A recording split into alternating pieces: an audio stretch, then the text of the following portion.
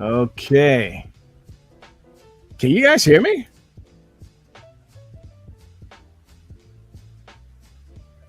Give me a one if you guys can hear me. I don't think I could be heard. All right. There we go. All right.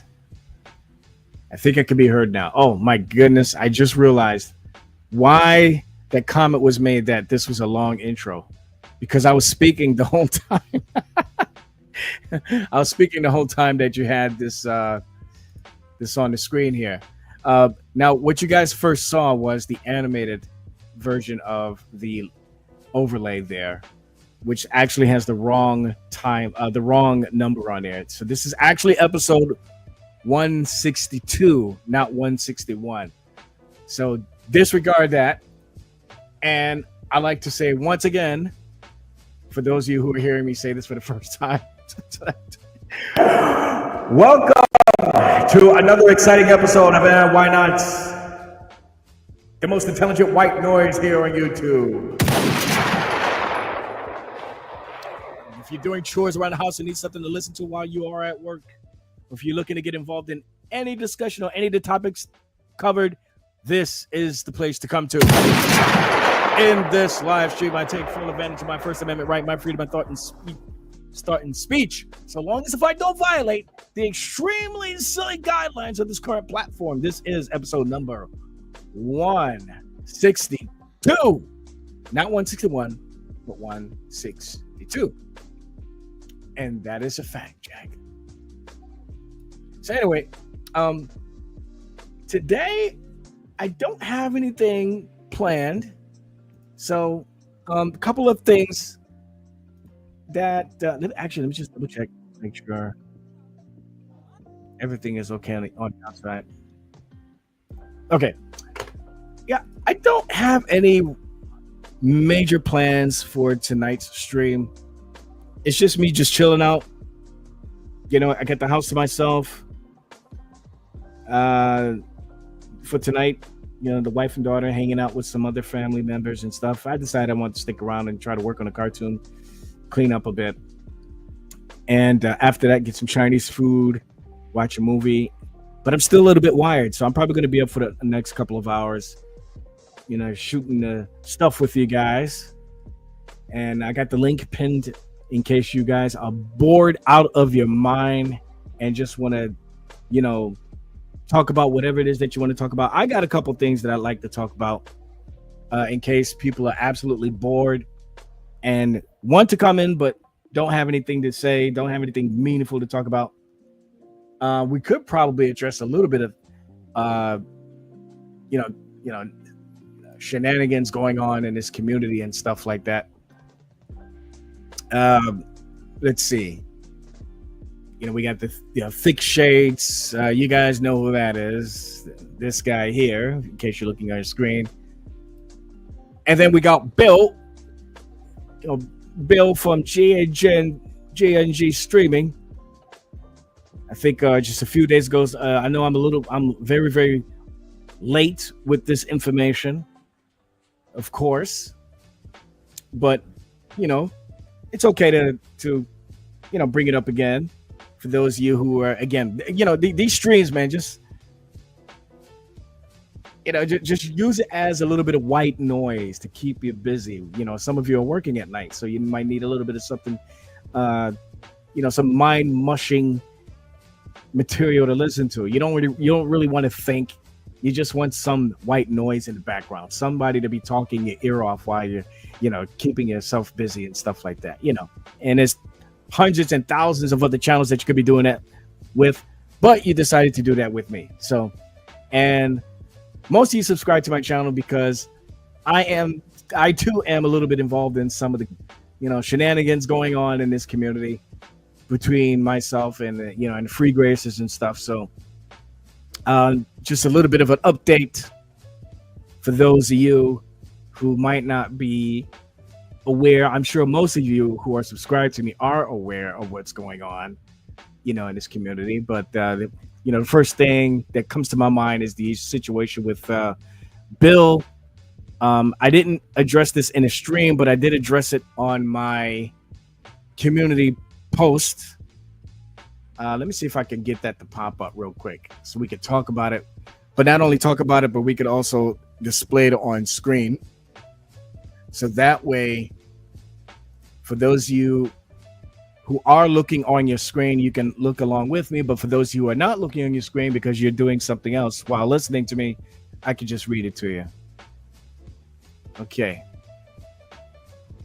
Some of you might have heard me address this in somebody else's stream.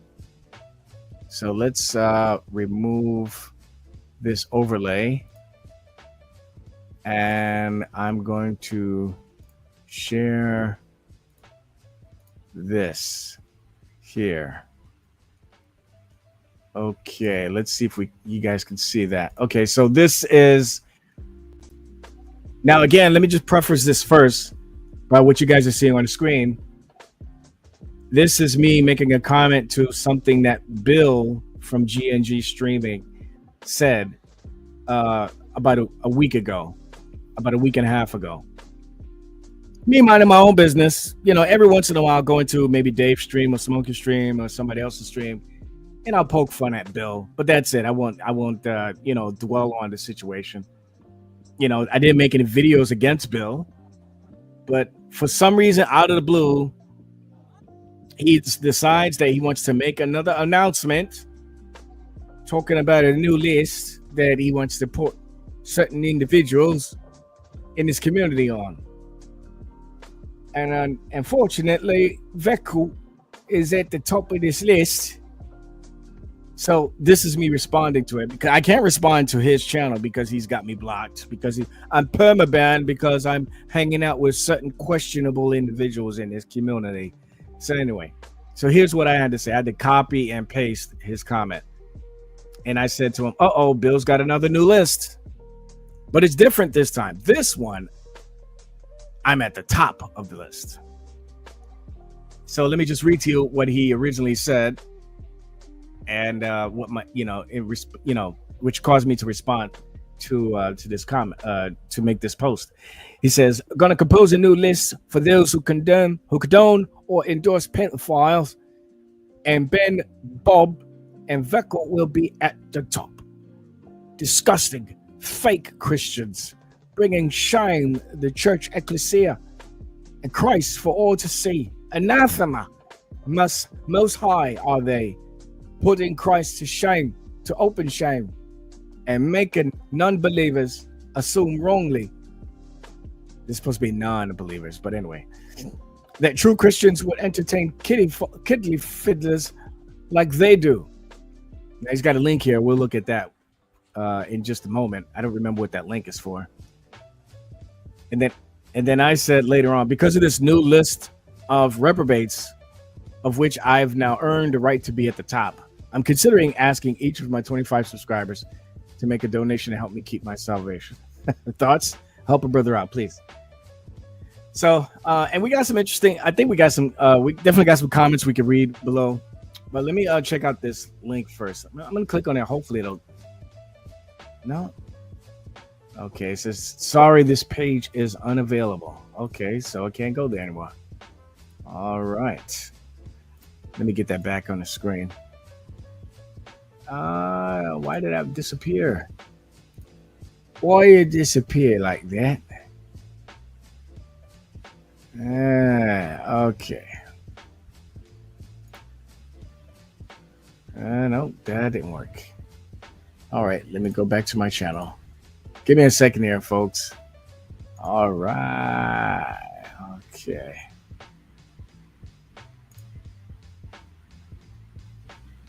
Okay. Why did that disappear? Anyway. All right, we're back on the screen now. So anyway, now why am I bringing this up? I don't know. I mean, it's because it's Saturday night. Like I said, it's and why not? It's the essence of these type of streams that I do. I can talk about whatever I want. I have no sponsors. And tonight I have no other obligations, other than to clean my, do a little bit of cleanup. That my house is constantly messy because of all the traffic. You know, we hardly ever sit down in the house. And every time we come in and we eat, you know, dishes get piled up. And then, you know, obviously we take care of it. The kitchen is clean. It's immaculate today. But anyway, that you don't need to know about that. But anyway, uh, I got the night off. So I decided I wanted to talk about it. I'll be talking about other things too. But anyway, uh, why am I talking about this tonight? You know, after not, yeah, after, you know, a week and a half. Well, you know, like I said, because I wanted to, and I wanted to address it directly on my own channel instead of going to somebody else's stream and touching on it there when they got better things to talk about. I don't understand this guy Bill. Why does he continue to make videos? Oh, that was the other thing I wanted to talk about too regarding Bill. This guy posted a video. Did another community post saying, "Yeah, I'm no longer going to be streaming. I'm done with streaming," or something like that. I'm paraphrasing. Yeah, I'm done with streaming. I'm going to get back into street evangelism and preach the gospel to people who need to hear it. So when I heard him say that, or when I read what he wrote, that gave me the impression that he's going to take a break from YouTube because he wants to get away from all the drama, you know, which he is mostly responsible for, by the way. You know, he could try to play this, this victim card and have this victim complex all he want. He is 50% responsible for the junk that's been going on in this community. Okay, and if he differs on that opinion, on that position, then he's more than welcome to hit the link and come on in. Okay, so but don't be fooled, folks. Don't let guys like him try to say, "Oh, I sit there minding my own business," and then here comes Smokes and Ryan and Vecco and Bob and Ben are bothering me and calling me pandophile and all this other stuff. No. Nobody's buying that. You are like about 75% responsible for the garbage that's been going on in this community, Bill. So we're holding you accountable. But anyway, the reason why I'm saying that is because this guy is going to turn around and say, you know, something along the lines of, "Oh, I'm done." As a matter of fact, let's see if we can actually go there. I'm still subscribed to his channel, and he can permaban me all he want, but I can still see what he's posting. Let's see if we can find the right channel.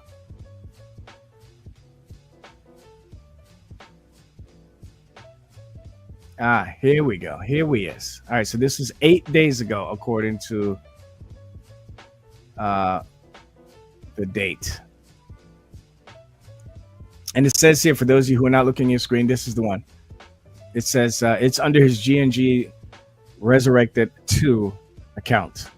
He said, "With so many fake Christians on the tubes, I've decided to not even bother responding anymore. And I will go back to my calling and evangelize back on the streets later this year, which means fewer streams, public, but more actual Christian evangelism, gospel content, as I'm literally sick in heart and spirit with the fakes I've met over the last few years. Utter pretenders with zero gospel, zero teaching experience, zero terra firma evangelism, and zero actual Jesus. May they, fake Christians, enjoy the apologetic, pedophilic, sycophantic, dramatic popularity of fake Christianity and enjoy what you have, as you know deep down you're eternally damned and an anathema to the real Christ." So sounds like a lot of protection to me, but personally, I'm not buying it. I mean, in fact, let me just ask this question: why wait? I mean, I don't know what kind of life he's got out, you know, outside of YouTube, other than planting tobacco seeds and all this other stuff. But I mean, why wait? Why not just go in the streets now and start preaching the gospel now? And why do you need to make an announcement about that? Why don't you just go ahead and do it and let people ask, "Hey, where are you? I haven't seen you, Bill. It's been a long time. You haven't posted anything in a while. You haven't done any live streams. You haven't responded to Smokes and Ryan. So where have you been, Bill?" And then Bill can say, well, I decided to stay away from all the drama, the fake Christians and the pedophiles. You know what, to focus more on getting the gospel out there. And I got video footage to prove it. See, that's what Bill could have done, but he didn't do that. In fact, the very next day, and we all think that he made this response due to something that was exposed about him by both Ryan and Smokey, about some sort of connection that he had with some guy. I called him the library flasher. Ryan could give you a little bit more detail on that. But I just find it funny that after that was put out there, I don't know, I'm not making any type of connection there. I mean, there's probably a connection. I don't know. Let me put my tinfoil hat on, okay, if you don't mind. I'm putting my tinfoil hat on. It just seems awfully convenient that after this was exposed, he then posts this comment on his channel and say, I'm going to focus later this year, of course. Not right now. He's going to wait till later this year. The gospel should wait. I got better things to do. I got to plant some seeds. I got to take care of my garden. I got to take my garden. The gospel can wait. But I got to take care of my garden and take care of my exoneration and vindication from these accusations of these sycophants and these pedophiles and pedophile enablers. No. Instead of just dusting his hand off his feet and putting all the so-called drama away, what does he do? He goes right back to putting a stream. Oh, he'll name the stream study on 1 John chapter 5, blah blah blah, and he'll spend like a good 25 minutes talking about the scriptures, and then opens up the room via privately. Of course, he'll send a link to Bruce and to all the beloveds, all the knights. He'll DM it to them, email it or DM, so it's only a special certain group, only the elects, only their knights could go into that room. And usually one of the first to show up is either praise or Thicky. And what do? They spend the next 40 to 45, 50 minutes whining and complaining, talking about what's being done unto them. Just playing the world's smallest violin, as if there's no dirt on their hands.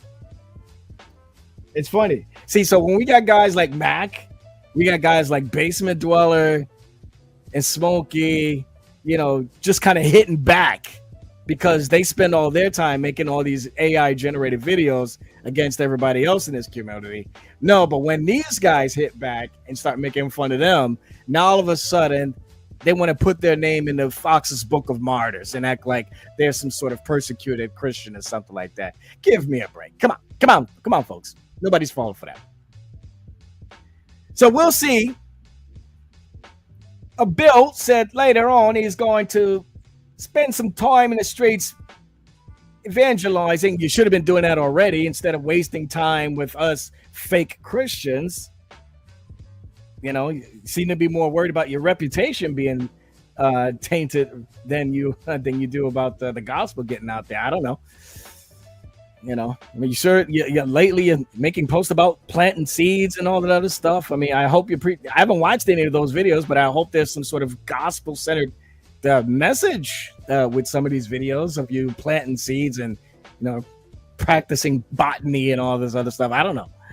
But anyway, I just wanted to put that out there. That's one of the many things I want to talk about. Again, tonight's open mic, baby. We can talk about whatever you want. Come on in. And we got two people here already. All right. We got Ryan the heckler here, and we got Bourbon Bill. The Bourbon Bill. Hello, beloved. Bourbon Bill's in the house. Wake up, Bourbon Bill. What you drinking tonight? Did you finally lose the panda suit that Thicky bought you? Veckle, this is why you're going to the lake, I tell you, because of all this nonsense you do with the putting on and the on about and everything about this, and just always insulting and attacking the beloveds. in the dispensation of grace. Because you don't understand. You're just a filthy one. Oh no! Keep the gun from my mouth.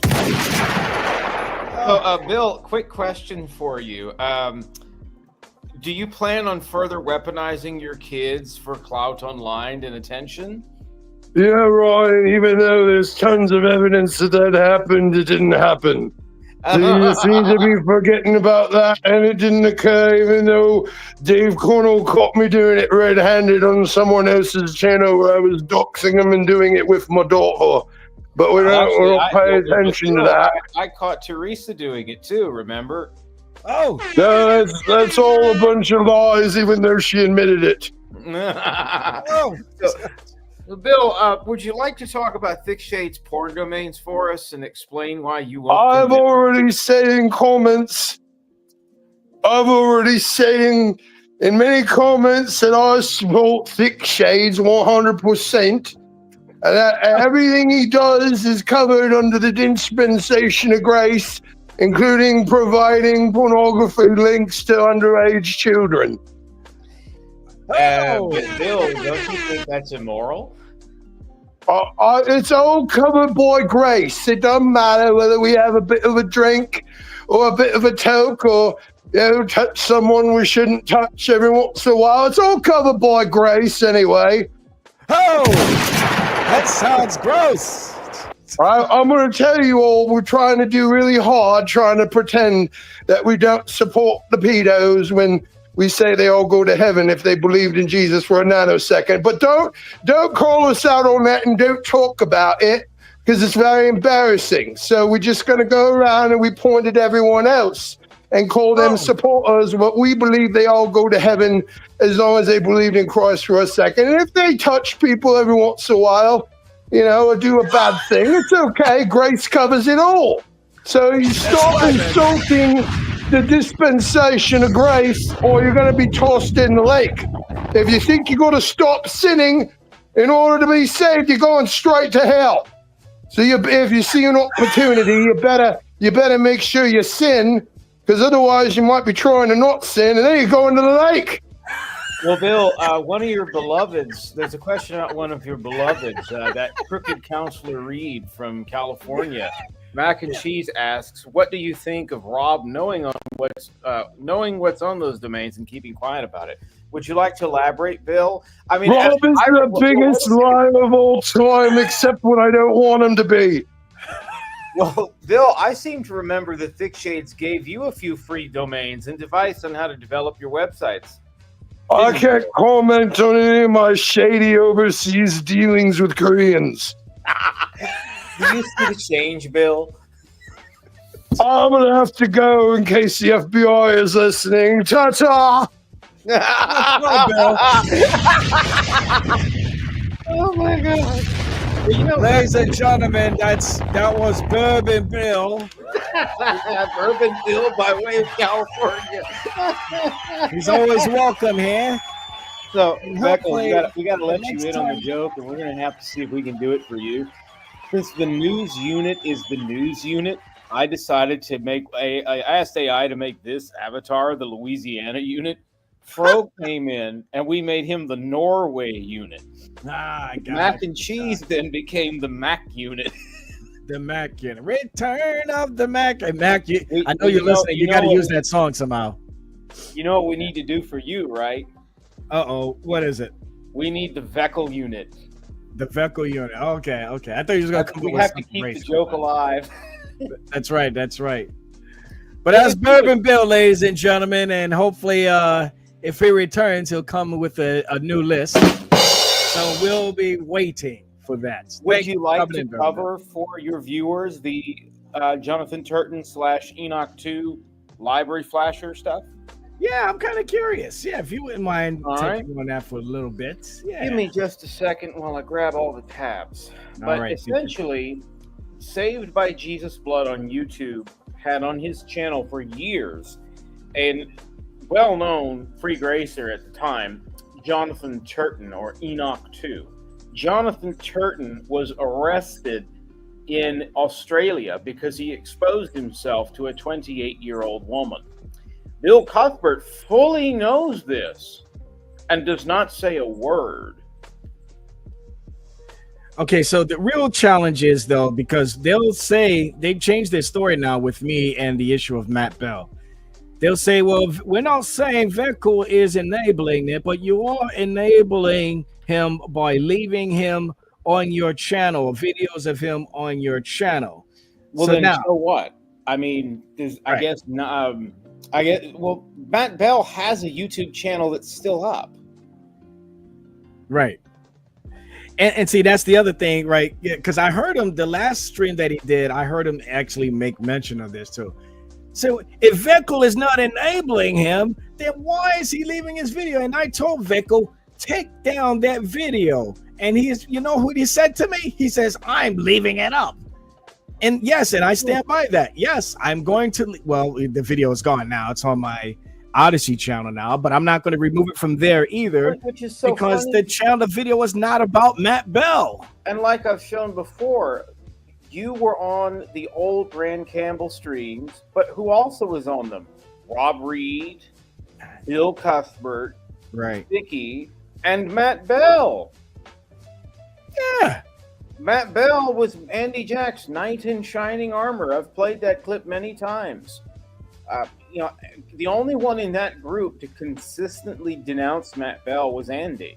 Bill never denounced him. Bill said it was fully covered by grace. Yeah. Let me It's- get the it's- and it- playlist. Yeah. Take your time. I'll be just talking a little bit about this. No, go Again, ahead. I just got to get the videos together for you. and folks, we all know Bill does not, neither Bill or Thicky actually give a crap about me removing that video, because even if I did remove the video, they'd find something else to attack me with. Of course. You Of know, course. so it just goes to show that they're being really petty with this so-called demand that they have of me Well, it's the removing only that thing video. they have. It's the Pretty only thing much, they have. yeah. So let's start Right. with this. This is the news report. If you want to put that up on the screen, Yeah. about Enoch are you 2 sharing? / yeah. What's that? Are you sharing something now? Or? No. I put it in the back for you. if you Oh, want okay, to share gotcha. it. All right. You like my Louisiana unit? Yeah, I like that. I like that. All right, let's go. The Durham Police. Here we go. Right. And you can scroll through and read that if you want. But All right. this is the article that demonstrates he was arrested. The comments are very interesting. We'll Okay. get to that when we get to that. All right. So one more time for those who are just walking in. Who is this?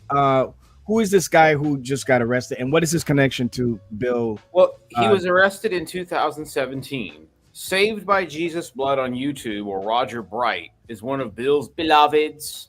They've known each other for years. They used to team up to attack Final Call 07 and others. Jonathan Turton, or Enoch 2, in 2017 was arrested for exposing himself in a library in Australia to a 28-year-old woman. This is the news article covering that. The comments on the article are almost as interesting as the article itself. Right. Gotcha. So for those of you who are not looking on your screen, I'll go ahead and read. I'm going to enlarge the text. Yeah. Actually, just in case, for those of you who might be wanting to read along with me. Okay. Let's see how it looks from this inside of the studio. Yeah, you know what? Let me blow it up here. Okay. So if you're looking on the screen, I got the article up. And for those of you who are not listening, who are just listening but not looking at the screen, I'll read it to you. The article says, this headline, it says, Durham police make arrest after woman says man exposed himself in Whitby library.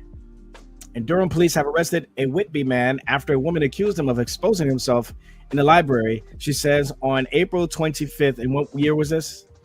2017. 2017. Okay, back in 2017. Okay.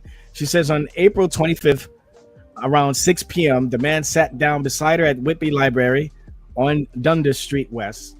The 28-year-old says he then exposed himself and she yelled, which startled him and caused him to flee. 42-year-old Jonathan Turton of Kennett Drive in Whitby was arrested after tips from the public identified him from surveillance Images. Okay, so now we got this story of this guy named Jonathan Turton. Now scroll to the bottom.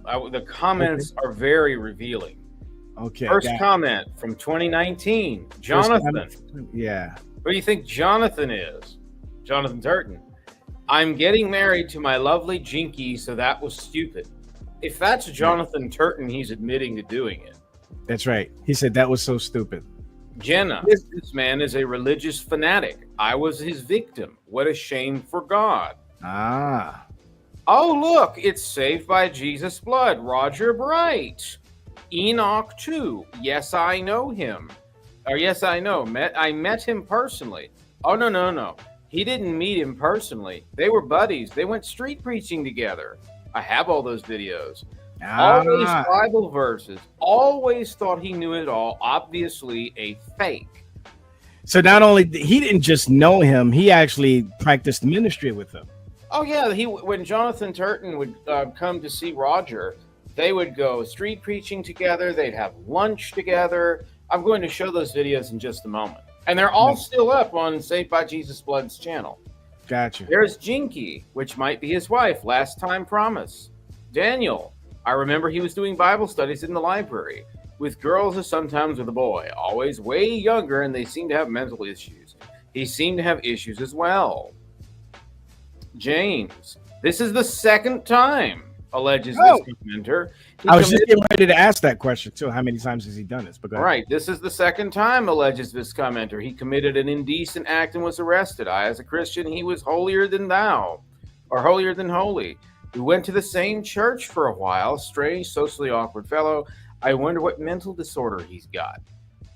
A former lover. I didn't expect this from my former boyfriend. Weird fellow, but not this weird.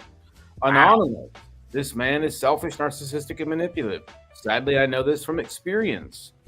Sarah, exactly what Anonymous said. I also know this from experience. Another Anonymous. I am sorry, Sarah. I wish I were the only one. He robbed me of many things. Wow. That would indicate the possibility of multiple victims of Mr. Library Flasher. Right. Now, I'll share my... Uh-oh. You accidentally booted yourself out. He'll come back. We got Jill's in the house. Jill, I can't believe it. He's here. Take to the house. Got to get you to come in sometime. I know that you, I don't know if you're wide awake now or whatever. I know you have a weird, funky schedule. St. Gotham. Oh, that's right. I forgot to talk about my my updates. So real quick, I'll give a brief update as Ryan is probably on his way back in. So before we talk about it, episode number 12 is still in the works, folks. But man, I would really love to show you what I've gotten done so far, man. And my wife is constantly holding me accountable, asking me every day, all right, so when is the episode going to be released this time? Are we looking at September, October, November, this year, maybe next year? I said, no, it should be done this year. She said, are you sure? I'm like, I don't want to give a specific date. I'm sorry, I can't do it. But let me just promise you that every moment I get a chance, I'm working on it, man. I'm telling you. And if you see how much work I've gotten done, well, you'll see once the episode's released. And I think you'll totally agree. Yeah, man. For a guy who's doing this by himself, he doesn't have a team. He also has a full-time job. He also has a wife and kid that he has to spend time with. He also has a house that he has to tend. Okay. It makes perfect sense that you would have a project with this much work put into it take this long to come out. That's being predominantly done by just one person, you know. But anyway, so anyway, I just want to let you know that keep up your prayers, because whatever you're praying for, the zeal is still there. I've been asking for at least ever since I started this project. Please continue to pray to God that the zeal to see this thing to completion would remain. And your prayers have been answered. Trust me, because I do have those moments of burnout. But all it takes is for me to just take a little break, such as what I'm doing right now. and then after I'm done doing otherwise, I go right back into it as if the burnout was never there to begin with. So keep praying. You know, there's other things that's far more important to pray for in this world. I know that. But you know what? God is omnipresent, and he's omniscient, and he's omnipotent. So he's the ultimate multitasker. So you can ask him to pray for this, while you can ask him, you know, you could pray for something else as well. Anyway, we got Ryan back in the room. So let's get him in here. I'm sorry about that. I accidentally hit the leave button. They changed the StreamYard configuration. Yeah, they certainly take that comment down so it doesn't disturb the screen. Oh, so yeah, let me get that on here. What we're going to do first is take a look at the channel scan. The rest of these are videos I've archived with Jonathan himself, such as, for example, this video here. This one will show because it shows Roger Bright, Saved by Jesus' Blood, and Jonathan Turton together. You may ask, well, why? Well, the argument from Bill is that Veckel is guilty by association because he had a stream with Matt Bell when they barely knew each other and they didn't get along. So Roger has Jonathan Turton still up on his channel, and Bill won't say a word. Yet he calls him a fake. So if we're going to go by those standards, Bill should immediately begin attacking Roger. Let's see if I can do my best Veckel impersonation. And away we go.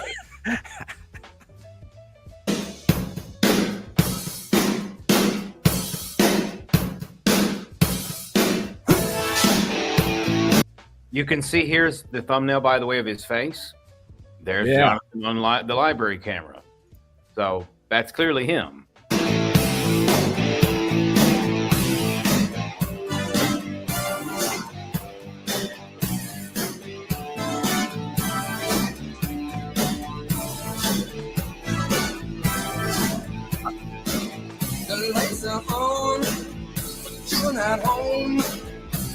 Can you pause for a minute?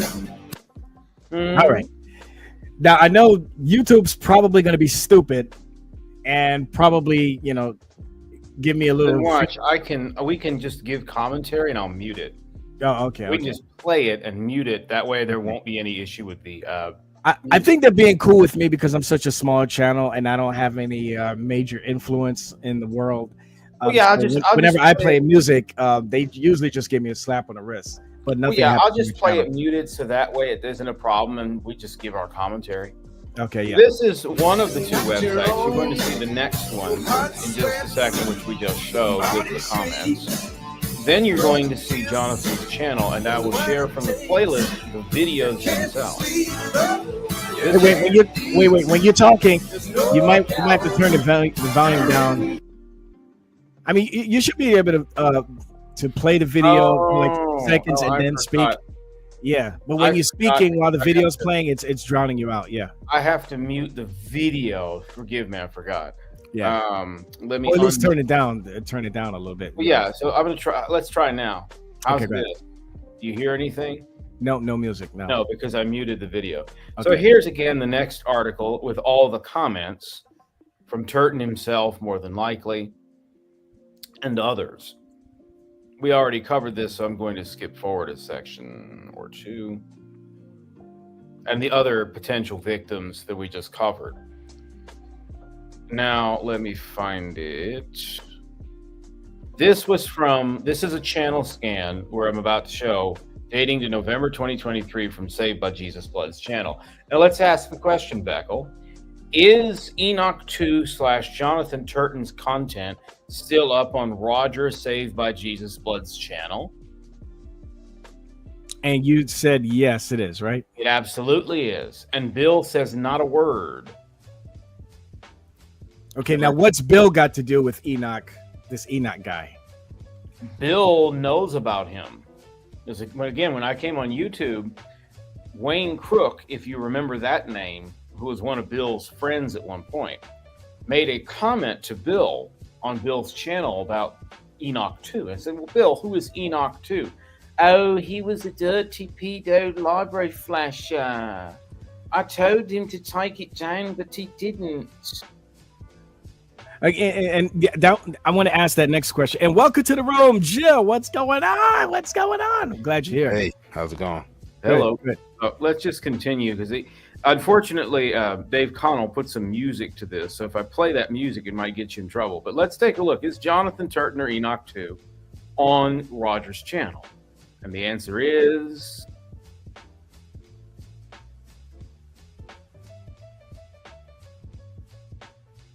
very much so. Let's take a look now at another video. Let me unmute this. I'm going to have to skip the ad. Who is this? The juice. This must be praise. I wonder if this is praise. The juice. Okay. I can't see. I'm not looking. Okay. Oh my gosh, what kind of game is that? Anyway. Yeah, I have no idea. Good morning. So here's Saved by Jesus' Blood. And let's see. Where was it? This looks like somewhere. There's Saved by Jesus' Blood. Okay. And we'll start about here. This walkway is meant to take me straight to Dundas Square. I'm hoping to see if my street preacher friend is out there. His name is Roland. But I don't know if he's the biggest. But I'm going outside.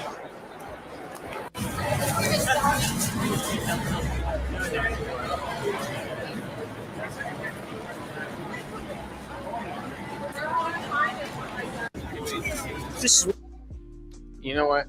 It's easier just to do it this way. Let me find that short video. So for those of you who are just now coming in, Ryan is showing us a video of... Here it is.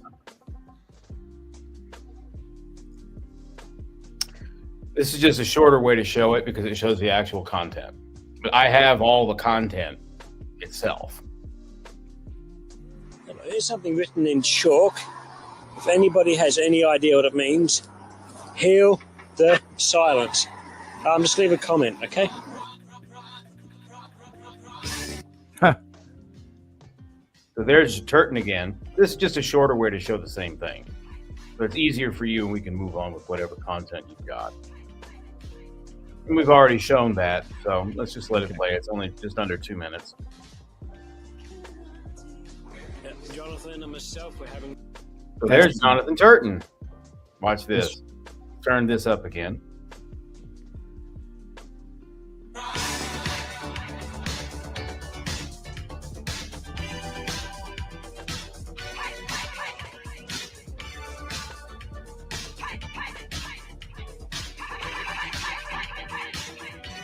Dang it. Yeah, good music. Jonathan and myself, we're having lattes. I thought lattes actually came in a tall, skinny glass. But the person filming the video is Saved by Jesus' Blood, Roger. The other guy on the other side of the table having lattes with him is Enoch 2, the library flasher. Bill knows that. Bill knows all this content, even to this very hour, is on Saved by Jesus' Blood YouTube channel. He has not removed a single scrap of this content. Once again, if they're going to rip on Veckel for having Matt Bell on years before anyone knew anything about Matt Bell, and long before he was convicted, then why don't they go after Roger for this same content? He was very clearly friends with Jonathan Turton until he denounced him in the comments on the Durham News's article as a fake. Well, must not be too much of a fake if you still have all this content. Yeah, it looks more like cappuccinos. Like what?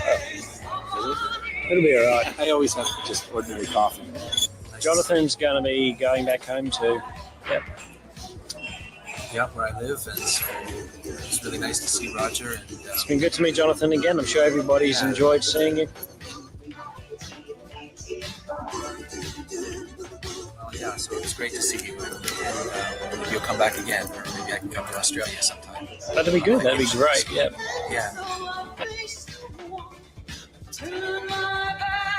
See,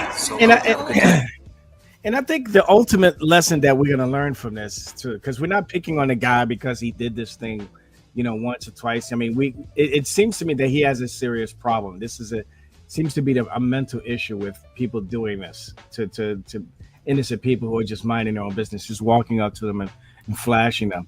This is a problem, but it doesn't discredit Jesus Christ. It might give him a black eye if people are calling themselves Christians while they're going around doing these kinds of stupid things, but it just goes to show that to me, it shows me that I ought to have compassion for people who might be struggling in areas like this. Obviously, we don't. When I say compassion, we're not condoning the behavior. Of course not. We're saying that the behavior is bad. It needs to be exposed. It needs to be dealt with. The person who's doing these things need to be rebuked. Okay. Exactly. But at the same time, we're showing them a little bit of, grace, and the grace could be manifested in different ways.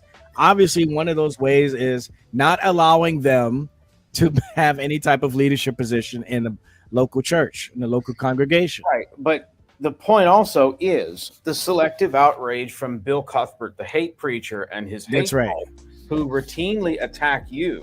Because mind you, this was in 2017. Matt Bell was convicted in 2019. That's right. Bill was on streams with Matt Bell. So was Andy. They were friends, and especially Andy Jack. That's right. Well, then if that's, if you're so wrong for doing that, Beckel, then why is Roger in the clear? Because Roger still has all this content up of a dirty, disgusting library flasher, Enoch 2, Jonathan Turton, on his channel.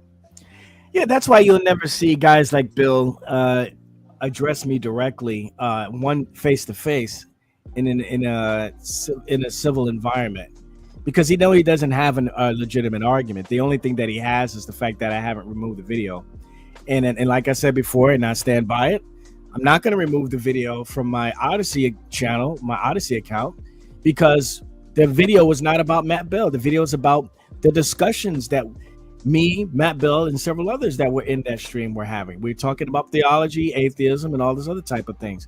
I'm not going to remove the video just because one bozo who did this terrible thing with children is in the video. If you don't want to watch that video, you don't want to see the guy's face or hear his voice, you're more than welcome to do that. But me leaving that video up is not the same thing as me condoning that behavior.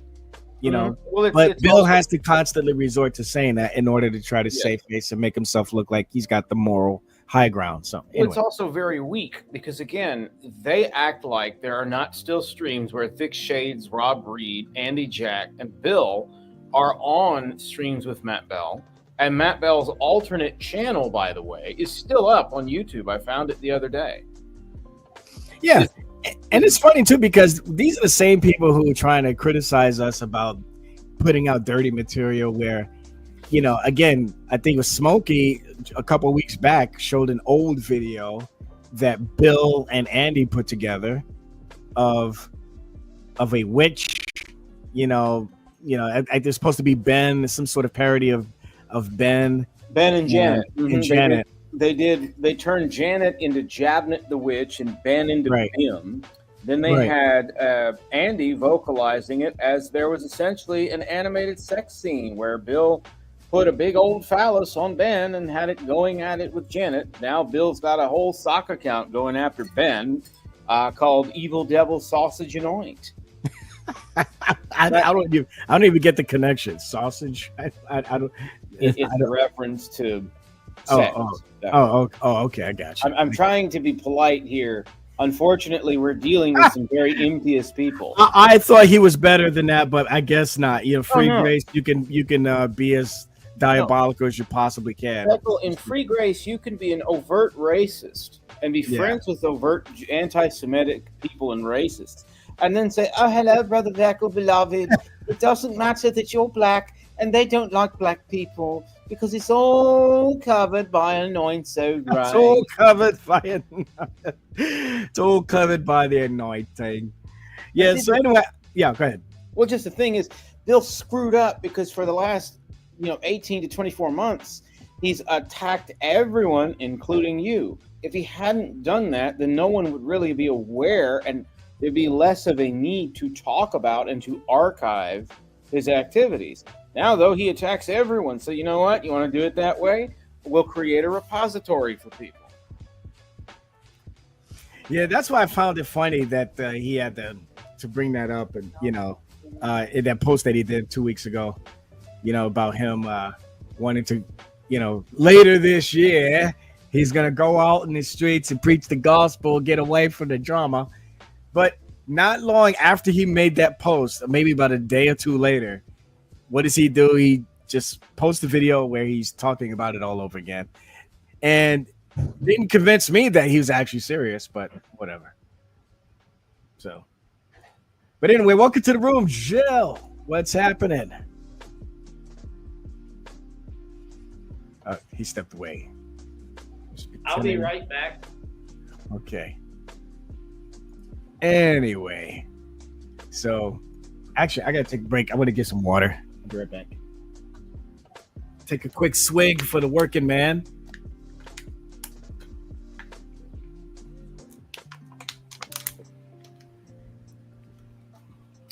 Yeah, thanks. L2LG. Love.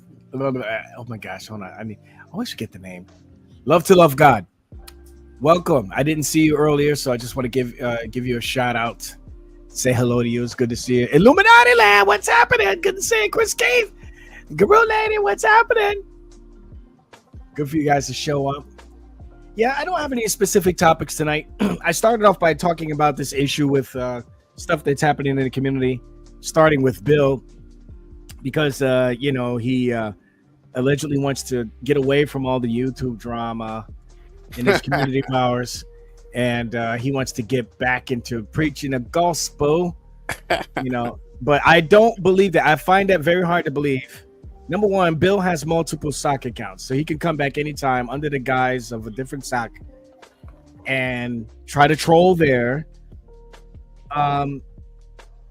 And furthermore, I don't think that his pride would allow him to go that far. I think he'll preach the gospel maybe a couple times out in the street, but then he'll be right back here talking smack. He's going to open up the room for the anoints, and then they're going to feed him the garbage that they've been going through while he's been out there in the streets preaching. You will never see Thicky and Bill live at the same time because they're the one and the same. You'll never see. I promise you, we'll never see them live at the same time. I would like to see Thicky get out there and preach the gospel, since because he's another one of these individuals who wants to try to play the moral high ground and act like he's super spiritual, a fake Christian versus real Christians. Yet what does he do 90% of the time on his channel? He's talking about Smokey and Ryan. That's what he's doing. About, I have to laugh because what Bill doesn't want to admit is that by 2020, I hadn't talked to Bill for a couple of years. Right. It's now 2025. I'm not friends with Bill. I don't want to talk about Bill, but he keeps bringing me up. Yep. Oh, Smoke, Mrs. And Thicky channel. Yeah. Make it, Mrs. Smokey. You made the booze and Jew unit. That's hilarious. Ryan, I made the booze and the Jews unit. we were at the news unit's channel, and a sock account comes up called the booze unit. I did the Louisiana unit for me, and then the Norway unit for Fro. And all of a sudden, a booze unit account comes up and says, this one or that one is the booze unit. Well, the problem is how many of these guys are drunk on the bubble water. They got a debate on who it could have been. Apparently, it was low. Speaking of bubble water, I haven't heard from those guys in a couple of days. I don't know what's going on with that. I wonder if they moved to a different platform where they could get less hecklers, I guess. The booze unit. Look. There it is. Yeah, the booze unit. It's the dude, man. It's the dude. From the Big Lebowski. I'm thinking about going live today at noon. Ah, okay. Yeah, I don't know if the L2L unit. I love it. So what's your topic going to be today? I'm going to be looking at the deconstruction zone. I got you. Yeah, we're looking at some of his videos. I don't know him very well. It was so funny when Praise went in there because Praise got just destroyed. Well, I don't think so. Why would you say that? You going to stick up for praise? Actually, when it comes to that topic, he's pretty knowledgeable, I think, and I think he actually schooled Justin on biblical. Are you Delulu? Praise can barely read tell me the point on academia.edu. Well, you might think so, but in this scenario, this case, no. I mean, you might think that about praise in general, but not in this case. He basically educated Justin. I think Justin already knows what the argument praise was presenting, but he was just pretending as though, that position doesn't exist. And oftentimes you see that with these so-called ex-Christian scholars or these ex-pastors. They just don't inform their audience of all of the arguments. Then they pretend as though, well, there's no argument or counter argument to this position.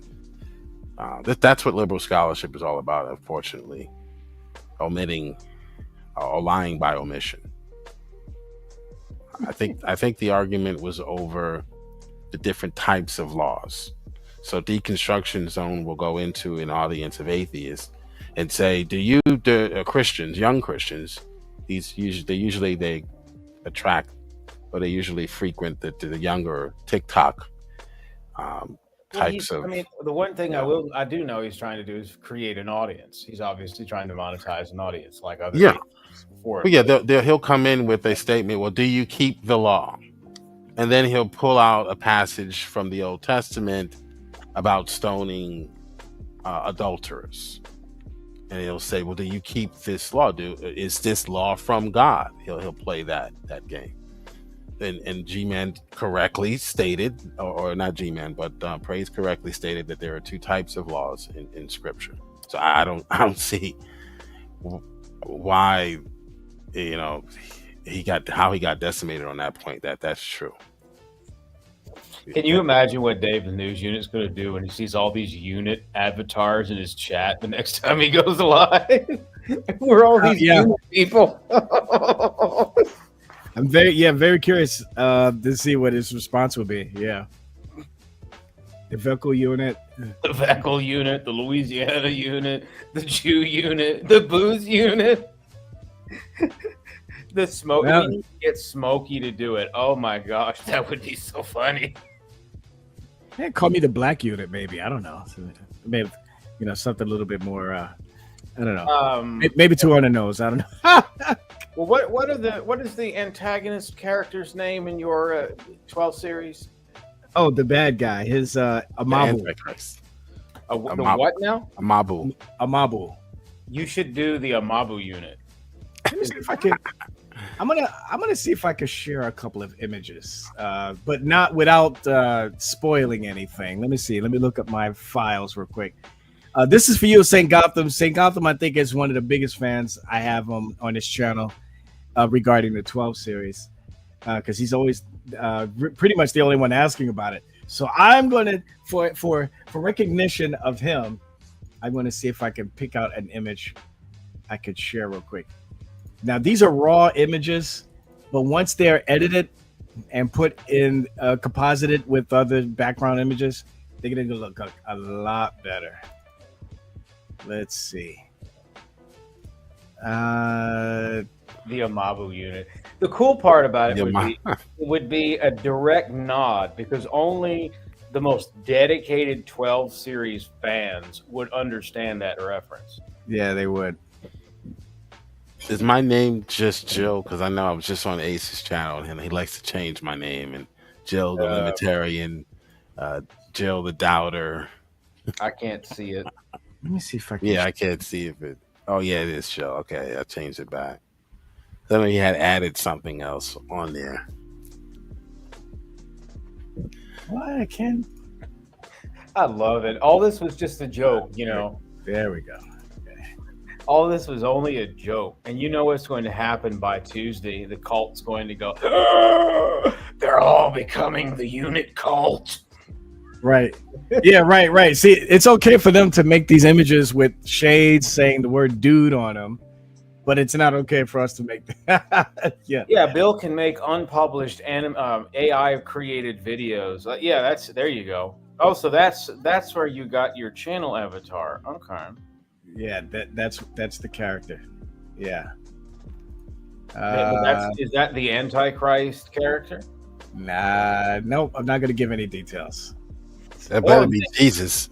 You just look at the image and you just let your imagination run wild until the day. It better be Jesus you bowing down to, not the white man or the black man. It's the white man. He's bowing down to the white man. That's right, Veckel. You know the deal. Oh, you know the deal, Veckel, Guru lady, that's hilarious. All hail the unit cult. Oh yeah, I like that. Yeah. Well, the best part is anyone can do it, because what I was going to try to do originally is, Dave has the news unit the way it's structured. I was just going to go off of that theme. What we need to do too is make one for Dave when he's not when he's away from the screen, where he can just call it the snooze unit. The snooze unit. It'd be perfect. I could show this image here. Let me see. Oh, I think Max sent you some on Discord, I'm assuming. You sent me something? Mac dog? All right, I'll look at it in just a minute. Let me I'm gonna pick this other image here. Another image I can share. Here's another image I can share, folks, in case you guys are interested. Okay. So for those who are not fans, you'll have no idea who these two characters are. But it's funny that if you look at I actually approximately 12 people watching right now. It's funny. Isn't that funny? I got 12 people, literally 12 people watching right now. Coincidence? I don't know, maybe. Oh, they're all watching. Yeah. So standby unit, that's perfect. Oh, that's standby unit. Yeah, like that. Is that a white dude or is that a Creole guy? One's black, one's white. Okay. So I should put the Stevie Wonder song, Ebony, Ivory, living in ivory. That's right. Together.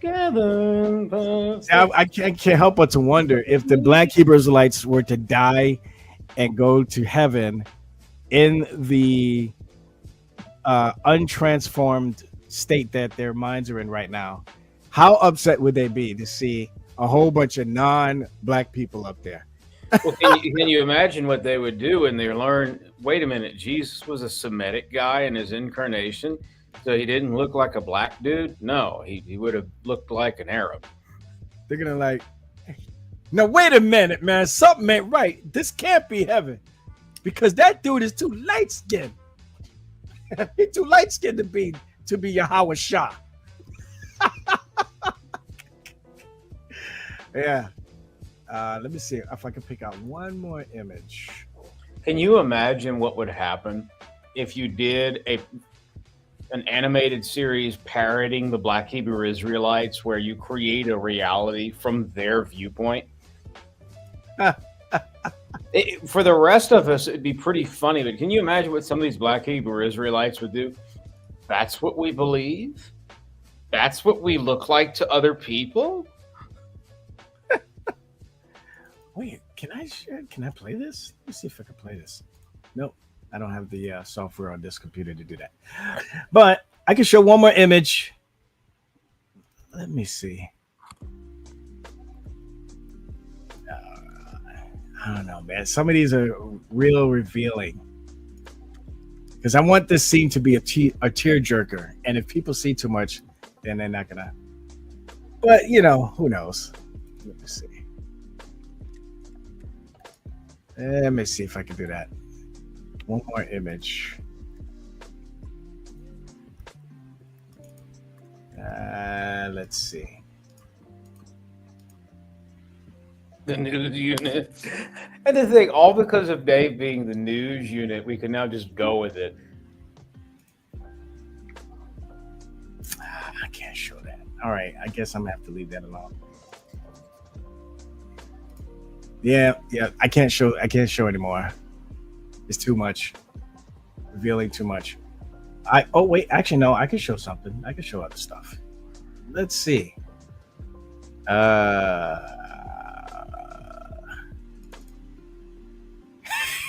I'm gonna get in trouble for this one. I know I'm not gonna hear the end of it. You know what the hell? I'll show it. I know I'm gonna hear from this. We're gonna get Vicky and Bill. Oh, Vicky, bye. You And they're gonna say, I knew Vicky was a pervert because look at this image that he's sharing on the screen. So I'll share it anyway. So that way, oh wait, what is it? Number 79. Okay. I'm not Creole guru lady. Shot number 79. All right. Here we go. I have one. Oh my gosh. I have one for you. Somebody's in big trouble. Yeah. So anyway. Oh. Well, what? Yeah. I don't understand what this is. Yep. It's going to be all out of context because you won't know what's going on until you have actually watched the episode. But I know right now it looks crazy, and I'm only feeding the trolls right now by doing this. But that's okay. I don't care. Once the episode, Well, hey, Echo, all you have to do is send this to Bill. But when you send it to Bill, just put some text in the back that says "covered by free grace." And that's right. Yeah, right. Oh, Mac and Cheese just did up a ton of different unit handles. He got one that you'll love, and I'll have to send it to you because it's the Vecker unit. Yeah, there you go. That's better. The Vecker unit. Okay, Mac, all right, I'm going to Yeah. Okay, I'm on Discord now, and I'm looking at the Vecker unit. Yeah, I like that. I'm going to send it to you. I'm looking at it right now.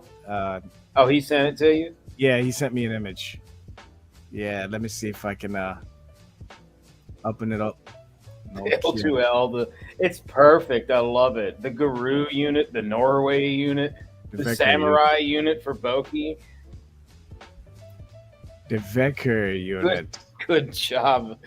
That's a good job, Mac. There it is. The Vecker unit. Yeah, that's better. I like that. That's right. I love it. I love it. That's a good stuff. Well, you're trying to make fun of me, Vecker? Open Gangnam Style. I don't like that. That's not funny, Vecker. Why you have to get racial on me? Open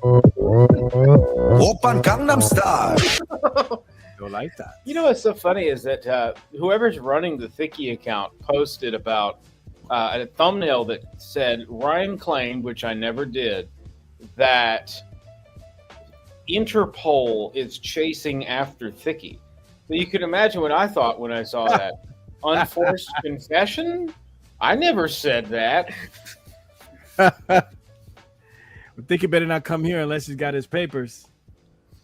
Could you imagine a video footage of Thicky getting deported from America? Oh my Lord. I would organize a watch party at Dave's channel, and we just block out the day. Like, yeah, that's what we're doing today, boys. If that ever happened, man, I would dedicate a full 24-hour long stream on the topic, and we replay the video over and over and over again. Man, that would be so hilarious. You know, Thick Shades and Thick Shades in handcuffs, being escorted by ICE. He's no, wait a minute. Why are you doing this to me? I'm not. You cannot deport little God, man. You can't deport me. I'm not Mexican. Well, as I understood it, he had U.S. citizenship, but I seriously doubt that he's in the U.S. if that's him.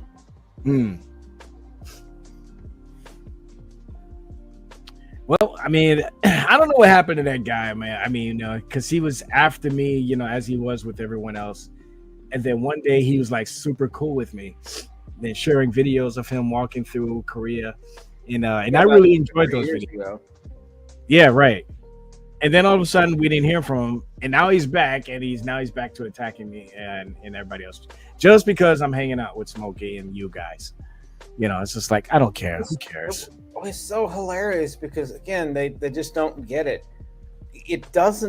They don't seem to have a perception of what that makes them look like, does it? Let me see if I can download this image, the Vecker. The Vecker. And then change my avatar. See if I can change it. The VECA unit. Dave must be proud. Yeah, really love to love.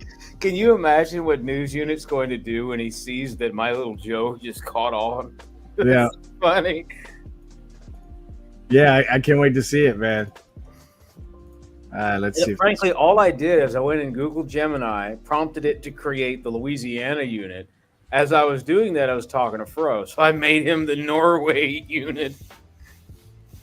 There we go, Mac. Thank you for the hookup. I got the Vicar unit. The Becker. Right. That's funny.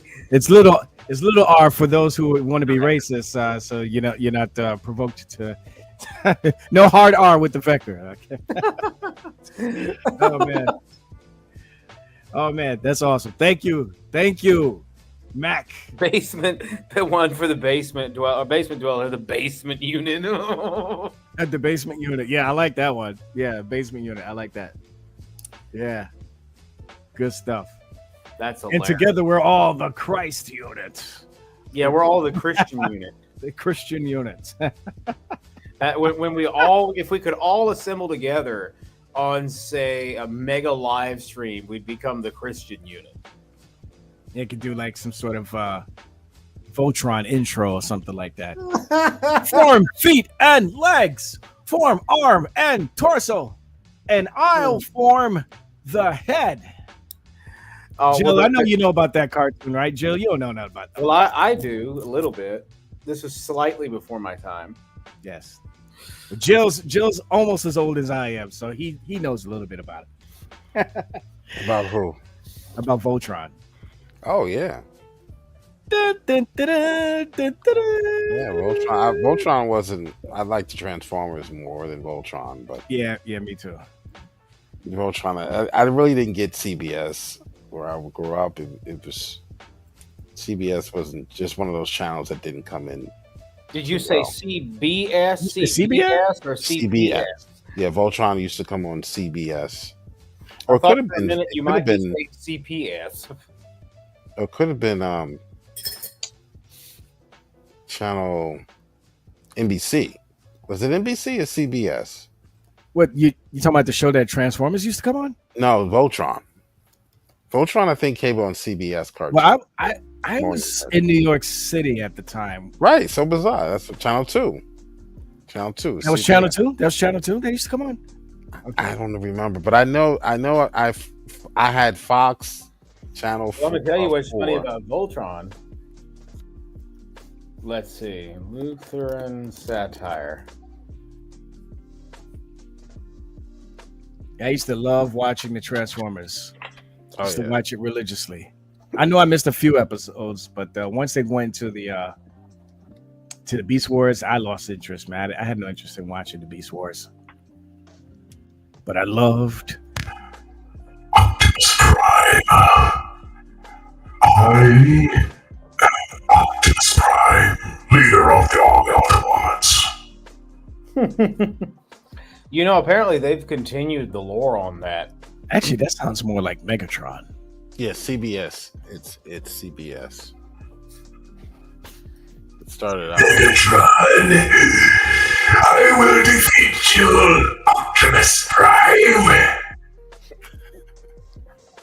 That's that would be a funny way for you to poke at the Free Gracers if you pantomimed Megatron. I will defeat Free Grace. Ryan, why would I want to defeat Free Grace when they're doing my bidding? Yeah, I can't argue with that. Oh man. So man. Switching topics real quick. I wish I would have saved those videos. There were a couple videos I had saved. Because as some of you know, I wanted to do a topic on this issue about black fatigue for quite some time now, but I didn't save any of the videos that I wanted to touch on. So Jill, I'm picking on you. Do you have any videos in particular that you could think of regarding this topic? Not really. I mean, no? you could probably just Google that and find some You mean like videos of actual blacks doing what blacks do, or yeah, something along those lines. I mean, actually, you know what? I think I might have something. Actually, you know what? Let me share this video again. This is the and why not? We could talk about whatever. You know, I want to share this video, but I'm not going to share the whole video because it's about, how long is it? It's about 23 minutes long. But I just got to show how stupid some humans are in this world. I mean, humans are absolutely retarded, like I say all the time, man. And here's just one example of what I would like to show you. This is a channel called No Fugazi, I guess. I just recently subscribed to him. So the guy on the left, that's his channel. Mm-hmm. And the guy on the right is the guy he's debating. So a caller who decided to call in and to debate him on feminism and stuff. So the guy on the right is defending feminism. What's going on with this guy? Is he arching his eyebrows, this man? Yeah. What's going on with that, man? You know, it's funny you asked that, Jill, because one of the things I talk about, one of the things I noticed with a lot of these men on the left, they seem to have a lot of feminine traits. Yeah. If they talk like a man or walk like a man, they don't think like a man, right? No. Because they argue like women and they get easily offended, easily, hyper defensive on even just the slightest bit of criticism that they get, just like a woman. And this guy here, as you can see, he claims he's not gay, but yeah. Well, he may allegedly be down low. He might be down low, like R. Kelly. But anyway. Let me play this video here. He says some really, really stupid stuff. If you guys want me to pause it at any time and so you can make a comment, hook me up and let me know. But you guys know what to do. Well, go ahead. What you say? I put a video of your favorite preacher in the private chat. Wait, this better be James David Manning. Is it? Yeah, it is. Actually, this is the video I wanted to show everybody. Niggas. A bunch of black losing niggas. Anyway, actually, let's show this real quick. No, play this one first. I want to hear. Here's an idea. Some really, really retarded stuff. But here's an idea for you after you finish the 12 series and play your video. You could go to Harlem at his church, Outlaw, and say, "Hey, James David Manning, could I get your permission to make a series of your best moments animated?" And I bet you he'd probably say yes. You could go ahead and do that if you want. Yeah, it's just as long as it's I think he doesn't like Trump. I don't think he ever liked Trump either, but he hated Obama. Oh, he called Obama the long-legged Mac Daddy. Obama's the long-legged Mac Daddy, something like that. Oh man, I bet you that content, if you animated it, would go viral. Oh yeah. He used to, But Obama is a long-legged Mac Daddy. Yeah. He used to also say, what's wrong with you? What's wrong with you? What's wrong with the black man? Something wrong with the black man's mind. I remember that. He made another one on his old YouTube channel where he claimed that that Starbucks coffee had male ejaculate in it. Oh, Shouldn't buy from Starbucks because it apparently contains that. All right, let's get to this video real quick. I'm gonna try to. All right, so again, the guy on the right is defending feminism. Okay, and the guy on the left is, he's the regular host of this show called No Fugazi. His name is Cooley, I guess. He goes to identify as by the name of Cooley. And did you see that debate, by the way? Which debate? The debate on Cooley's channel with Captain Tazariak. Oh, between Captain Tazariak and Andrew Wilson? Yeah. I saw bits and pieces of it. Oh, man. Oh. Yeah, I heard it was bad. I mean, I heard he got cooked, man. The Captain got cooked so hard and long that it wasn't even... I couldn't even watch any more of it. The one thing I like about that guy is that he usually is polite in his discussions, man. He'll throw. I like Captain. I can listen to him, because he's not like some of the. He is reasonable. Yeah, yeah. He's not like these other Hebrew Israelites. You know, he Right. at least tries to defend what he's saying from the scripture. Right. But go ahead. I don't want to get into that. But I just want to know if you heard that. If you saw All right, that. folks, you know what to do. Hook up a brother if y'all can't hear nothing, and let me know if y'all can't hear nothing. I said that already, didn't I? And away we go. Said, as you know, before we've adopted the thinking and ideologies of God, how we know it now, before that, or even if we take it away, we would see that the black woman is actually truly God. That's what you said, right? Okay. Correct. Now, where does Okay, all right. So now I remember. All right. So the video is about this guy on the right. He's asserting that the black woman is God. Oh my God. Oh gosh. And wait till you hear some of this Black ridiculous woman argument. is God? The black woman is God. Wait till you hear his reasons why. Black woman is God. You know he grew up in a single parent home. But anyway, here we go. Well, the father? My question for you is, where does the man come in? Where does the father or the man come into this picture? The black man or any man? All right. Now, in regards to the father is a social construct that has nothing to do with nature. So somebody made up this whole father aspect. Man is something totally different. You grow into the man, but we go through stages in life to get to a man. So in regards to me, I had to go from an embryo, you know what I'm saying, to an infant, to a toddler, teenager, young adult, and then I graduated into a man. So when we're talking about those two terms, you know, you got to go to get to a man. And then when you're talking about a father, there's nowhere that there's a father in nature. So a father would be unnatural. That's just something to compete with the woman.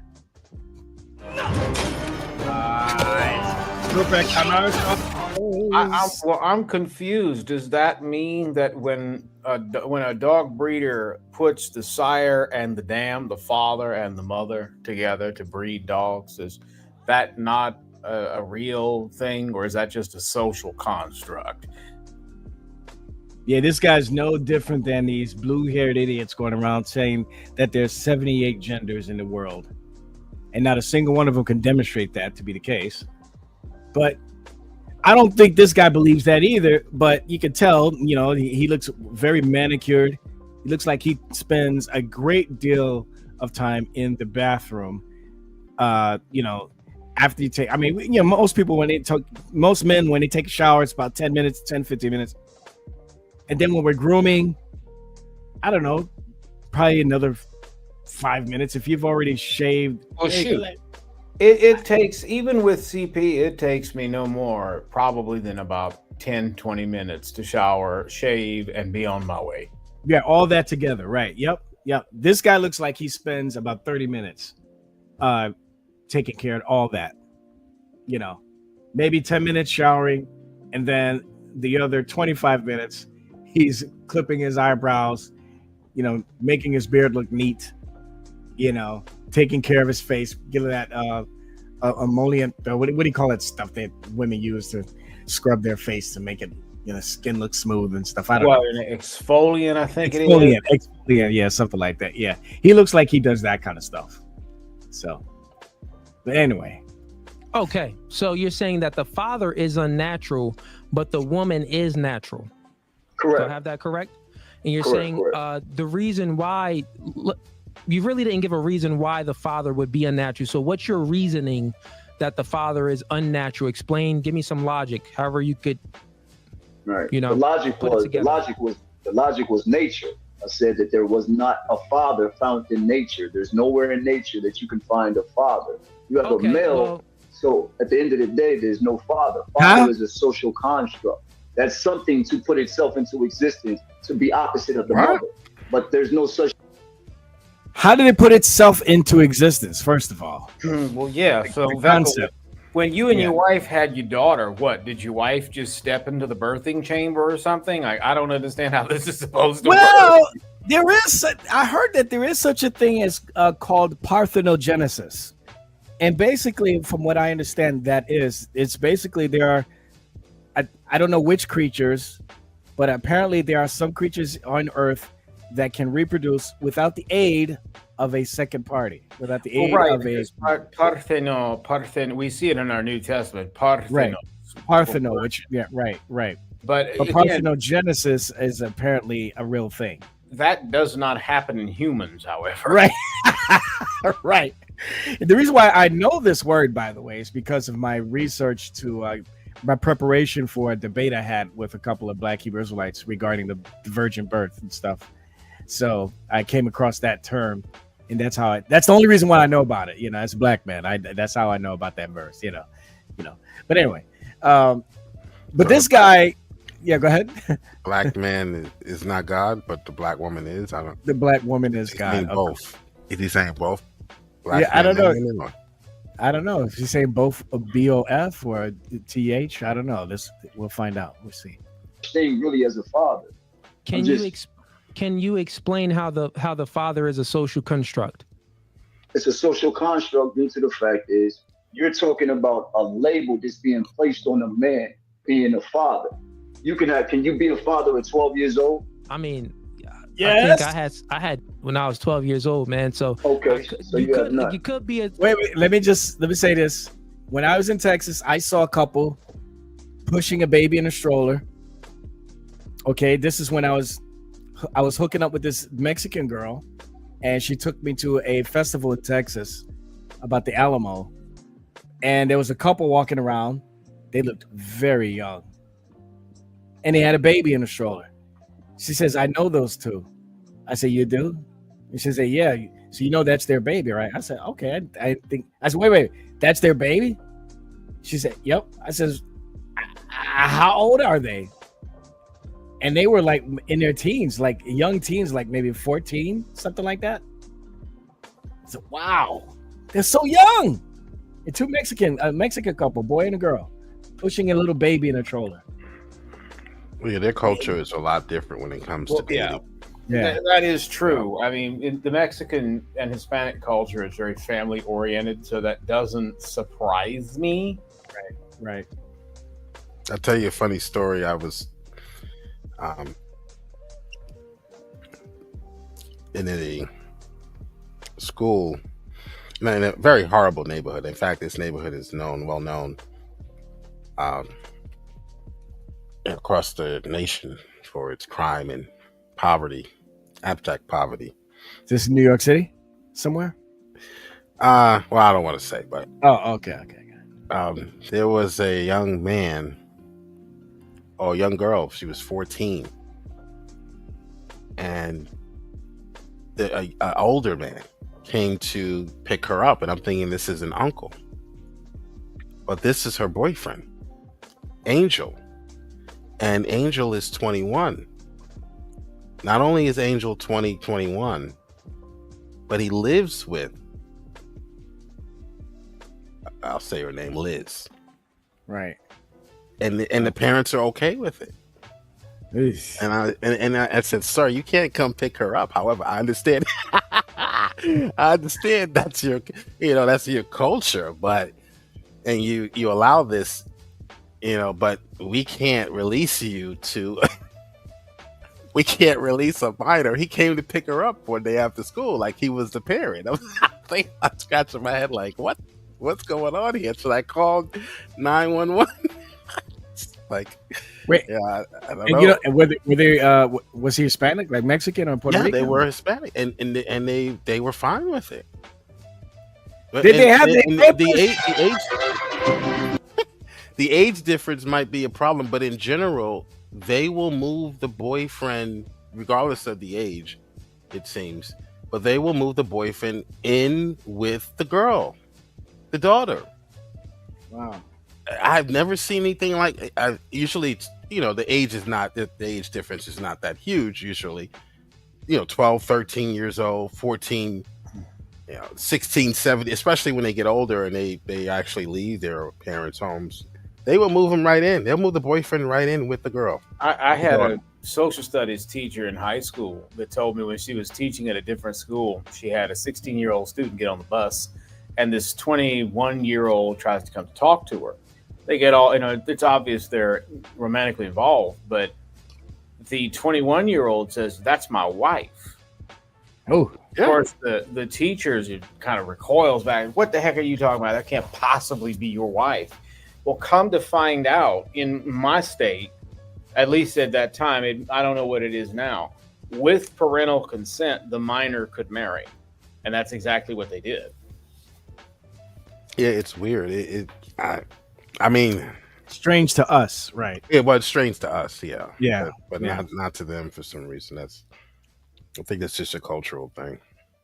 Oh man. Well, let's get back to this crazy guy. Black woman and God. Black woman and God. Here we go. Father, when you're 12 years old, you could have definitely planted your seed in something.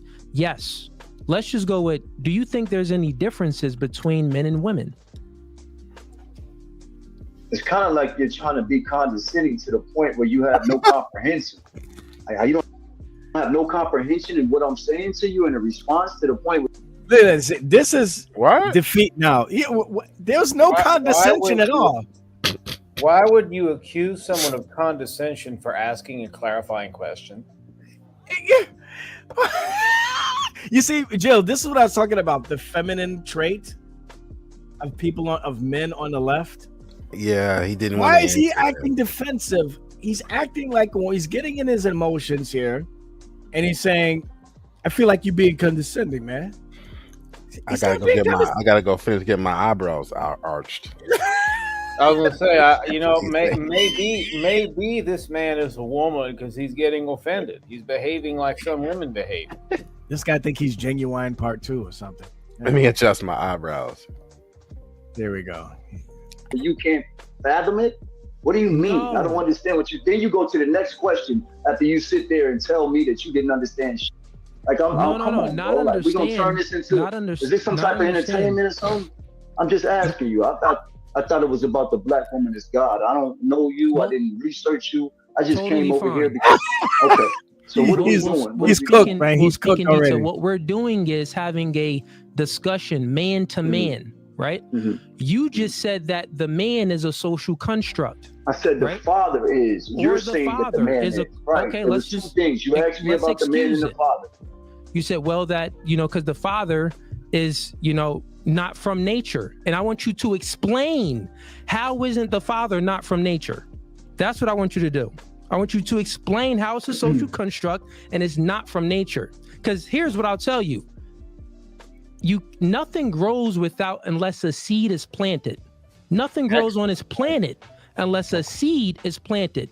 And every man holds the seed in them. Every man holds the seed of life form. Life form in us. In your sack, if you have enough testosterone, but I know in my sack, I got at least 80 million of them is moving around. Hold on, now I want to say something too. You notice how look at this guy's thing. I don't know if you can see it. Oh, he's mad. No, I mean, but look, his name. Look at the name that he gave himself. Knowledge. Knowledge. See, now growing up in New York City, I used to come across a bunch of guys just like this, and even now, where I'm no longer in New York City, but I still come across 5%ers. People, the black guys who just think that they talk all this knowledge because they have good recall. I had a discussion about this a while back, and you guys, what I'm about to say, I'm preaching to the choir. You guys already know this stuff, but I'll say it anyway. There is a major difference between recall, okay, and being actually intelligent, okay? There's a difference between being a stenographer and being actually intelligent and having a decent IQ, okay? This guy might have good recall. Like, he might be able to read a book and repeat stuff or regurgitate stuff that he's read in that book or he got from somewhere online. But when it comes to actually like getting him away from those resources and arguing about logic, you can clearly see that he is failing miserably in this area. And that's why you see him resorting immediately to this defense attack, this defense position where he says, I feel like you're being condescending. He's not being condescending.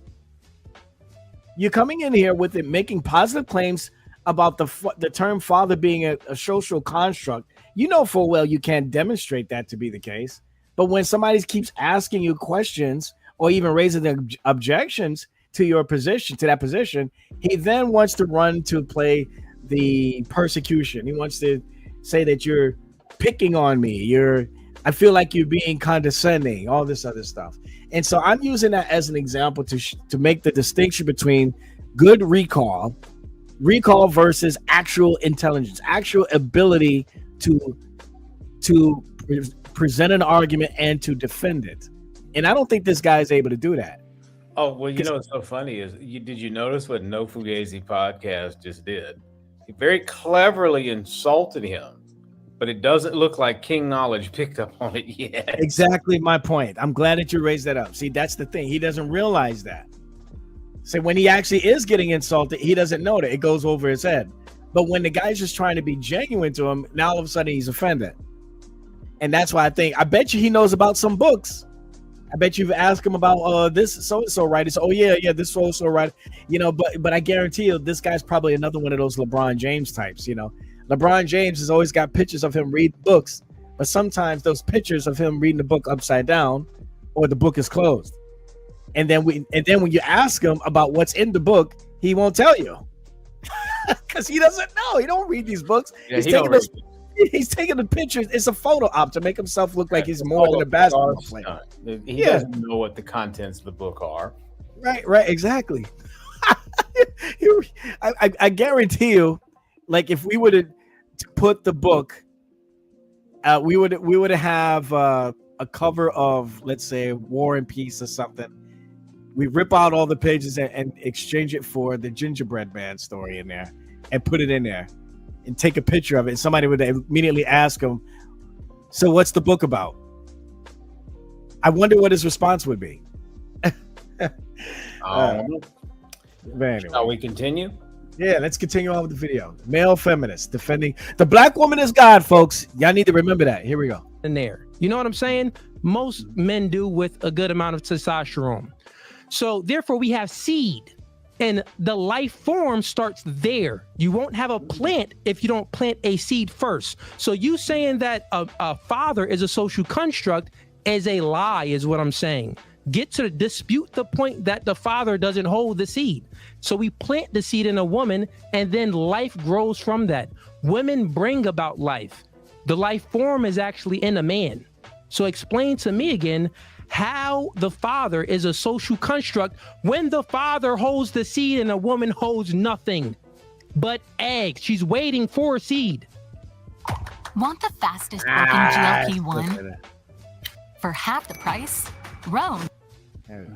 You sound you don't make sense, man. Let me hear you. You haven't given me a chance to make sense. You're wrong. And you're wrong in the way to sit there and say that the sperm is a seed.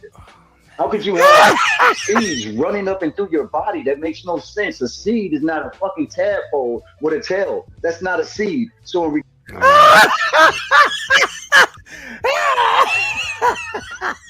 my goodness. Stupid. Do you not realize what sperma means? Stop it, Ryan. That's too much knowledge for knowledge. It's not. It's not as big as the seed in his peach. Maybe that's the reason why you think it's a seed. You mean to tell me that you believe that the seed goes inside the woman? Do you imagine how much internal damage could happen to a woman's vagina if seeds were actually going around in her uterus? I can tell you how I would respond to him. You said that you came. I know exactly how I'd respond to this, King Knowledge. You said you originated from an embryo. What follows the embryo? He doesn't know. It's a zygote. It is when the sperm penetrates and fertilizes the egg. Zygote? Nah, man. I don't practice astronomy, man. So you need to talk about something else. We're talking about babies. I know what a seed looks like. We're not talking about zygotes. You're talking about Capricorns and Virgos and all that. I'm talking about babies. How is a baby it come to be in this world? I eat watermelon. I know what a seed is. Y'all stupid, man. Y'all believe seeds go inside a woman's uterus? This guy had the nerve to call himself King Knowledge. Oh my God. Y'all stupid. Y'all believe seeds go inside the woman's urethra, and y'all don't believe that it's going to do all kinds of internal damage? Y'all stupid. This guy strikes me that he would think a urethra is an urethra, like an Aretha Franklin. That's right. Here we go. Regards to it, you're wrong. Now, if you're talking about an apple seed or Explain orange how seed, I'm wrong, though. listen, an avocado seed or whatever the case may be, now we can get into I the knew that's what he comparison was on thinking. how. I knew that's what he was thinking before he even said it. Oh God. See, this is why, Ryan, when you brought up the Greek word sperma, which is used in it's a Greek word used in several places in the New Testament. The one verse that I think of is, I think it's in Galatians 4:4, where it talks about how Jesus is the seed of David. Right. He is the Greek word is sperma. Right. David. Right. But this guy think you talking about seeds from a fruit going inside of the woman. Y'all niggas stupid. Well, let me tell you something. I think I know who the fruit is, and it definitely ain't the guy on the left. It's the fruit. y'all some stupid mofos, man. The woman gives the man the whole body, the construct, the brain, the lungs, the face, the skin. She's creating a child within. If I mute this video and let him just talk, he looked like he's actually trying to serenade to him. Like he's trying to be what you call a sophist. The woman creates the whole body. Oh man. A womb. So she gives him the penis too. Did you forget that she gave him the sperm?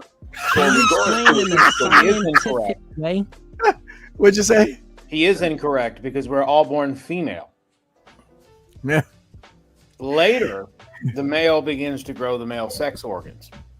That's why we have to work hard for testosterone buildup, and while estrogen is easier to come around. Well, not necessarily, but what the biological fact is, we are born. Every one of us are born female. It is our genetics that determine whether we become male or female. Right. From a biological way, how doesn't a man hold the seed in the life form? You're just speaking, but I need you to peel back the layer to things and give facts. This podcast is called No Fugazi. So if I'm speaking, I'm always going to speak with facts. So here's a fact for you. The woman doesn't determine the sex of the baby. She has an X chromosome. The man holds the X and the Y chromosome, right? So here's science, right? So when a man has sex with a woman, he... Wait a minute. Why are they blurting out the word sex? You can't say sex on these videos, on these channels?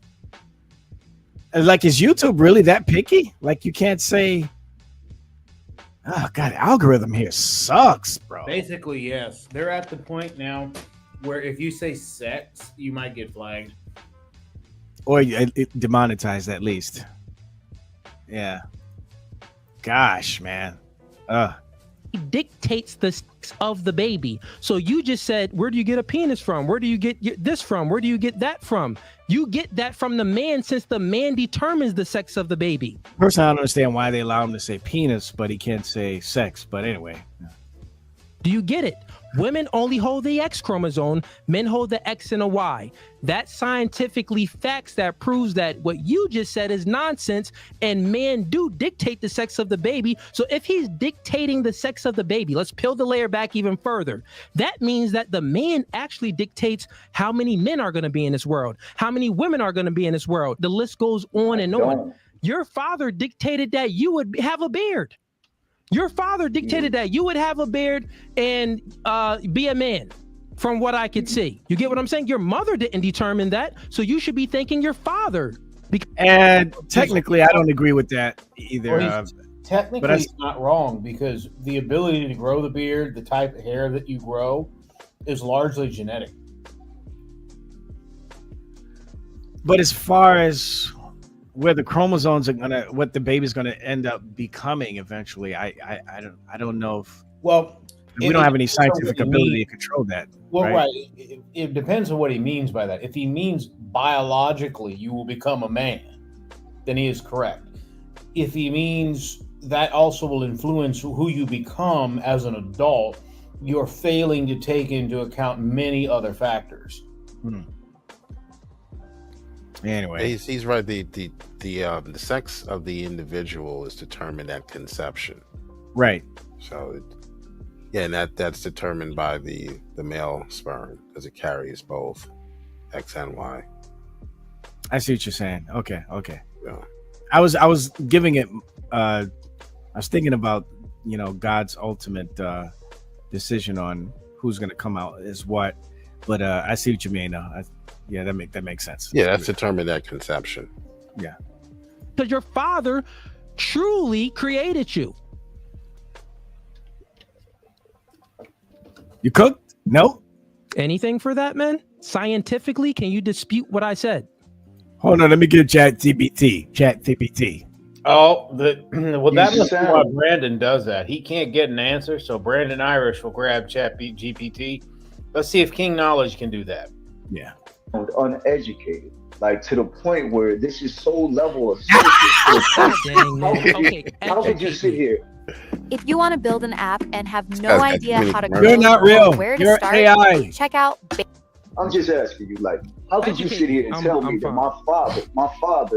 my father gave me what all males are females before they turn into a male based off the decision of the mother? Every male can look at their actual scrotum sac and see a line from the bottom of their scrotum sac to the tip of their penis. All male. That means you were sold up. Your testicles are nothing but your ovaries. Your penis is nothing but an elongated clitoris. At the end of the day, you're nothing but an inside-out female. I'm sorry that this man has never been told that, and he doesn't understand that he was made in the likeness and the image of his mother. I'm sorry that before anybody ever taught him anything, his mother was there. Your mother is literally the only thing that you know in life. You don't even know if that's your father, but your mother knows if it's your father or not. You know everything about your mother because that's where you came from. That's your first home. That's your first origin. The black woman has always been considered God, even before the patriarch took over and started to actually make a male God. He's got to answer one other question though. If because everything he's arguing from is he's looking at it biologically. Okay, fine. But what about white women? What about Asian women? What about Puerto Rican women? You can go to a medical examiner, take your skeleton, put it on his table, and he can tell you the race of that skeleton, the sex or gender. He can tell you whether it's male or female based on identifiable factors. Men and women do not have the same kind of hips. A black man's skull does not have quite the same features as an Asian man's skull because there are identifying features on both skulls. That is biologically untrue. And what does he say about, if black women by nature are God because they give birth? Well, what about other women? Hello, black women are not the only women on this planet. Okay. We got all kinds of different women. So what about them? Do they have God features? Should they be identified as separate gods? Are we talking pantheism now? I mean, not pantheism, but a polytheism here. I mean, I don't know. He's got so much to explain that he imagine being so messed up that you end up idolizing your mother. Oh man, he probably does. He probably did it. There's probably a point where he actually did start doing that. I wouldn't be surprised. Sure. Love to love God. Yeah, if you don't mind doing that, yeah, that's fine. Good. I usually don't have a problem with YouTube, but every once in a while you might get some bozo who might want to start some beef with me over something trivial. So yeah, if you wouldn't mind doing that, that's fine. Yeah, but anyway, let's go back to the video. I think we'll play a little bit more. Then I want to get to the to Pastor Manning. But it was never a male that was being God. It was always the woman. In Islam, it was the woman. In the Catholic Church, it was the woman. In ancient Egypt, it was the woman. In Samaria, Mesopotamia, Babylon, it was the woman. Phoenicia was the woman. Chaldea was the woman. Those are all different. But if he doesn't know that, that means he's not reading. And I'm telling you, I'm trying to respond to the man. Even to the point where if a woman is making up your whole total makeup and she's using her menstrual blood to do it within her womb, that's why you women don't bleed for 9 months. You literally coagulate a child in your womb. What does the man have to do with it? Is the man shooting blood in you, woman, or is he literally giving you his DNA via his sperm? So when you're actually making this in your womb, you're using your blood. Huh? He just contradicted himself. Give us an example. What he? We just said the man gives you his DNA via the sperm. Prior to that, though, he said the sperm doesn't have anything to do with it. Man, it's just like a seed. It's just like a piece of fruit. Well, you just admitted that it does have something to do with it. Good job, homeboy. Y'all stupid.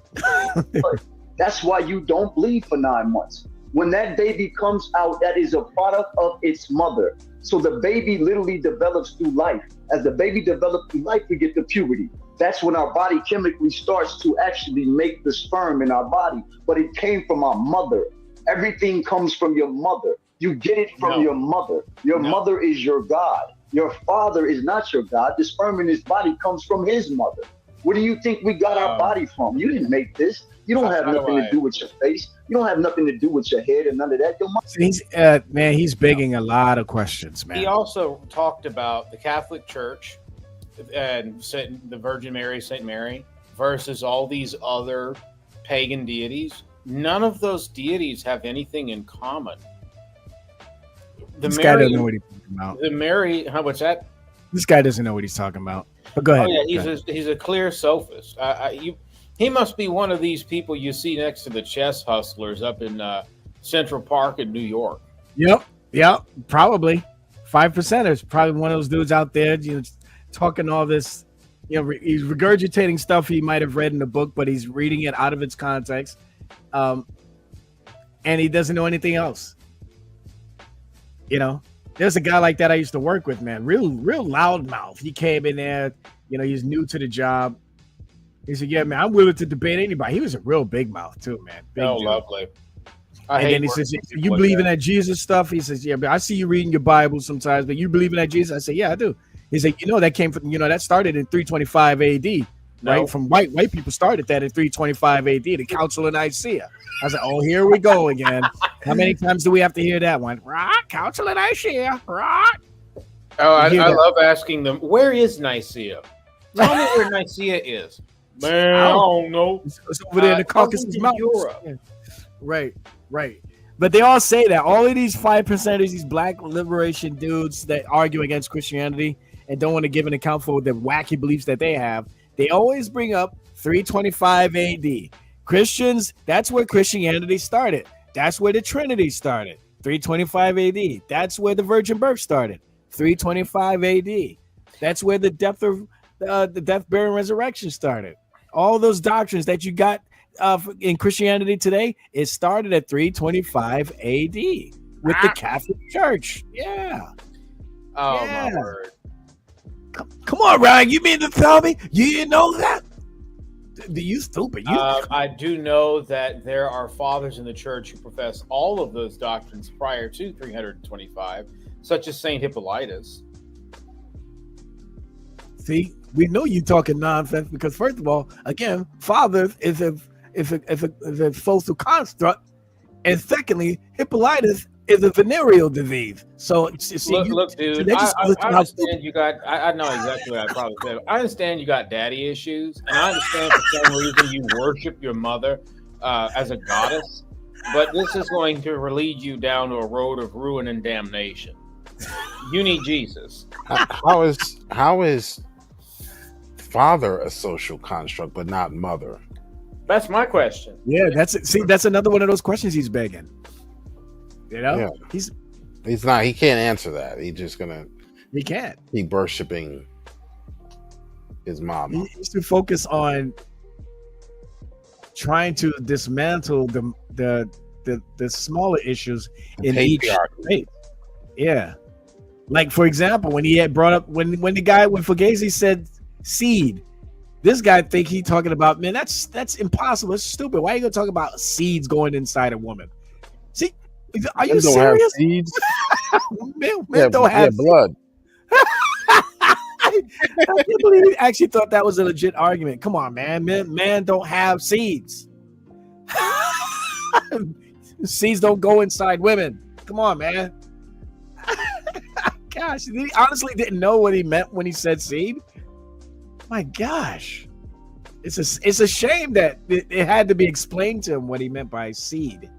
But anyway, here we go. Promulgated to you. She birthed you. How could you sit there and say that she's not your God? Your mother was God before you was taught about God. Somebody had to tell you about God in order for you to believe them. Now in your mind, that's God. But what if your mother knew she was God? She would teach you about God. How can a man be a God when he cannot produce life? If you don't know where to start in Top Heroes World, the Springland is a great place to start. There are low-level enemies and villages with... A man cannot sustain life. He does not have breast milk. Got you. You done or are you still going? No, go ahead, man. You know what I'm saying? I'm respectful. So if you want to go and respond, you can go. Okay. So, I mean, everything you said was just nonsense. It didn't make any sense. It didn't correlate to anything. Which part? And Which 1 part? plus Which 1 part? didn't add up. Oh, You no. didn't have any rebuttal to it. You just started speaking nonsense. But let me ask you a question. I have to force myself to speak because you won't allow me to. Does 1 You're plus asking 1 me equal another 2? question. Does 1 plus 1 equal 2? No, one and one come together, they merge. That's 1, right? Think about Okay. it, right? God dang. When So, 1 and 1 Chad come together, proves they my merge. point. Right? The nigga don't Right. know what 1 1 plus and 1 1 equals. merge, right? He said that 1 and 1 merges. put it together, they merge. 1. They right? merge, How come So 1 plus 1 is 1. Okay. Well, yeah, 1 plus 1 is the merger of the highway with the merger of your city streets. Yeah. Now he might trip up a Trinitarian in this debate, in this argument, if the Trinitarian's not clever enough to pick up what he's doing, you know. So you got to be careful, Trinitarians. Yeah, you get into an argument with a guy like this, who's going to say, "Yeah, I believe 1 plus 1 is 1." Yeah, you mean 1 times 1? No, 1 plus 1. I would have a hard time with this guy because I'm not black. So I would have to answer him as his most hated thing in existence, the white man. And I would have to ask him, if I have $1 and another dollar, I go to spend those $2. What is the cashier going to tell me?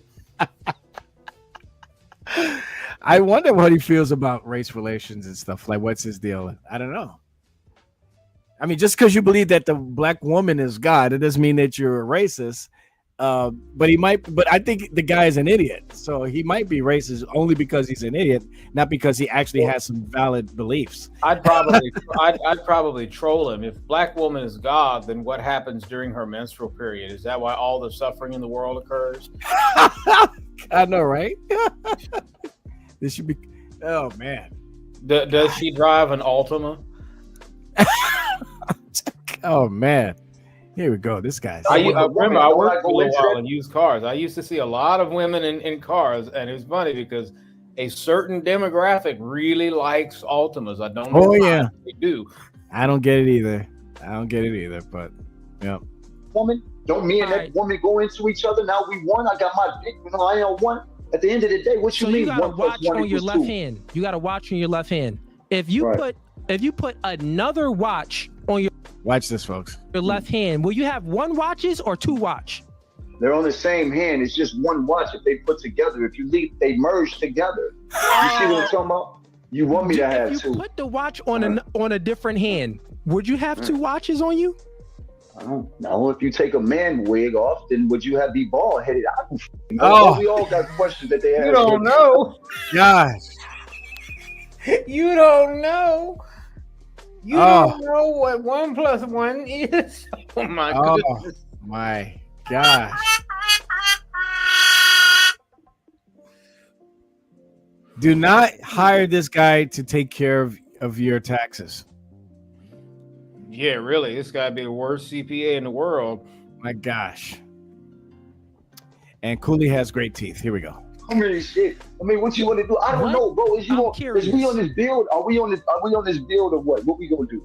This what we're gonna do, because I'm actually curious. Because the last people I had on here, I had 4 other people that had your same points of view, right?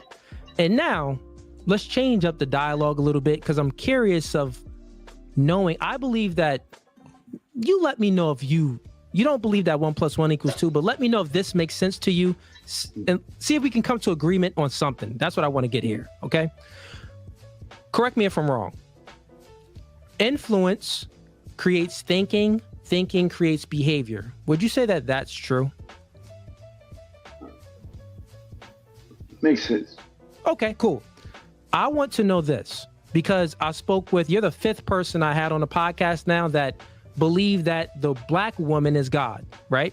So since we know that, and you just confirmed that influence creates thinking and thinking creates behavior, you have this, your mind frame of how you think. I want to know what influenced you to think this way. And watch, that'll be another question that he doesn't answer directly. It's knowing versus belief. Everybody believes in God. I know God. You see what I'm saying? Knowing is being able to have logic, evidence, and reason. You know it, just like your past experience. No. I know my mother. So before I learned how to talk, before I learned how to walk, before I had taught about my ABCs, before I was taught about anything, my mother was there. Somebody had to teach me, influence me, get me to think about a God that they wanted me to think about. But prior to that, my mother was my creator. So when you look at it, my mother was a black woman, and all black women are the manifestation of Mother Nature. I don't. Oh gosh. What, oh, I get it now. You're not a pagan. You're a dumb pagan. Yeah, he's a dummy. Gosh, this guy is all over the place. I would love for this Not guy in a positive fashion. This guy needs to go to a witch coven and try to debate with them, because what's going to happen is they're going to hear, "Oh, you're one of us. Oh, you're really stupid. Maybe we can help you, but we don't know." Oh man, gosh. Give a fuck about a book and what you read, bro. Go to nature and look at it. That is the supreme map of things. Everything in nature is telling you. Clarence, I seen that you. You don't have to stop me, bro. You don't have to stop me. No. Someone came in the chat. Clarence, I see you come in here. Give it 2 seconds. I'll add you in after I have this discussion with him. I get 30 seconds to speak. Like every single time. Where Max says, I put one slice of pizza on another slice of pizza and ate one pizza because they merged. Well, Mac, if that's true, then I should be able to take $1,000 and put it on top of another $1,000 to create an infinite money glitch. Yeah. Oh wait, that's right. It don't work like that. I wish it did work that way. Yeah, I need compound interest. It don't work that way. Yeah, gosh. It's a Is that what you podcast, feel? and I had You're someone trying to intimidated. join the live stream. You're intimidated, bro. No, That's no, I all had it is. someone trying to join the live stream. You don't want to know. You do this for content. Intimidated? At the end of you're intimidated. It's got to be. Come if on, I can man. sit there and listen to you and you can't listen to me. I mean, listen, you bro, told we us can- about a pregnant male rat. You told us Bro, the science I do brought about a debates with pregnant men male in rat. person. You could come here in person. No one's intimidated, bro. No one's. You gotta be. No It's one gotta feels be like something. that. Then You can why have this won't you let discussion me in speak the person. whole The same way I'm podcast? conveying myself with you over here, it'll be The in whole person. And actually, podcast, it'll be bro. more Listen, intense. y'all. We said that influence creates thinking. Thinking creates behavior. You think that the black woman is God. I want to know what influenced you. Looking for God. Okay. Explain, elaborate. What did you God find that made you really think that the black woman is God? My mother Like was in my face the whole time. She was in my face the whole time. I didn't realize that was God.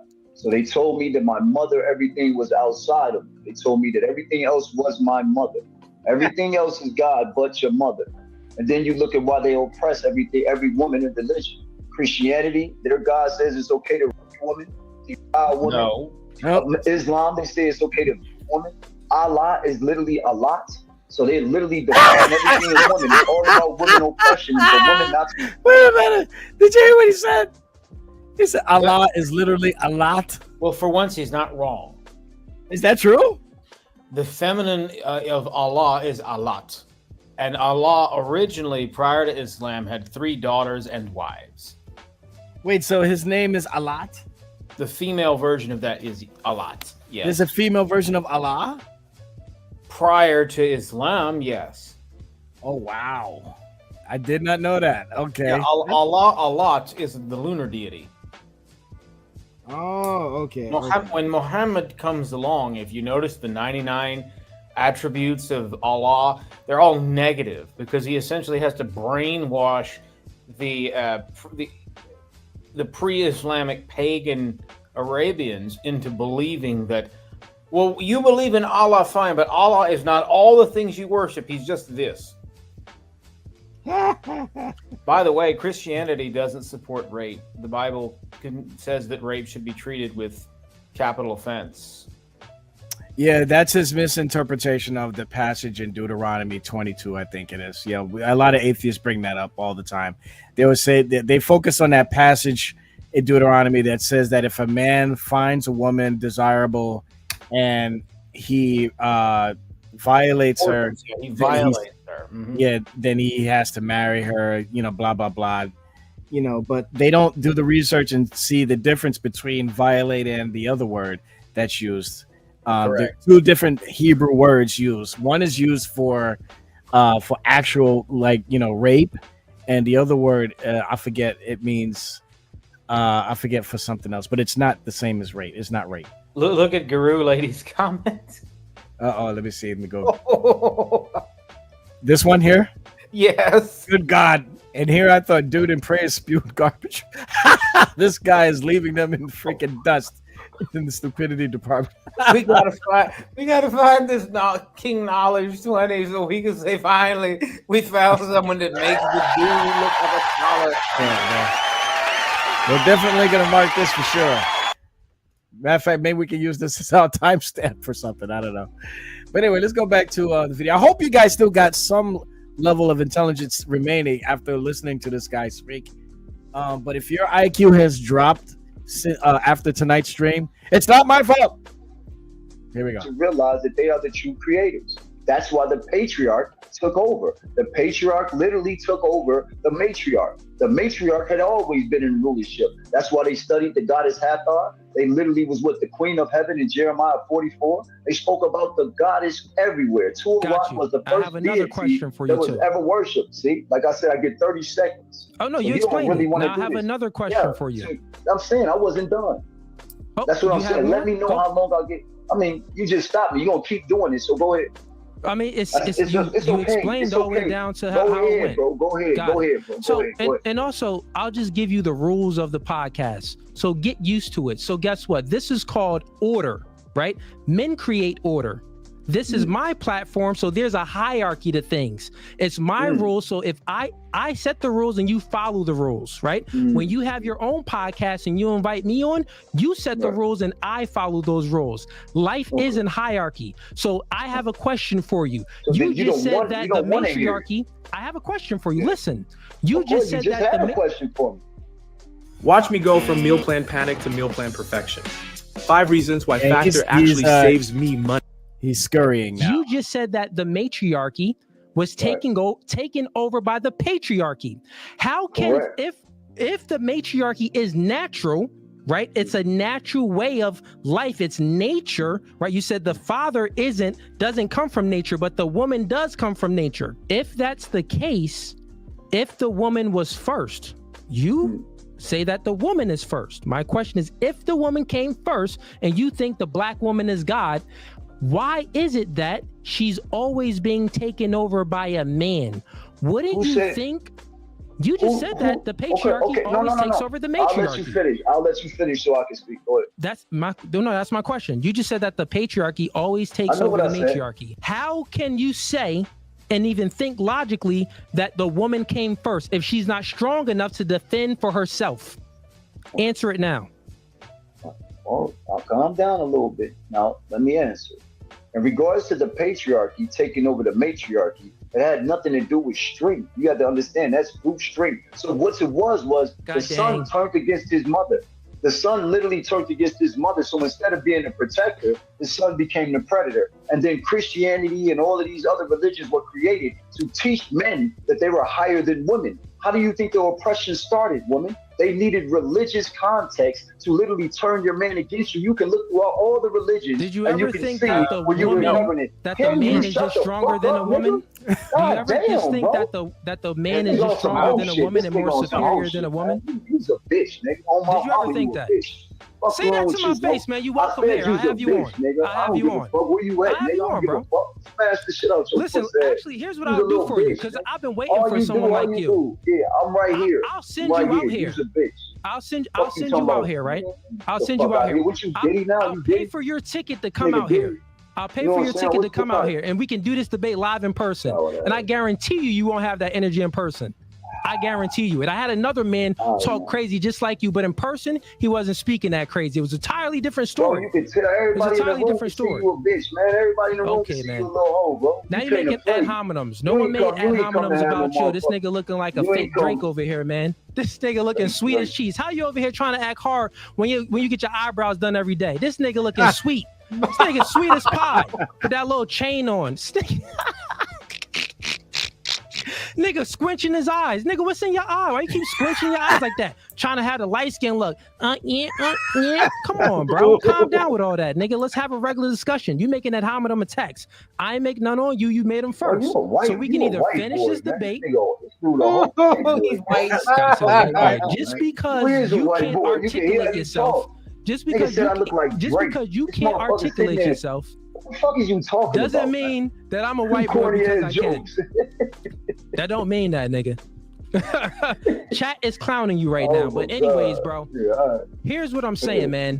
Everything that you said is all false because the root of it, the cause of it is false.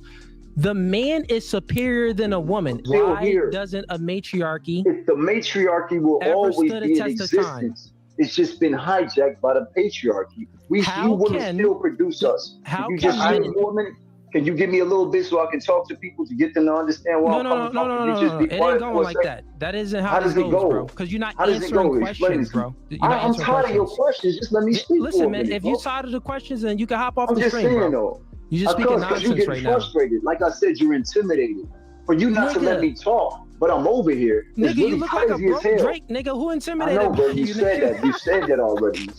No one said broke. That was different. Okay. See, you can't listen. You don't have good active listening skills, buddy. You don't have good active listening skills. Low IQ. You got a man wig on. Low You got a IQ, man wig on, and you talking about Drake, man. This nigga said a man wig, bro. My hair is just wrong, man. It's just okay, wrong. well, line that shit up. Line your shit up. Line your shit up. You see that shit? Look at your headline, buddy. You sitting there. Look at it. It's lined up, nigga. What the fuck is wrong with your shit? Your jaw leaning over here, bro. All right, bro. All right. Your jaw tilted. That's what we get. Anyways, so intimidation. Like I said, there's a hierarchy. I want to share a video, and I'm sure many of you might have seen this already. This is a video. The guy on the right reminds me of this character from this old show from In Living Color, played by Damon Wayans. And he plays this character who's in jail, uses a bunch of big words, but uses them out of context. And this is the guy that he reminds me of here. So I'm going to play it. Some of you guys are familiar with this skit. But anyway, check this out. Here it is. Let me know if y'all can't hear nothing, and away we go. First of all, we must internalize the flatulation of the matter by transmitting the effervescence of the Indonesian proximity in order to further segregate the crux of my venereal infection. Now, I may retain my liquids here for one moment. I'd like to continue the redundance of my quote-unquote intestinal tract. See, because to preclude on the issue of world domination would only circumvent, circumcise the revelation that reflects the aphrodisiac symptoms which now perpetrates the Jericho's activation. The chauvinistic Cater to the United Negro Scum. Oh my God. Horrible thing to develop without help. Allow me to expose my colon once again. The ramification inflicted on the incision placed within the fallopian cavities serves to be holistic, taken from the Latin word jalapeno.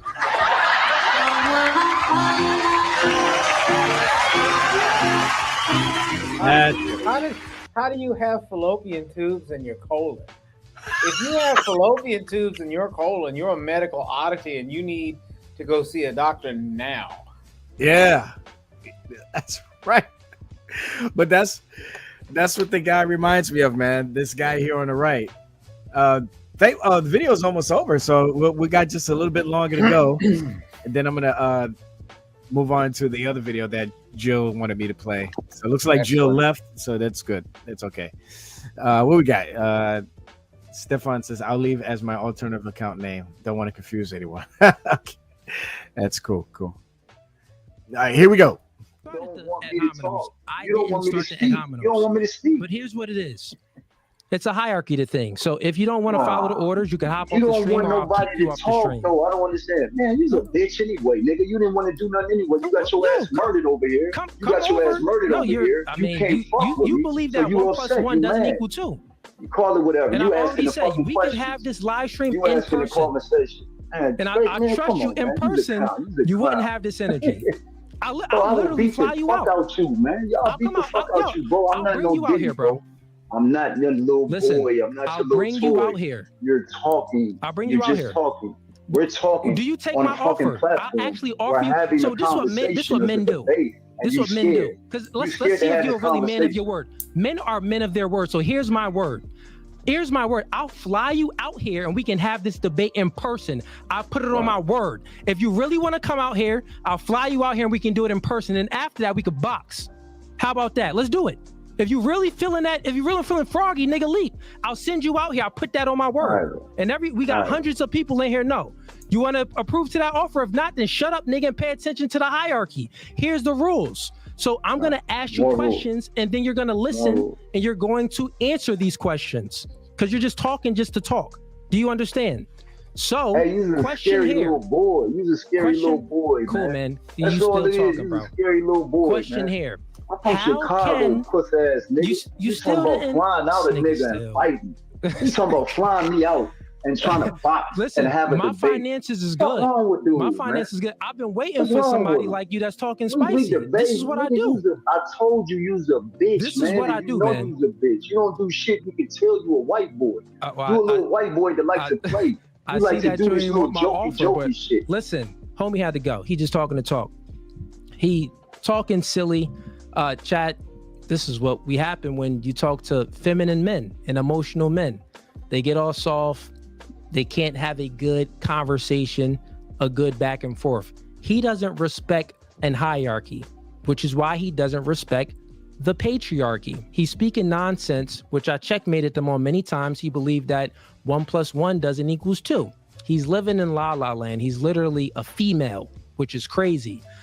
Also, he doesn't understand that if a creator is creating beings, human beings, and we all know that the world was created with animals first. We all know that there's times of day, there's night and there's day. Why would God create a being that's a woman that is higher in estrogen and that's higher in trait neuroticism, which means that they feel more emotions and more negative emotions, meaning that the woman being created first has a higher probability of being scared of the dark than a man. Back in the day, there weren't any electricities and lights and stuff. So why would God create a woman first that is weaker, that can't manipulate the world how the men can, that can't create the infrastructure and build shelter and create a fire and housing like a man can? Why would he create the woman first that's going to be ate by the wildebeest and the tigers and lions? That sounds silly to create the weaker thing first. So if you like that clip and you want to watch more, click right here. But if you want to watch the full episode, click right here. All right, folks, that was Fugazi. No Fugazi. You know, if you decide to subscribe to his channel, let him know that your boy Veko hooked you up. He has no idea who I am. But well, remember, it's Vecker. It's Vecker. Yeah, right. But hopefully you understand, Vecky bye. Understand, Johnny Ryan. I guess Vicky was the Korean version of that. You do not listen.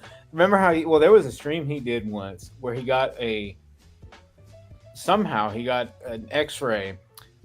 He said, pointed to one X-ray and another. This is the normal one, and this one has fake Jew reptilian ribs.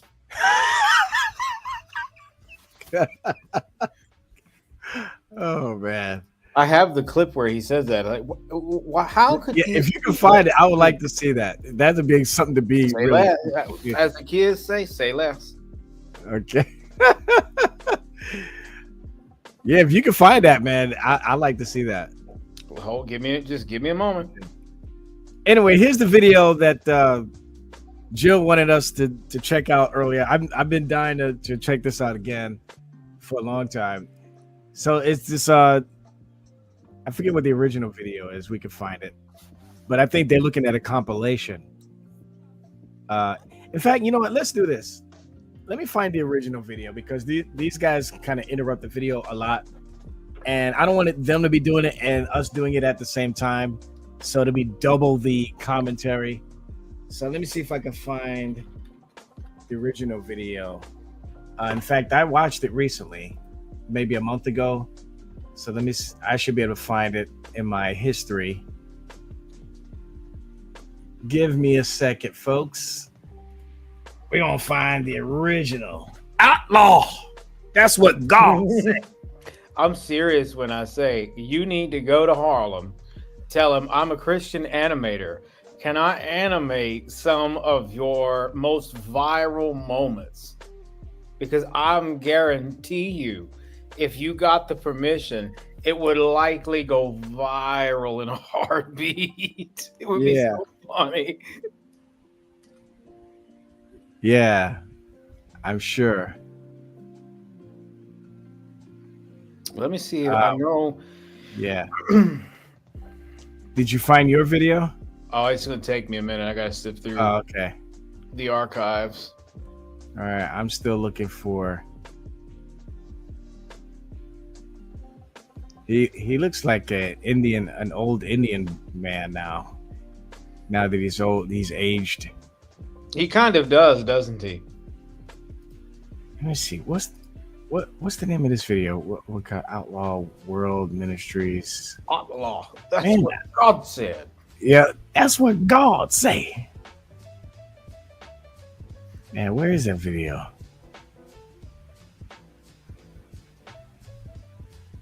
Because the very video that they're looking at. It's just another thing. I really wish. Oh, by the way, I can give you guys the link to that video, by the way, if you guys are interested in seeing that video again on your own without commentary.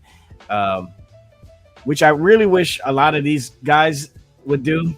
Some channels do that. They'll share the video, the original link to the video that they're looking at.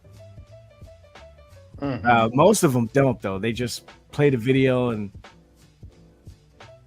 let me see if I can find it. James David Man, because I found his channel, but I'm looking for that particular video. Oh, here it is. I found it.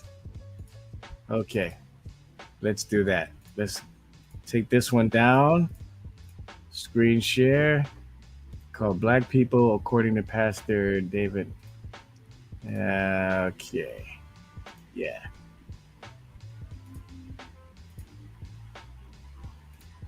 All right, here we go.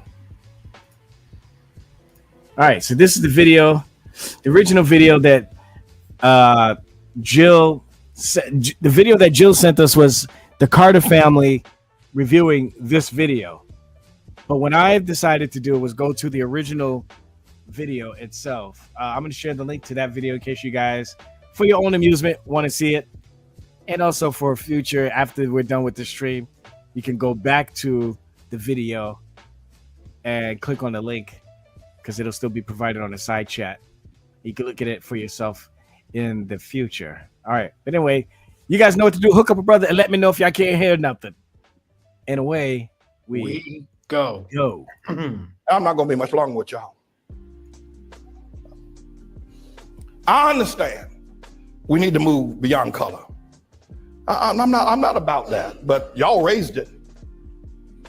If you start it, I'll end it for you. Don't start nothing. It won't be nothing.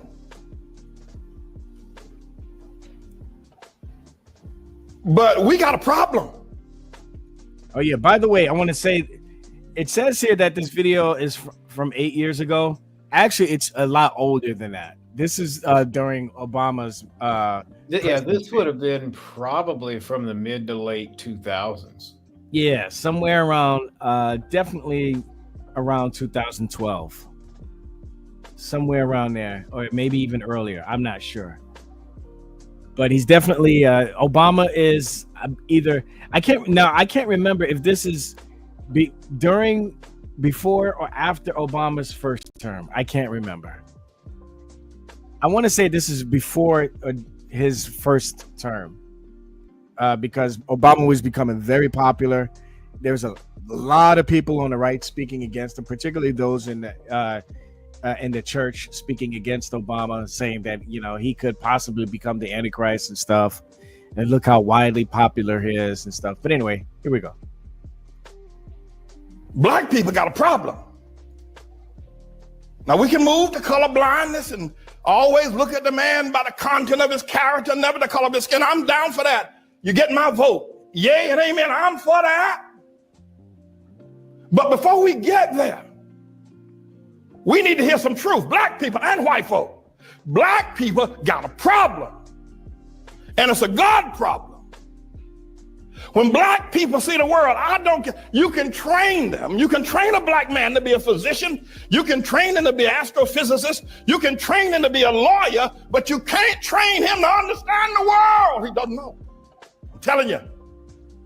There's not 2 cents worth of difference between a mass murderer. There's not 2 cents of difference between a petty thief that's locked away in prison than a black doctor when it comes to understanding the world. Listen, you listen to me. Oh, wow. That's a bold claim. We got to deal with this. And we need to begin to acknowledge it, talk about it, ask God to help us, because only God can help black people where they are. Black people had Africa, that big old continent over there. They never built one boat that was seaworthy. Not one. There's not one monument in Africa, in all of Africa. I know you're talking about Egypt. Egypt is not Africa. There are no great cities that were built. Even before the first colonization of white people coming to the shores of Africa or the slave ships, black men built nothing. No sewer system, no houses above one level, and none of them made out of stone, all of them made out of grass and wood. Black men, before the white man ever got to Africa, the worst thing that could ever happen to South Africa was when they gave it to Nelson Mandela and black folk. That was a great nation. Now, notwithstanding apartheid was wrong, we all know it's wrong. I'm against it. There should have been some other resolution, though, than turning it over to Nelson Mandela. Disease, AIDS, and crime is running wild in Johannesburg. They're killing one another over there. They're dying of sickness. The government is mismanaged. The people who ran the nation are now leaving the nation because black folk don't know how to run no nation. I found it. They don't know how, and we need to admit it. I know you don't. You found what were you looking for again? I forget. Well, you better be careful if you play it on YouTube, but it's the most Semitic friendly land from our Korean Pondomena friend. You understand? All right. Luckily this video is short, so yeah, let me grab it after this. Here we go. You don't like it, but you need to stop shucking and jiving. We got a problem. Nigeria produces oil every year, yet the children over there are hungry and pot-bellied and walking barefoot. We got a problem. You talk about the Hutus and the Tutsis. Look what's going on in Zimbabwe now with Mugabe. We got a problem, black folk. And forget about Zimbabwe and South Africa, Nigeria. Look at what y'all have done in Harlem. You can't even hold on to Harlem.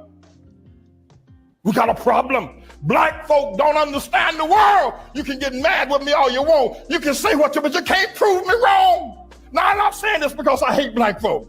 I'm saying it because I love you enough to tell the truth.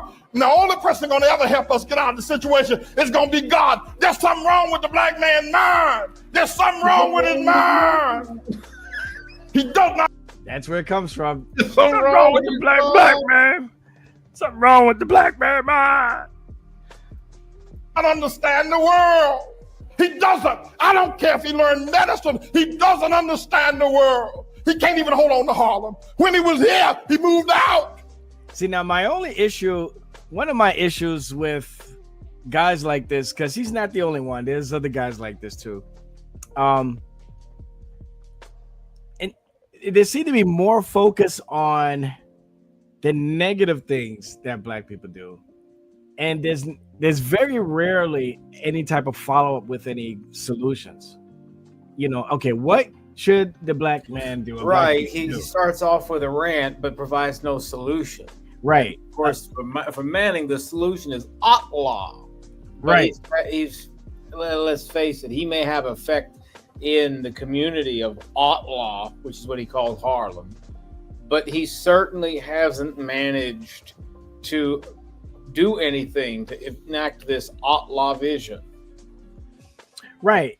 There's another guy that I think of too, named Tommy Sotomayor. You know, he's another one that's banned from YouTube, and I listen to him for strictly entertainment purposes. Really, there are some tidbits of wisdom I get from him here and there, but most of the time I just listen to him for comedic white noise while I'm at work, because he's entertaining.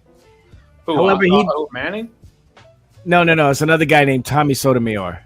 Oh, I've heard of him. Yeah. So he does the same kind of stuff, usually, heavily criticizing black people as a black man. But again, like him, there's a lot of this criticism, but very, very little talk about solutions. Okay. Yes, you're saying all these things about black people that I agree with. And it's probably a good thing that this truth is thrown out there to make people angry so that they can empower themselves to be better. Okay, but give us an example of what things could be done that could be better, that could make people better, make the community better. And that's where I feel that they're lacking. I don't feel that they talk about that kind of thing very much. So it could come off to a lot of black people as kind of finger wagging, lectury, preachy, I mean, black people already suffer. Black people in America already suffer with a entitlement issue as it is, and a persecution complex as it is whenever they receive any type of criticism. So to have a black man do this to the average black person here in America and not follow it up with any type of solution, it only makes you look like, to them, like a sellout. You're gonna look like a sellout, look like Uncle Tom.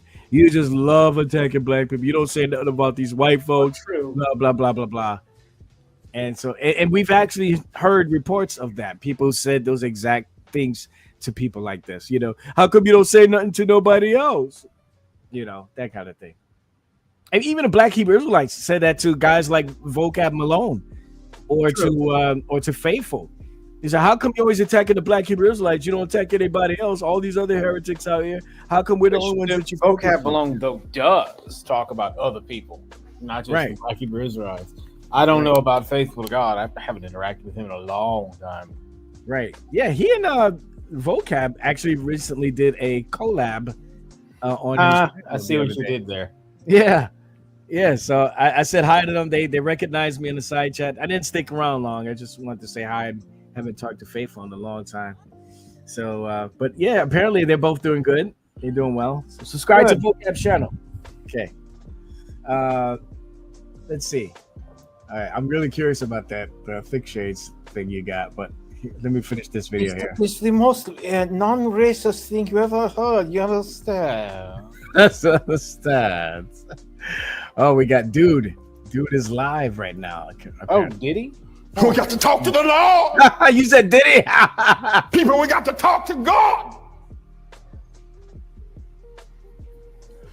And black women, Shirley Chisholm, Harriet Tubman, Coretta King, one of her boys. Yeah, okay, then we got a black president. But you black women, what's wrong with y'all? Y'all gonna let that white woman, what's wrong with you black women voting for Barack? Don't you understand? It should have been a black room if you're going to have a black president. What's wrong with you? Y'all ain't got no sense, you black women. Your men treat you like the dogs, like your dogs. They walk all over you. They make you pay the bills at home. And then the preachers pimp you in the churches and make you pay the bills. Y'all crazy black women buying these black men private jets, the tune of $50 million for a nigga to ride around in a private jet. And you talk about, look at our pastor. What's wrong with y'all women? What's wrong with you? What's wrong with you? What's wrong with a black man that would take that kind of money out of a poor neighborhood and buy himself a private jet? What's wrong with y'all niggas? What's wrong with you? That's what God say. Welcome to the room, Midnight. Hey, Hey. As soon as you come in, the first thing he hears, "What's wrong with y'all niggas?" Right. Welcome to the room. I should make that the entrance to everybody that comes into the room. I'm sorry, but I find it always hilarious when I hear a black person say the word. I'm not gonna say it, but From now on, every person that comes into the room, I should have a sound effect that says, "What's wrong with y'all niggas?" That'll be Well, you have that. That'll be have my that way of other one. welcoming you to the room. Well, you have that other one, so it would make sense. Yeah, there's something wrong with the black man's mind. Oh yeah, I gotta clip that. Yeah, I the gotta clip Beckle that. units. I love that. Yeah. Oh yeah, what you don't realize is I had the idea for the Louisiana unit while I was on stream at the news units. Fro comes in, so I gifted him the Norway unit. Then Mac and Cheese made all of these different ones: the CK unit, the Mac unit, the Vecker unit. Vecker unit, yeah. I can't wait until Dave sees all this and goes, "Oh, this is I can't wait." You know what? I would call some of the Doom units. Well, actually, what was even funnier is Lowe made a sock account called the Booze Unit. Yeah, the one I found funny is the Jews unit. The Jews unit. That was funny. Oh, that was funny. But anyway, here we go with the rest of the video. Here we What's wrong with you, black women? What's wrong with you voting for Barack Obama? What's wrong with you? What's wrong with you? What's wrong with y'all? You niggas are crazy. Black people, let me tell y'all something. If you don't ever hear me say preach again, they can kill me tomorrow. But let me tell you something. We're not going to ever get anywhere until we look into the mind. That's another clip right there. I'm definitely gonna have to clip that one. I'm definitely clipping that one. As a matter of fact, hold on a second before I continue. I want to make a note of that. Honestly, I'm surprised. I'm surprised nobody picked you working on your cartoon rather than having a stream. Well, yeah, maybe one person asked about it, so that's fine. I'm taking a break. Yeah, I bust my butt on that cartoon every single day. So, but I got to use that one. Y'all niggas are crazy. Oh man, that's funny. Well, what you can do when people get out of hand on your stream, you could come in with that. That's right. Yeah, I'll definitely use it. It wasn't me. It's YouTube that said it. I need to have Mac. I need to have Mac make one for me. The Doom units. Black man, he doesn't think correctly. I don't care what he is. He can be a doctor. He can be an astrophysicist. The nigga ain't got no sense. There's another one. God damn. That would be perfect. That's another one. Someone comes in here, he says something stupid, you play that one. Oh yeah, I'm using that. I'm getting that one too. Oh yeah, I ain't got no sense. Oh man, you talk to him. You talk to a black man. He doesn't understand the world. He's never built anything. The most the black people have ever done, they did it here in America under white people's help. When they were in Africa, they didn't do nothing. This feels really self-hatred, to be honest. He hates himself. When he did that last when it came out all those years ago, I kept laughing because he's impassionate. They didn't do nothing. Yeah, that's it. Don't forget to like, share, comment, and subscribe, folks. Oh man.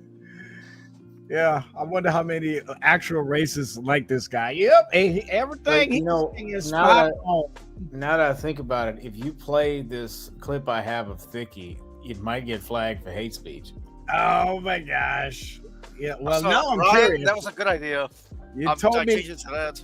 You told me not to press the red button. Now I'm going to do it. So hold on, I gotta see it. All right, hold on. Let me check it out. Let me check out the video first, and then I'll use my discernment. Oh no! Here's the thumbnail, a picture of a panda. Yeah, go to 123. Okay.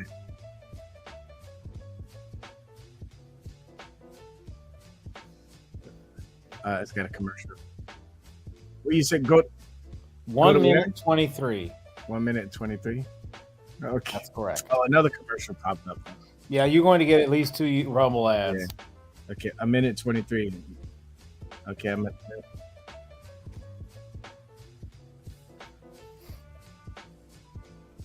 You'll never guess who made that part of the video. Oh wow. Bill. Yep, I hear it. Wow. You freaking fake. Mm-hmm. Fake Jew. Jew, yeah, And he's I been hear- here for a I while. hear- He goes from Jew lovers to freaking fake Jew loving idiot. I think he was just the most loving Christian ever. Not.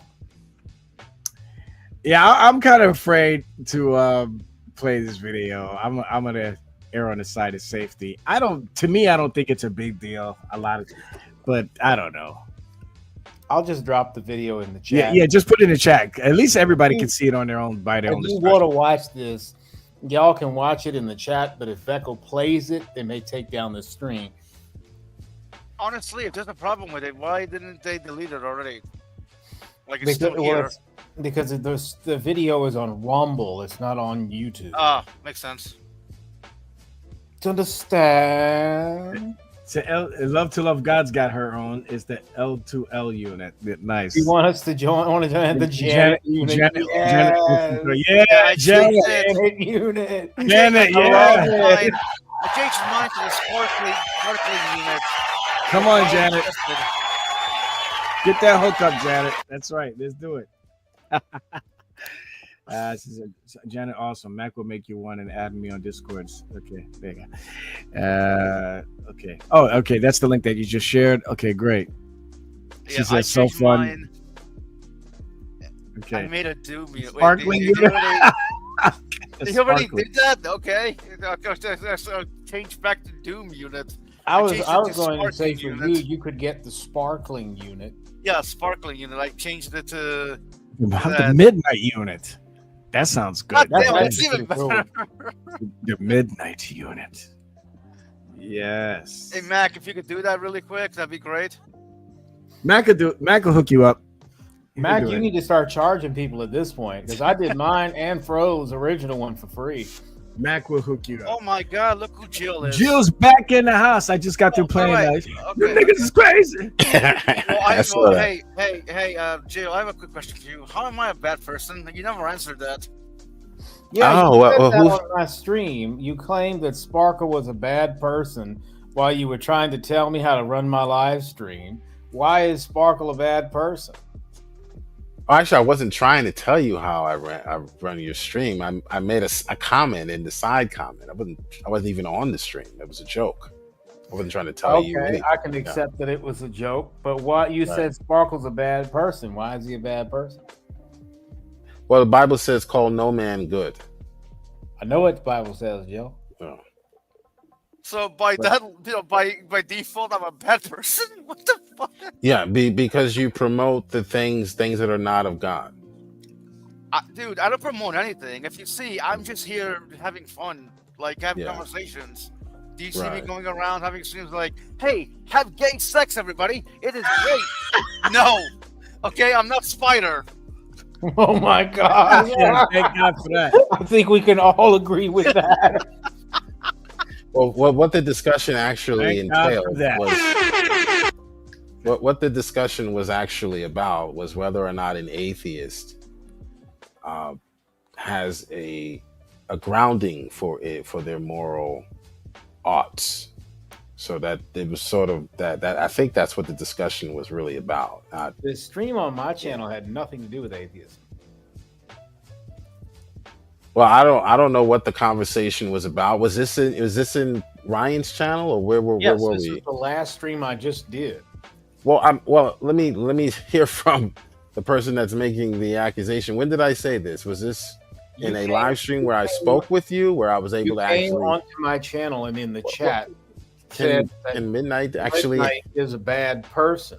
Okay, is that what you're referring to, Midnight? When I said that in the comment section?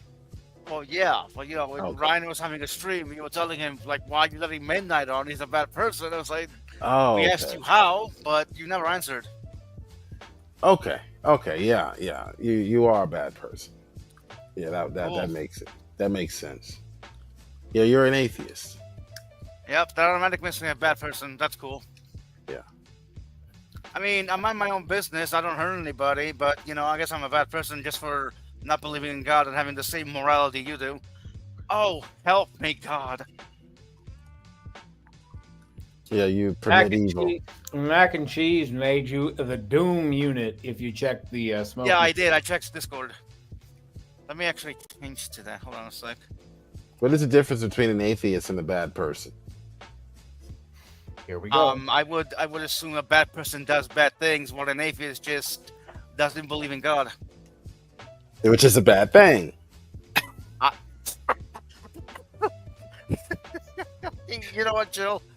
All right, cool. I'm a bad person. What now? What are you gonna do?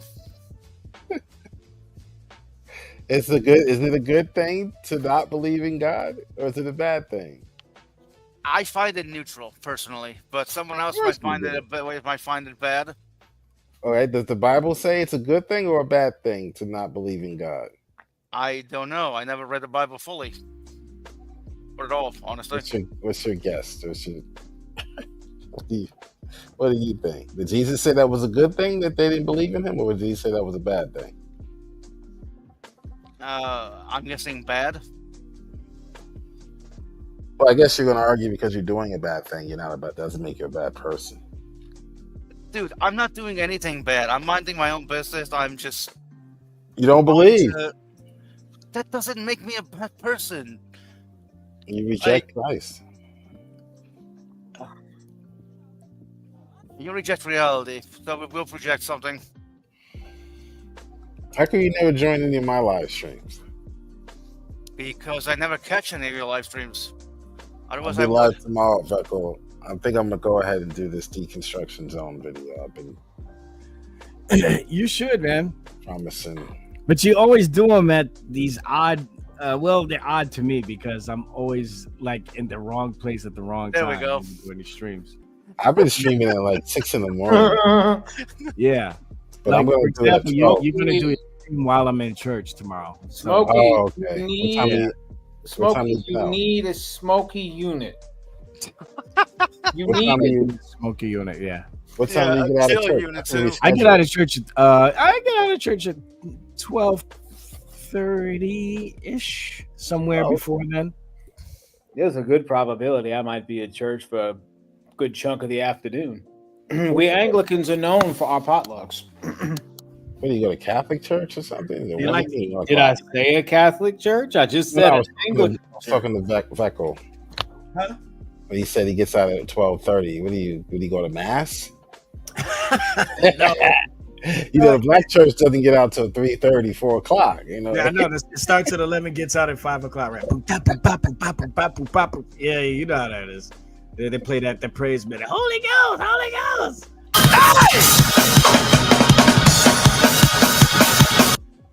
he did that for like an hour. The preacher says like one line, and then all of a sudden, for like an hour, we just go into a praise. Oh yeah, it used to drive me Praise nuts. break, they call it a praise break. You know, Drive I me. had to get out of those churches and get into a church where, you know, the pastor's a little bit more cerebral, I guess you could say, a little bit more intellectual, like, you know, rather than just the emotion, jumping around and screaming. And How do I get rid of that? I mean, all of that is good for, you know, but it sometimes it can just get What the heck is going on here? overwhelming. All right. Can you guys hear me? Yeah. Oh, Yes. I don't know why I got that covering the screen here. Let me see if I can fix that. Oh, that's the background. Okay, let me get rid of that. Why can't I not see you guys? What the heck? I see just a blinks. Well, I see the background. Yeah, what's going on? Now the coffee background. All I did was switch to the different studio. Let me try this. No, that doesn't work either. Let me go back. That's a There we go. weird glitch. Yep. The coffee background. Oh, there. that was another thicky quote. Glitches. The changes in the Bible is made by Satan. Gosh, yeah. You said that is there, right? I mean, you do have. Well, you see, I don't because Rob Reed and Bill Cuthbert made the Thick Shade soundboard, but I don't have it. Trying to I get rid think I think I know who might though. Do you understand? Okay, I don't know why I can't see you guys. That's a background. That's supposed to be behind your icons here. Ah, there we go. There we go. But it's presenting it as an. That's really weird as an overlays. Anyway. Fire Fawcett are cool. I wonder if I can play clips. I should be able to play clips, right? You are one pathetic loser. No offense. You are one. Okay, got it. I'm the only one that can't play clips anymore. I'm the only one that's still black. Yeah. Beckel lost his black card when he started paying for StreamYards. That's right. I sure enough did. That's right. Black card revoked. Yeah. So While I lost my black card, Dave got his say the N-word card. Yeah. Well, apparently, Veckel, I lost my disability card, but I have all these 8 scars I can't explain. I must have woke up and they got surgically and strategically placed on my leg. I don't know how they got there. Remember this one, Jill? Black Panther. That one was funny. The Black Panther. Yeah, right. This is great. Yeah, that was during the. Speaking of George which, Floyd. what did you think of Floyd. Wakanda Forever? The movie or the? 'Cause I want to check out the series. I heard the series is boring so far. Well, not the movie. Like I know it came out a few years ago, and you have to watch it. But what did you think of it? Wakanda Forever. I thought it was okay. I really liked the villain. I really wish he didn't pull a Pedro Pascal and keep that mustache. He should have shaved it off. Is that like the sequel to Black Panther, or? Yes. Yeah, it's the sequel. And it came out already? Yeah, it's been out for a couple years. Oh yeah, 2022, I think.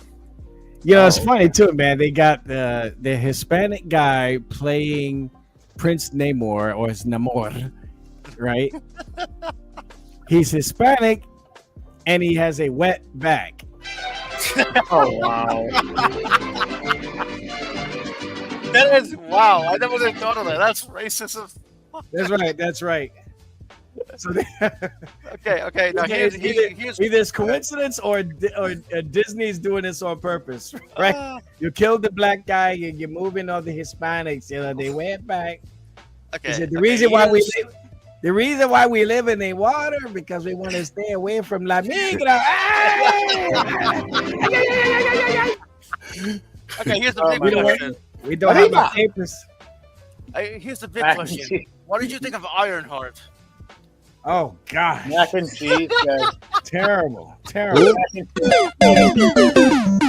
Finally, a black man says what we're all thinking, but everybody's been accused of being racist for not liking that show. Oh my God, who's Ironheart? See, that's good that you said that. See, Ironheart is the female Iron Man, except it's a black girl named Riri Williams. And she happens to be a very, very smart character. She in the comics, she finds Tony Stark's technology. She steals it, and she builds her own iron suit. So she becomes the new Iron Man, essentially. But she changes her name to Ironheart. Right.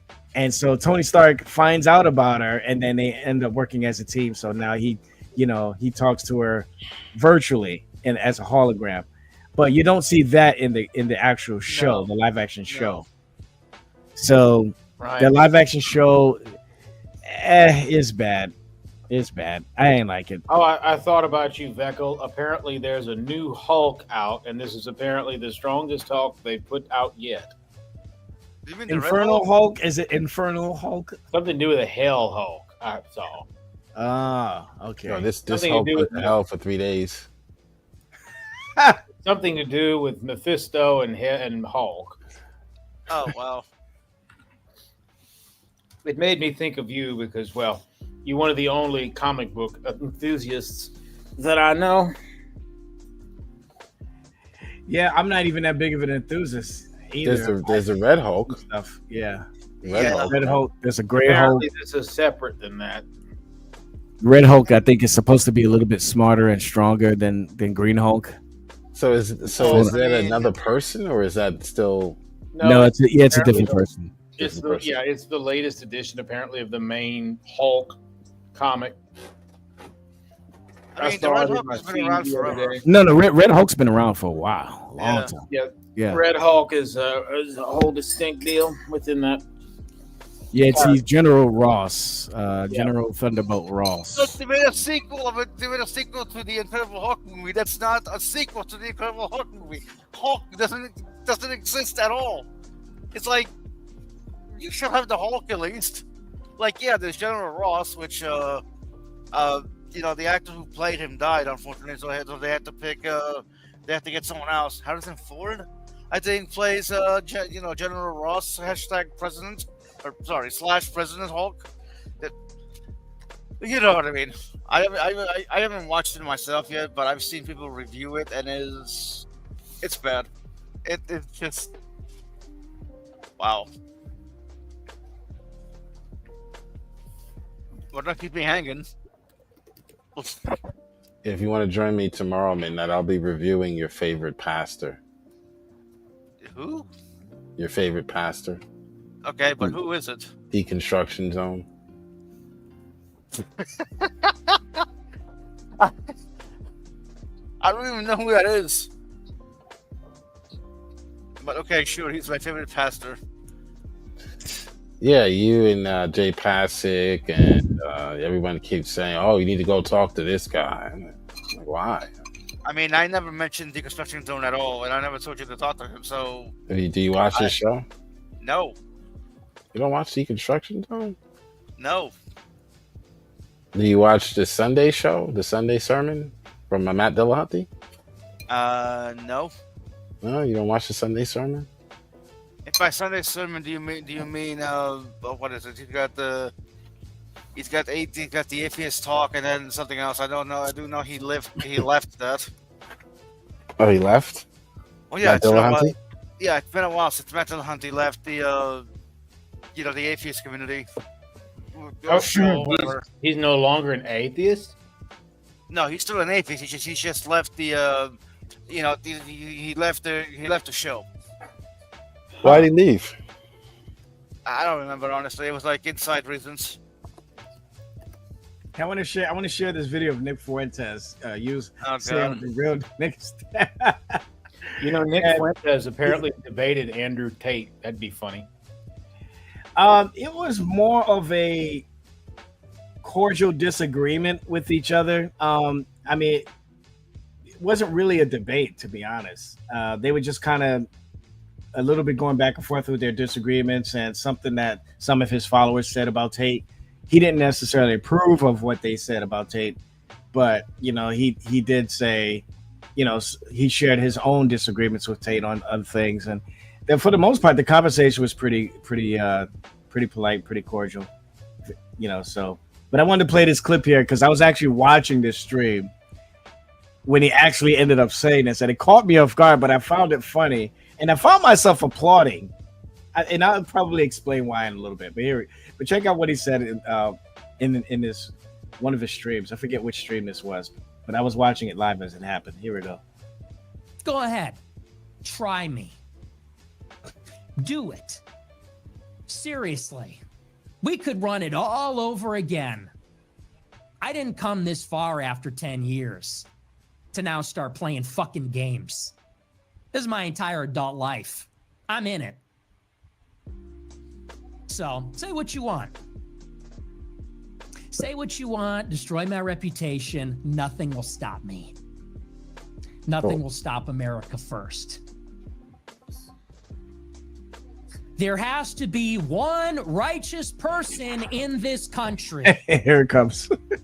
And I'm not even saying it's me. I don't even think I'm a very good person, necessarily. But I'll tell you one thing, I'm not doing it for the reasons everybody else is doing this stuff. Because I've met them all, and I know them all, and they're all full of shit. There's got to be one real nigga. What? Can the real nigga please stand up? There has to be one real nigga left in America, in this damn country. Are there any real niggas left that aren't doing advertisements for gold and fucking pills? Are there any real niggas left? This is AI. This is AI. It has to be AI. No, it's real. It's real. Where's the real niggas? This is real. He really said it. Just to inspire another generation of them. Okay. I'll tell you who's a real nigga. Kanye West. Ye is a real nigga. I'm another kid from Chicago like him. I'm a real nigga.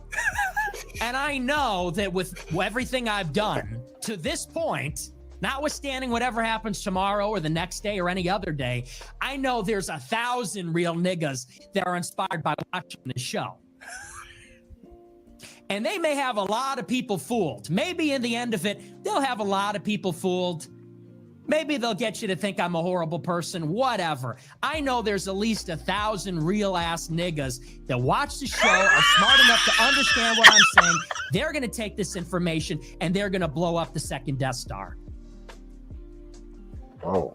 Ladies and gentlemen, that's Nick Fuentes, probably one of the most controversial people on the internet. How is he not canceled? Oh, he's been canceled. He's been debanked. He was on a no-fly list for a few months. He's been kicked off of YouTube, kicked off of Twitch, kicked off a lot of platforms. And but this is but it has nothing to do with what he said here in this video, because he's been on Rumble for a long time now. But it's mostly because of his views against Israel and some other issues as well, some other areas as well. So I've been kind of checking him out recently. I says, all right, I want to see, because whenever somebody starts attacking one guy, ganging up on one person, my curiosity starts coming up, starts boiling up. And I say, all right, why are these people saying all these bad things about this guy? You know, why are they calling him racist? You know, because I want to actually see an actual real racist that has a stream, that has a podcast. And so I checked him out. I wanted to see if he was the real deal, like if he was actually an actual real racist. And from what I gathered from him, he's not, in my opinion, he's not a racist, because he considers himself a Catholic. You know, he talks about Jesus a lot, talks about God a lot. He talks about how he doesn't want to bring harm to people. He believes that all people are made in the image of God. Okay.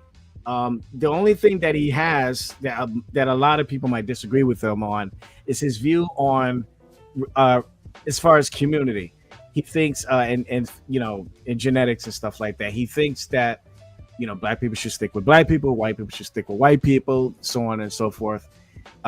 He's not against interracial marriage or dating and stuff like that. But he said for his own personal preference, though, he would rather only marry somebody that looks like him.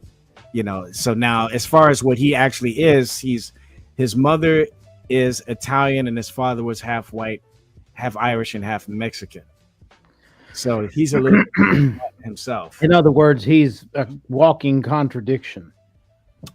Right. Now, the biggest thing that people have against him is his views against the state of Israel. So there's a lot of things that he says against the Zionists and in Israel that a lot of people immediately get up in arms with when he starts to speak. Now, I don't have full knowledge about a lot of these things, the issue with Israel and Gaza and stuff like that. I'm just looking into it. But I see why so many people dislike him in that. And personally, I think people are not giving him enough opportunity to speak, to say what needs to be heard. Because so many people in America are immediately jumping on the side of Israel because of what happened on October 7th.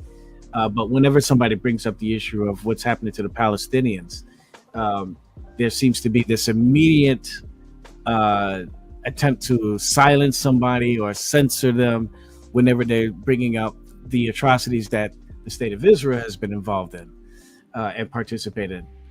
And so that's why you see guys like him and others, Matt, I forget his name, being shut down and stuff.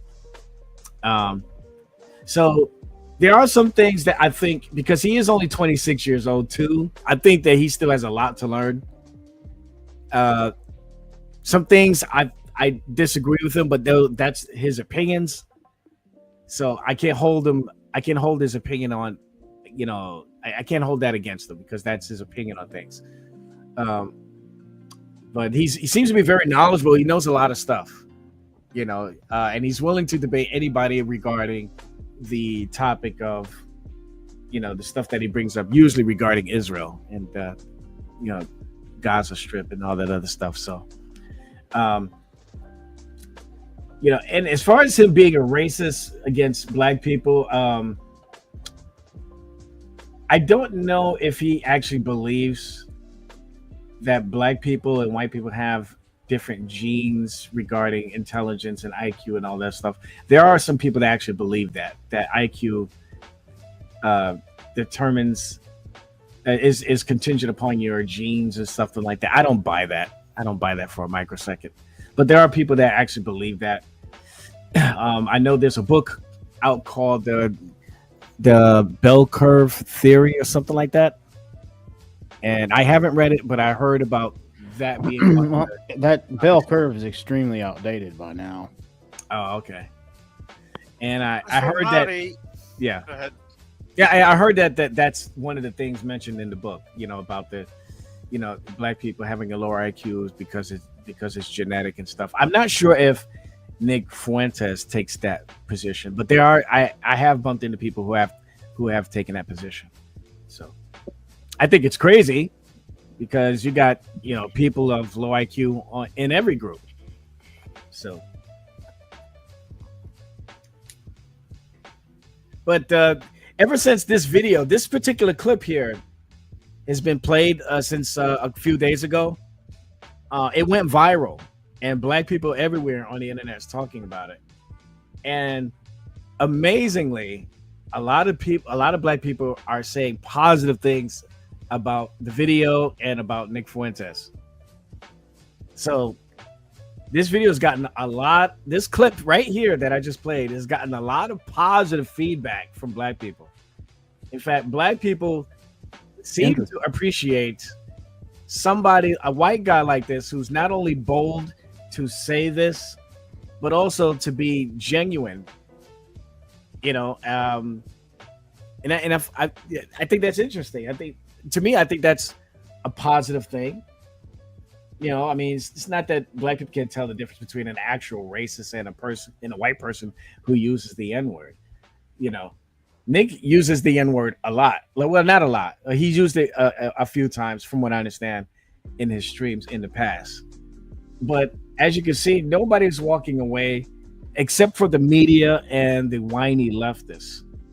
Nobody's walking away from his streams accusing him of being an actual racist or even an anti-Semite. Because the people that are actually listening to him are saying, yeah, I might have some disagreements on his stance on this thing, but what he is espousing is not to the detriment of anybody. He's actually pointing out some truths. Like, and let me play another video. Actually, that's now that I think of it, there was another video of his that I want to play where he talks about black people got a bum rap or something like that. This is honestly the most Nick Fuentes content I've watched ever. I don't watch Nick Fuentes. Yeah. Let me see. Wow, apparently there's some old videos popping up that he's said that I've never dressed up like a monk there, or is it? Yeah, I don't know what's going on with that. Templar or something. What is that? Yeah, that must have been before I subscribed to his channel. Okay, let me see if I can play this video. Fucking what? We're tired. What? We white people are tired. We're tired. Okay, hold on. Let's see if I can play it. Can you guys see that? Okay, yeah, you guys see it. Okay. I see it. All right, here we go. It's like I'm just. And by the way, I apologize for the language, so you guys know what to do. You know, hide your kids, hide your wife, hide your kids, hide your kids, hide your wife. Okay. Anyway, here we go. Oh, I lost it. Here we go. Here we go. We're done. White people are. You want to say you're tired from fucking what? We're tired. Black people say we're tired from what? You're tired of what? Tired of what? DEI? You're tired of what? Having the standards lowered for you everywhere? Tired of what? People walking around on eggshells not to offend you? Tired of what exactly? What are you tired of? What are you so tired of all the time? We're tired. We white people are tired. We're tired of hearing about it. It's 2025. This is America. Get a fucking job. Dress yourself and then put some fucking shoes on. Stop with the slides, sweatpants, put some shoes on, put some pants on, get a job, speak English properly, be respectful, be considerate, salute the fucking flag, and shut up. Amen. Gosh. I've had enough of it, but no one wants to say this. Everyone's thinking it, but no one wants to say it because everyone's afraid. Everyone's afraid because they know if you say it in real life, you're going to get shot. And they say, oh, say that to a black person. Why? Because they're going to shoot me? No, thanks. Yeah, I'm good. Same reason I don't go into the lion's den in the zoo. I'm not about to get eaten. So they say, oh, you wouldn't say that in real life. Yeah, because you can't handle it. Because you're maniacs and you admit it. And the other reason people don't want to say it because they don't want to be the bad guy because it's in poor taste. They don't want to get fired. They don't want to get name called. I don't give a shit. It needs to be said. Enough is enough already. I mean, it is a farce. It's an absolute farce. Look at what we're doing to ourselves. Look at what we're doing to ourselves. This is the United States of America. Hello? This is the United States of America. We landed on the moon. I know it's a little controversial these days. But we invented human flight, jet engines, television, the internet. I mean, do you know what a miracle it is that we have smartphones? We invented that. That's white people that did Apple. That's white people that did Microsoft. It's white people that invented nukes and rockets and jet engines and cars and electric cars, AI. And we are being held hostage by this. We're being held hostage by these people that are killing us. They hate us. If we have a problem with it, we're racist. We're playing this game. Is anybody else done with this? Is anybody else sick of it? We get these ignorant people in our face. They hate us. And they're so ignorant and so rude. And they get in our face and say, oh, you're racist. You need to not be racist. And it's like, you know what? Get the fuck out of my face. Get the fuck out of here already. Enough. Yep, that's another one. That's not the one I was thinking of, but that's I think that's part of the same stream though, but not the clip that I was thinking of. You and me both, Mac.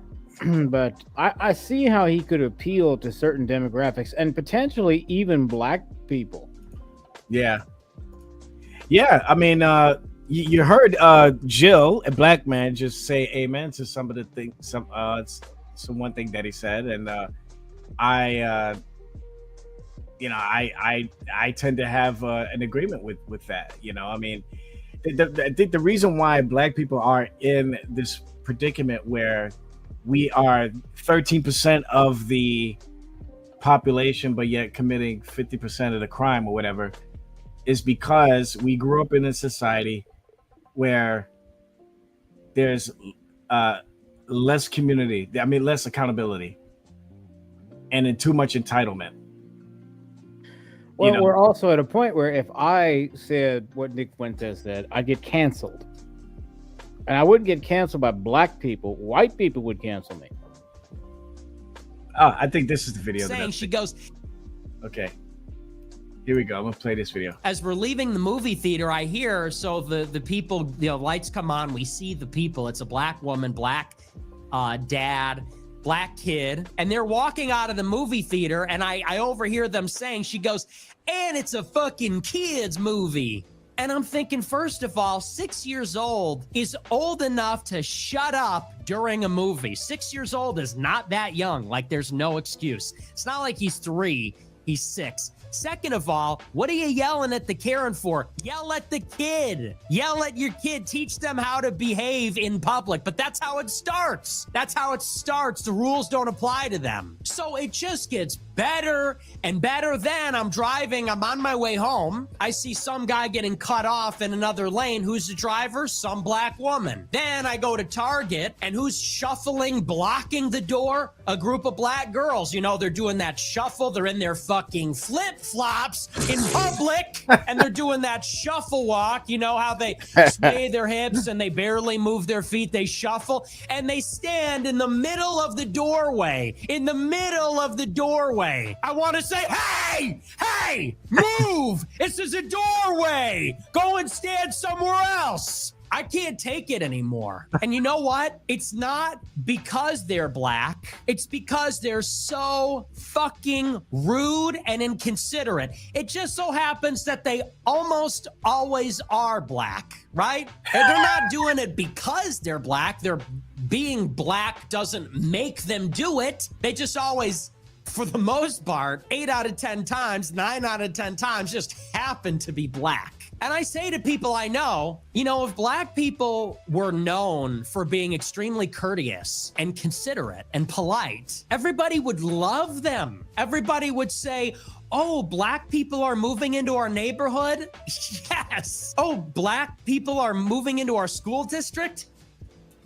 Oh yeah, this is great. But the reason everybody kind of is annoyed with them is because they're not known for being particularly groupable. It's the opposite. And I just can't take it anymore. I can't take it. I can't leave the house without my heart rate going up these days, without totally losing it. Everywhere I go, standards are declining. Service is terrible. People don't give a shit about anything anymore. Yeah, he's, you know, it's as we're leaving the movie theater, I hear the people, you know, lights come on, we see the people. It's a black woman, black dad, black kid, and they're walking out of the movie theater, and I overhear them saying, she goes, what the heck? All right, anyway. Yeah, you know, again, I, as a black man, I have to agree with much of what he's saying, you know, because I grew up in the hood, still live in the hood now. And the majority of people that cause problems in local area, you know, is usually black women.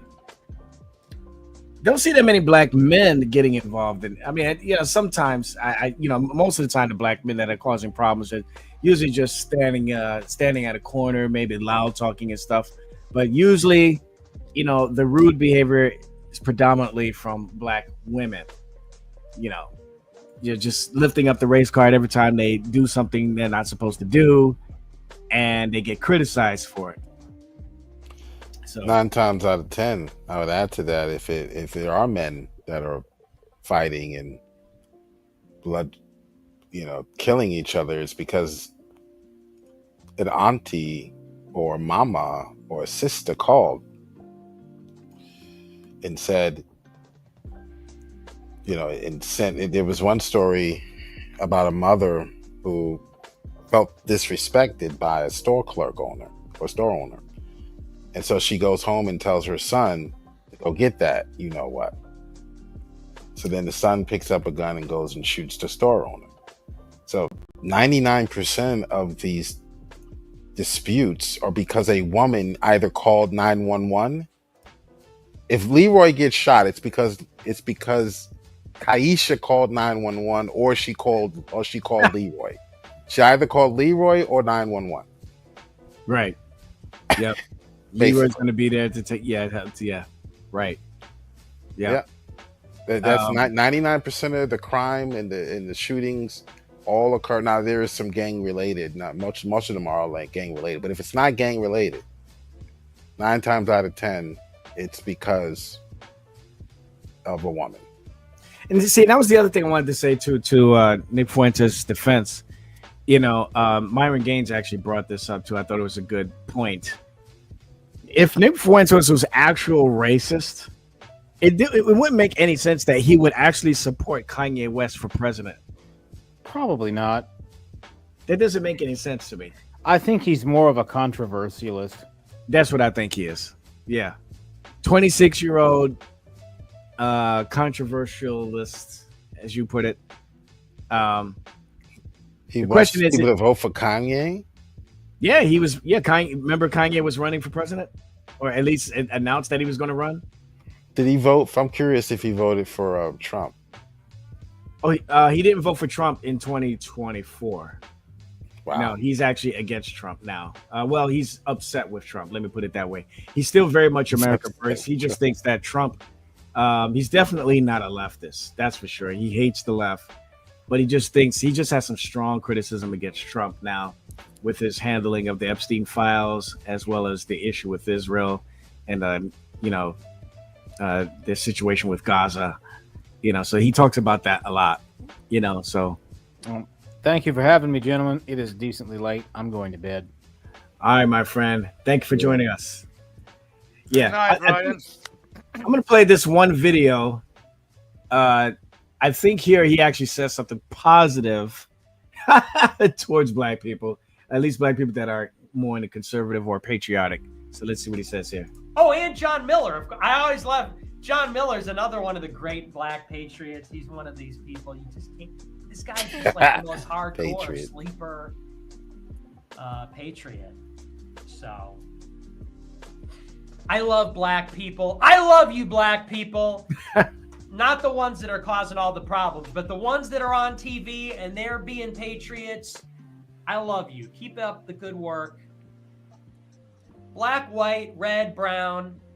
If you are a brother in Christ and you respect America, now some of you we may have to deport, but I love you. And I don't think you're goyim or anything like that. I love and respect the dignity of all people. I want all people to be lifted up.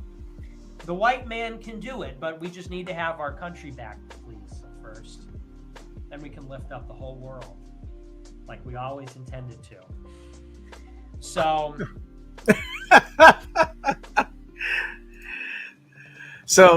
and John Miller, I always like. He's definitely an enigma.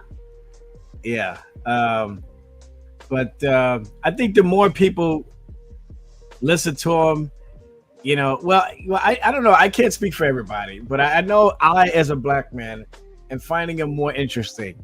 And so I've subscribed to his channel on Rumble, and I've been listening to him lately. He mostly talks about politics and stuff like that. Situation like the situation with Ukraine and Russia and Israel and Gaza and stuff like that. That's mostly what he talks about. Sometimes he'll talk about these cultural issues, though. Situations with black people and Hispanics and stuff like that. So I find those interesting as well, entertaining as well. So, but I wanted to play those videos in case people are not familiar with Nick Fuentes or the type of stuff that he talks about. I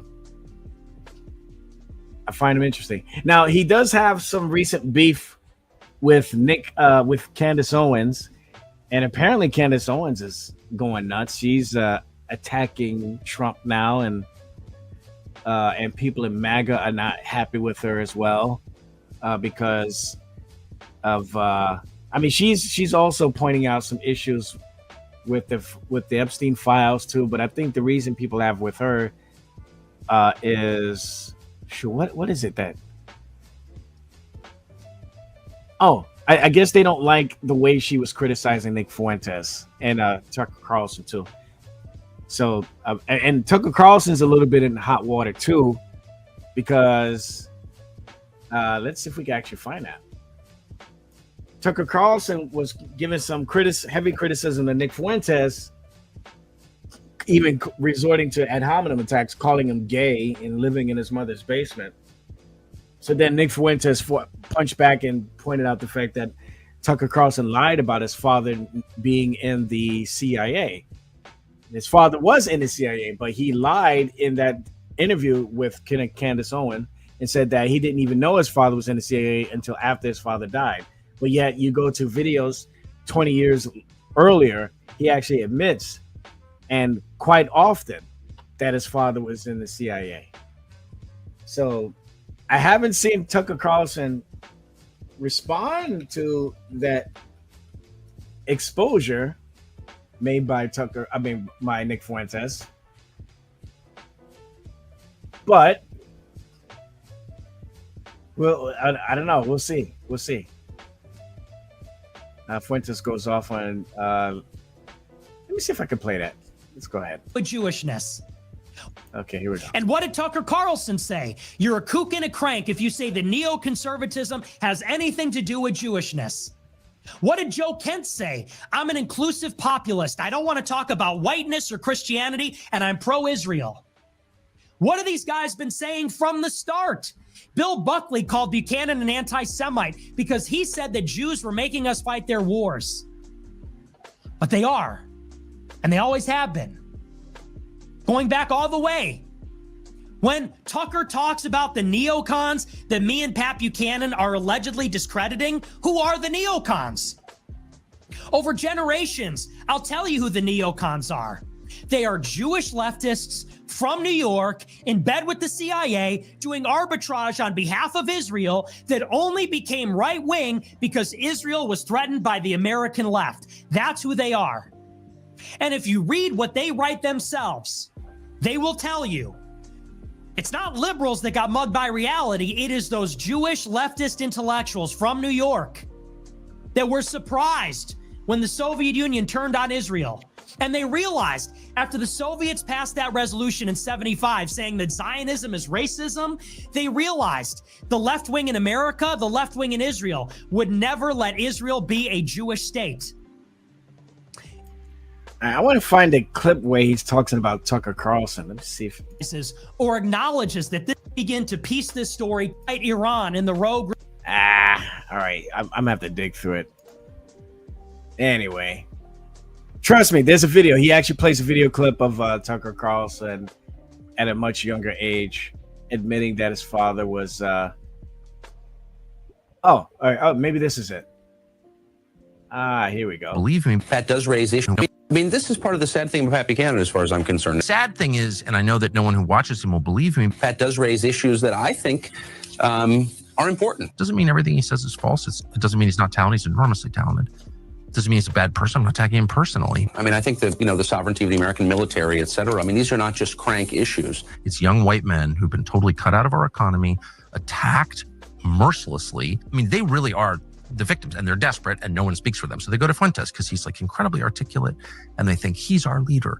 But unfortunately, Pat Buchanan raises them in a way that I think is discredited. But he is clearly part of a campaign to discredit non-crazy right voices. Pat Buchanan is part of the reason it's so hard to have that conversation, because he discredits it by his presence. That's a campaign to destroy credible voices on the right. And Fuentes is part of it. And that he believes in conspiracies, and that he believes that the Jews are this sinister, secretly organized force trying to affect American politics. And those aren't discussions I think normal people, sober people should be having. Anyway, like, who is this kid exactly? Mm-hmm. And maybe it's just an accident that the guy exclusively goes after people who are in roughly the same. And then he gets up there and he's like, making Holocaust jokes. When attacked, he can always fall back on the line, well, the tiny cabal that controls American politics doesn't like me because I speak truth to power. This is actually, incidentally, almost verbatim what he said the other day, that I offend the plutocracy, that I'm a wanted man by the inside the Beltway people, and in every sense cast himself as a victim who is sort of a Karen Silkwood of politics, someone who's so truthful that he's being hunted down by the conspiracy that runs Washington. I mean, it's all a bit much. That wasn't the clip. I was looking for the clip where you actually have side by side Tucker Carlson denying that his father was in CIA. So Actually, let me do this. CIA, maybe get something more of a narrower search here. Is this it? Tucker Carlson's. Okay, let me see. Father. Let's see if I can point that out. Tucker Carlson's father was a key figure in the CIA, the same CIA that established the program.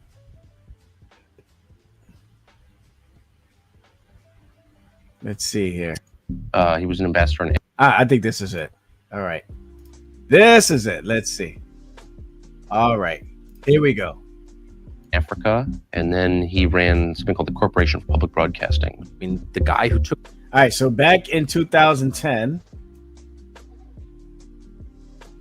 And he's attacking my dad as a CIA, his dad's in the CIA or whatever. And I'm like, well, that's no, untrue.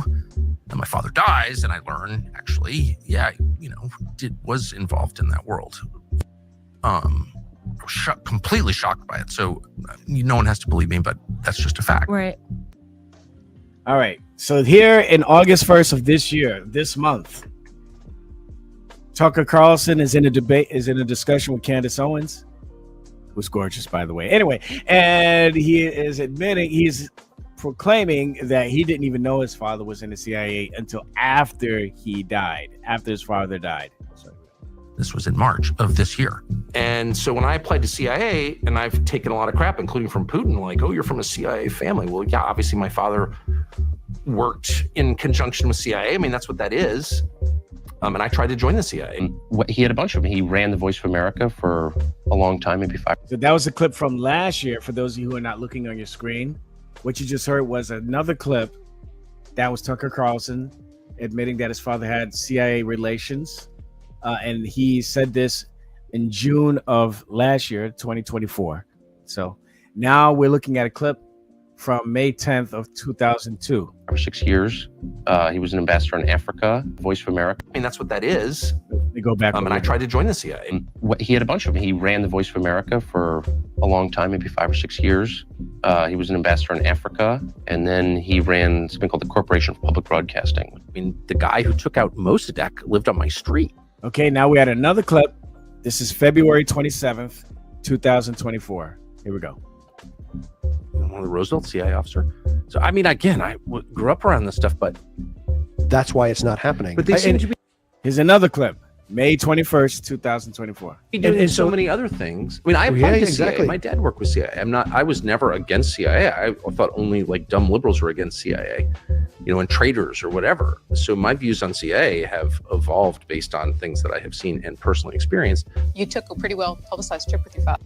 All right, here's another clip. December 7th, 2001. Was it about a year and a half ago? How long has it been? Since we were in Pakistan, down in Nicaragua for the summer, and year and a half ago. I've seen and personally experienced. You took a pretty well publicized trip with your father. Was it about a year and a half ago? How long has it been?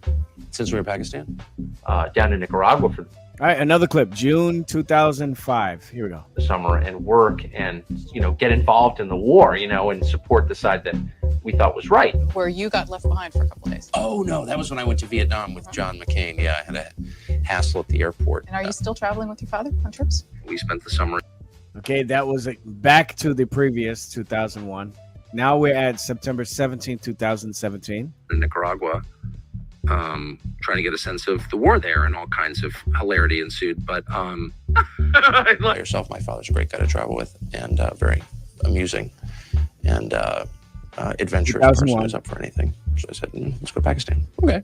And we have the internet to expose the lies. If this isn't 20 years ago when you were on CNN, and we couldn't expose things, we can expose it now, and they still do it.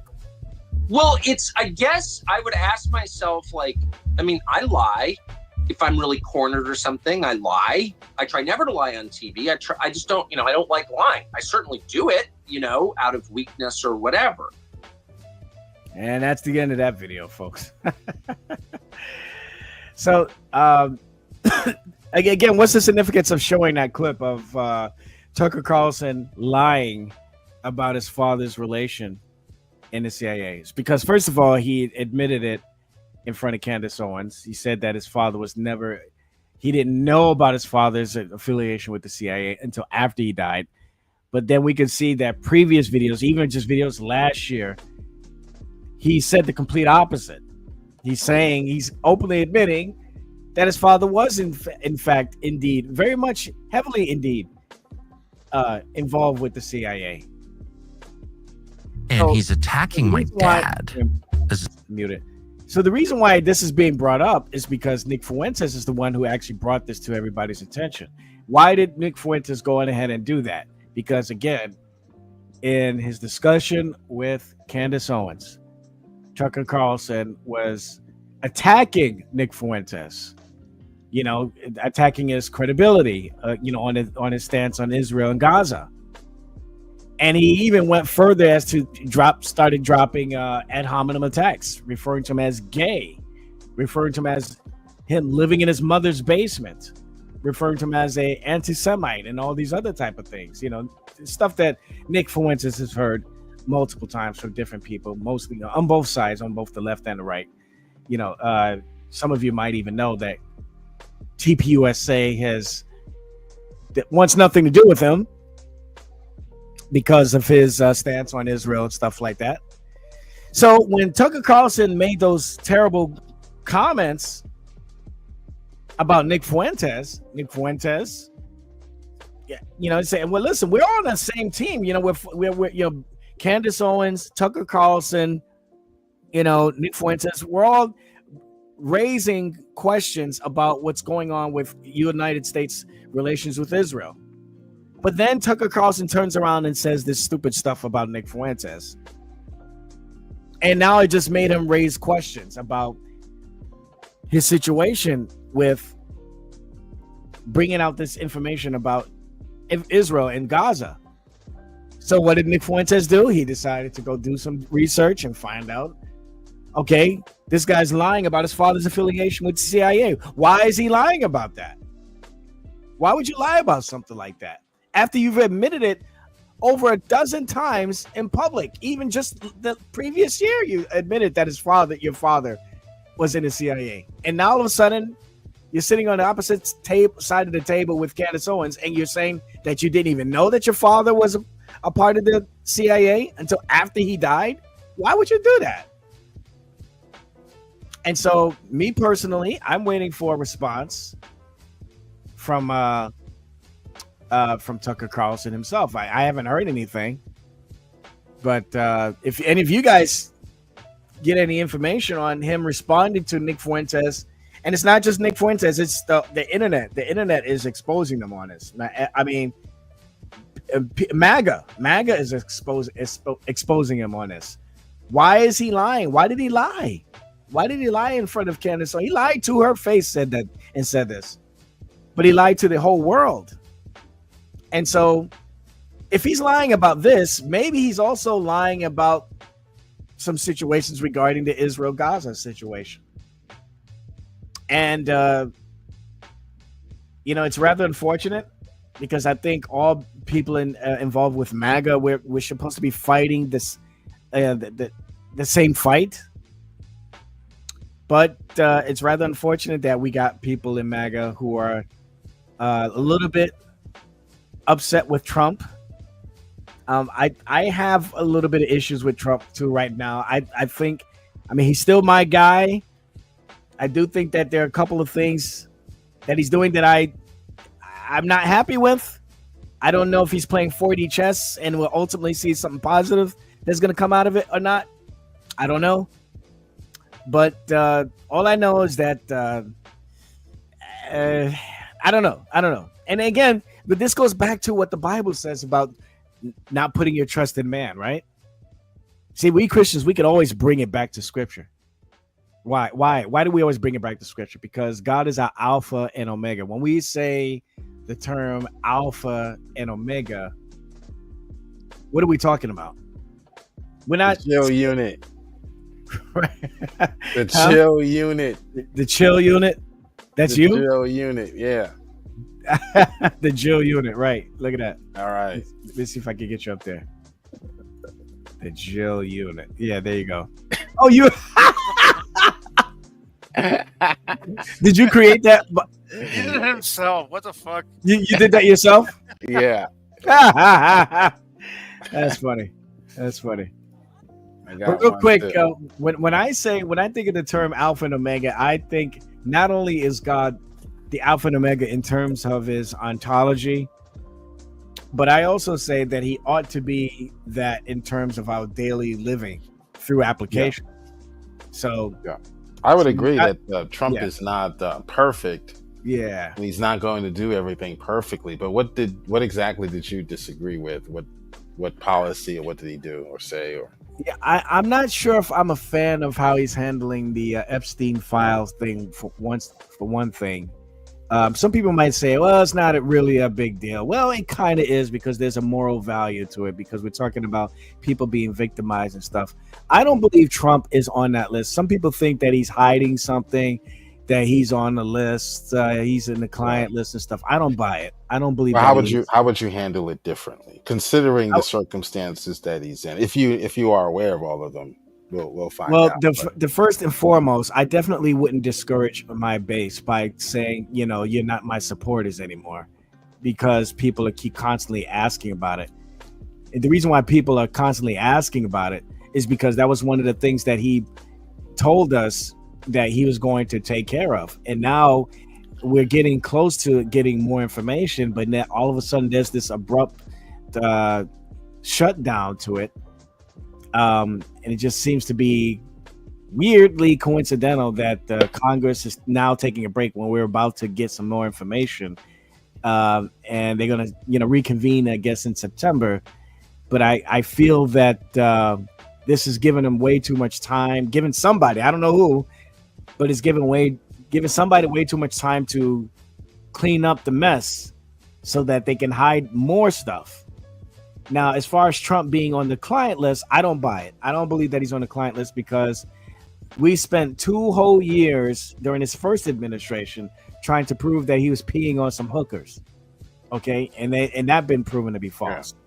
Okay, yeah, I think much of Trump's reserve, and he should be cautious because remember they had 8 years of Obama and 4 years of Biden, into which they can hide evidence and doctor whatever evidence that was had when it comes to Epstein has already been manipulated to a point where bringing out that information now would do more harm than good. Yeah, it would probably vindicate the evil guys, right? In some way, shape, or form, and embarrass the rest of us. And cause someone who was actually innocent, which is what the left loves to do, is to accuse those people who they can't stand or who they want to get rid of crimes when they're the ones that are actually doing it. So at this point, I agree with Trump. Even the Epstein video was doctored. There's a minute and a half missing. Yeah. Oh yeah. There's a minute and a half. Now, is that Trump's fault? Did Trump do that? Change that also? So I mean, I don't think anybody's blaming him for that. Right. So I mean, at this point, I think he's right. There are things that more important things to worry about. Right. And all the information that he did put out there is more than any other president. So see, now that was the other thing, the massive nothing burger that was put out by Pam Bondi saying, tomorrow I got a whole bunch of stuff on my desk, and tomorrow I'm going to release the files. But then when it came out, those YouTubers got embarrassed because of those binders that they got, and inside those binders was stuff that people was already had access to for a whole decade prior. That's all that's left of the Epstein files. Right. But she made it sound like it was something that nobody has ever seen before. And a lot of people in the base were disappointed with that too. And you know what? The thing is that whoever this information is coming from, it's certainly not the White House. So they're being promised something by someone. Right. See, and they're promising us what they are being promised by someone else.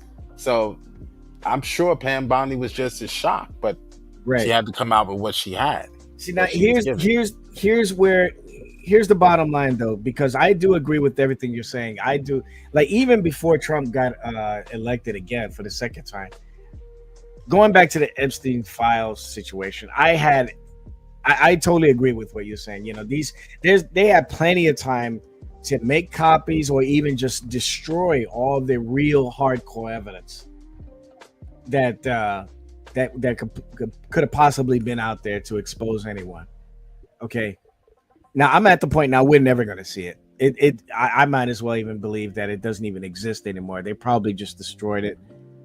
I don't even see why they would even keep a copy of that, because it's just so many. It would just expose so many people. We all know the whatever is left. It's not going to implicate the people who we really want. Exactly. In fact, I'm hearing rumors that the people that were even in the client list weren't even a bunch of nobodies. They're all rich people, but they're a bunch of nobodies. Nobody, that we really know. Nobody, no celebrities or anything like that. These are people who are in the shadows. Right. So you're never going to learn who they are. Right. They'll mention some name and they'll release some celebrities. They'll release and ruin their careers. Right. You know, because that will get the headlines. That'll satisfy, some people, and they'll say, "Oh, we got him. We knew he was this. We knew he was that." They'll bring out the Cosbys. They'll hang them to dry. But the real Epstein people client list will never ever be released. So and then the other issue that a lot of the MAGA base have with him as of late now is his handling of Israel. The biggest complaint that I'm hearing a lot is, the United States giving billions of dollars to Israel every year, and it seems like we're not getting anything really out of this relationship that we have with Israel. Seems like we're doing a lot of their dirty work and they're benefiting from it. And then other people are saying, why are we giving these people money and stuff like that? People are going to jail or being ostracized or banned or something like that when they bring any type of criticism towards Israel. This is America, but yet we got people suffering penalties that you would see in another, that would be like in Germany or something like that. In Germany, you can't criticize the Holocaust, otherwise you can go to jail. It seems to be getting close to that here in America now, with some of the policies that have been put out because of the rise of so-called anti-Semitism, and now Congress wants to put out anti-Semitism laws. But see, the problem with that is the Zionists, or whoever you want to call them, have this ability to mutate or transform the definition of Zionism. Or I mean, not Zionism, but what do you call it? Anti-Semitism. And if you want to see evidence of that, there's a discussion between Candace Owens and Rabbi Barkley, where she asked him, what is the definition of anti-Semitism? And he doesn't give her a straight answer. He basically tells her that anti-Semitism, the definition of it, could change. So now, wait a minute. If the definition of anti-Semitism can change like that, if it can mutate, those were his exact words, by the way. He said it mutates. If it mutates, if it changes, that means that a non-Jew, or anybody for that matter, who holds any valid criticism towards a Jewish person or even towards the state of Israel that's valid, they can get in trouble or be accused of anti-Semitism. Why? Because somebody in the Jewish community might not like that, even though the criticism or the objection might be valid and righteous and just, but yet because it's coming from a goyim, therefore the Jew or the person from the state of Israel could just arbitrarily lift up the race card and say that's anti-Semitism.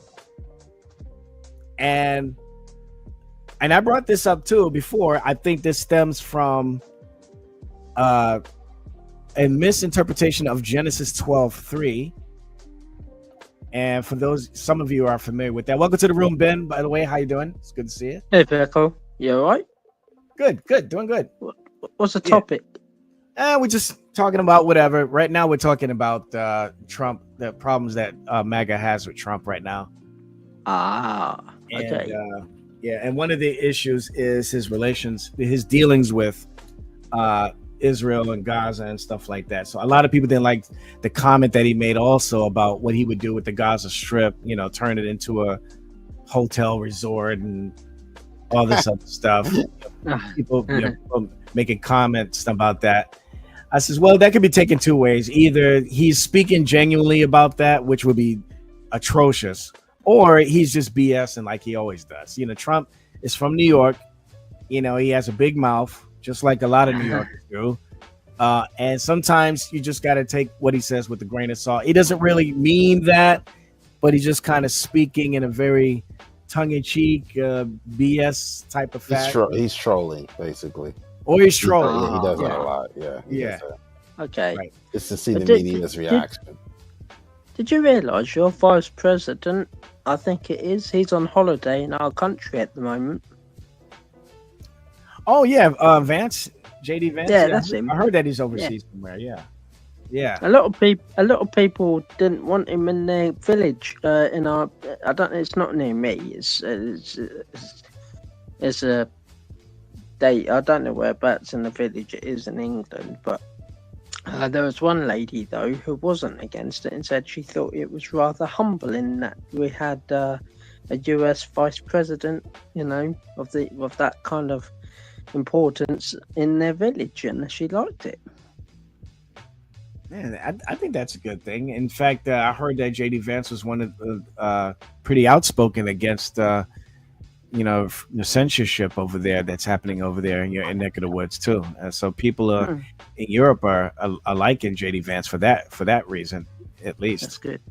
So that's a good thing in my book. But here, Genesis, going back to the Bible, Genesis 12:3 is one of those verses that I think a lot of pro-Israel Christians in particular misinterpret, and they use this as a means to you can't say anything critical against Jews or Israel. But for those of you who are not looking on the screen and you're not familiar with the verse, I'll read it out loud. It's Genesis 12:3, and it says, God says this to Abraham, to Abram at the time before he changed his name. He says, and I will bless them that bless thee, and curse him that curseth thee. And in thee shall all families of the earth be blessed. So it's unfortunate that there are people in the church who are very friendly to Israel. They'll look at this verse and say, see, if you bring any type of unnecessary criticism towards a Jew or towards Israel, then you're being anti-Semitic. And therefore, you're going to have a curse put on you because this verse says that. But that's not what that verse is saying. Okay, the verse is not saying that you cannot bring any type of criticism towards Jewish people or towards anybody from Israel because they are of Israel. The thee there, I say, and I would, if anybody has any objections, feel free to step in and say something. But here's my opinion on it. Here's my view. The thee there that we see in the verse there is God referring to Abraham. It only applies to the descendants of Abraham, not to just the Jews or the Hebrews. So in other words, if you see here at the end of verse 3, he makes it very clear that when God said, in thee shall all families of the earth be blessed, he's obviously not talking only about Jews or Israel or Hebrews. Okay, this means that all of those that come after Abraham that have been placed under the Abrahamic covenant and have placed their allegiance to God in spirit and in truth are the ones in whom God will protect. Paul not only reiterates this fact in Galatians chapter 3, I think it's in verse 8, but definitely verse 28, where he talks about, he gives emphasis that anyone that is in Christ is of Abraham's seed, spiritually, of course. So this includes all people. He goes through the list. He talks about there's neither bond nor free, male, female, Jew or Greek. You're all one in Christ Jesus. If you are in Christ, then you are Abraham's seed. So going back to Genesis 12:3, When we're bringing criticism to a person who is of Jewish descent or an allegiance to the Jewish religion, if they do something wrong and we point it out, as we ought to do, that's not being anti-Semitic. And we should not be looking to the heavens and expecting to be hit by a lightning bolt because we did that. That's not what Genesis 12:3 is talking about. In fact, I would say that the thee there is talking about us, believers. I will bless them that bless thee. Bless the people, the non-believers, maybe in some temporal fashion, that bless Christians, you know, maybe with some financial blessing or something, or maybe a blessing with a building, or a blessing with protection from the bad guys or something. I don't know. You fill in the blank. But I believe that God in some way, shape, or form will, I think this pertains to that. We are of Abraham's seed. We are of God. We who have placed our faith and trust in Jesus Christ as our Lord and Savior are, according to Galatians 3:28, of Abraham's seed because of our allegiance to God through his son Jesus Christ. So I think we'll be the ones that'll be blessed. I mean, we'll be the ones that are bestowing. God will be blessing those that bless Christians, bless believers in Christ, bless believers who have an allegiance with God, and God also will curse those who bring persecution and trouble towards the believers. I believe that as well, but I don't believe that this verse is only talking about Jews. You know, so I'll give you a quick story. I've shared this a few times in the past. This one time I was in this charismatic church that I used to go to. They were really, really big time in supporting Israel, all this stuff. They didn't even care if the Jewish people outright denied Jesus Christ. They would still give praise to Israel in front of these people. They wouldn't talk about Yeshua. They wouldn't talk about the Ruach HaKodesh.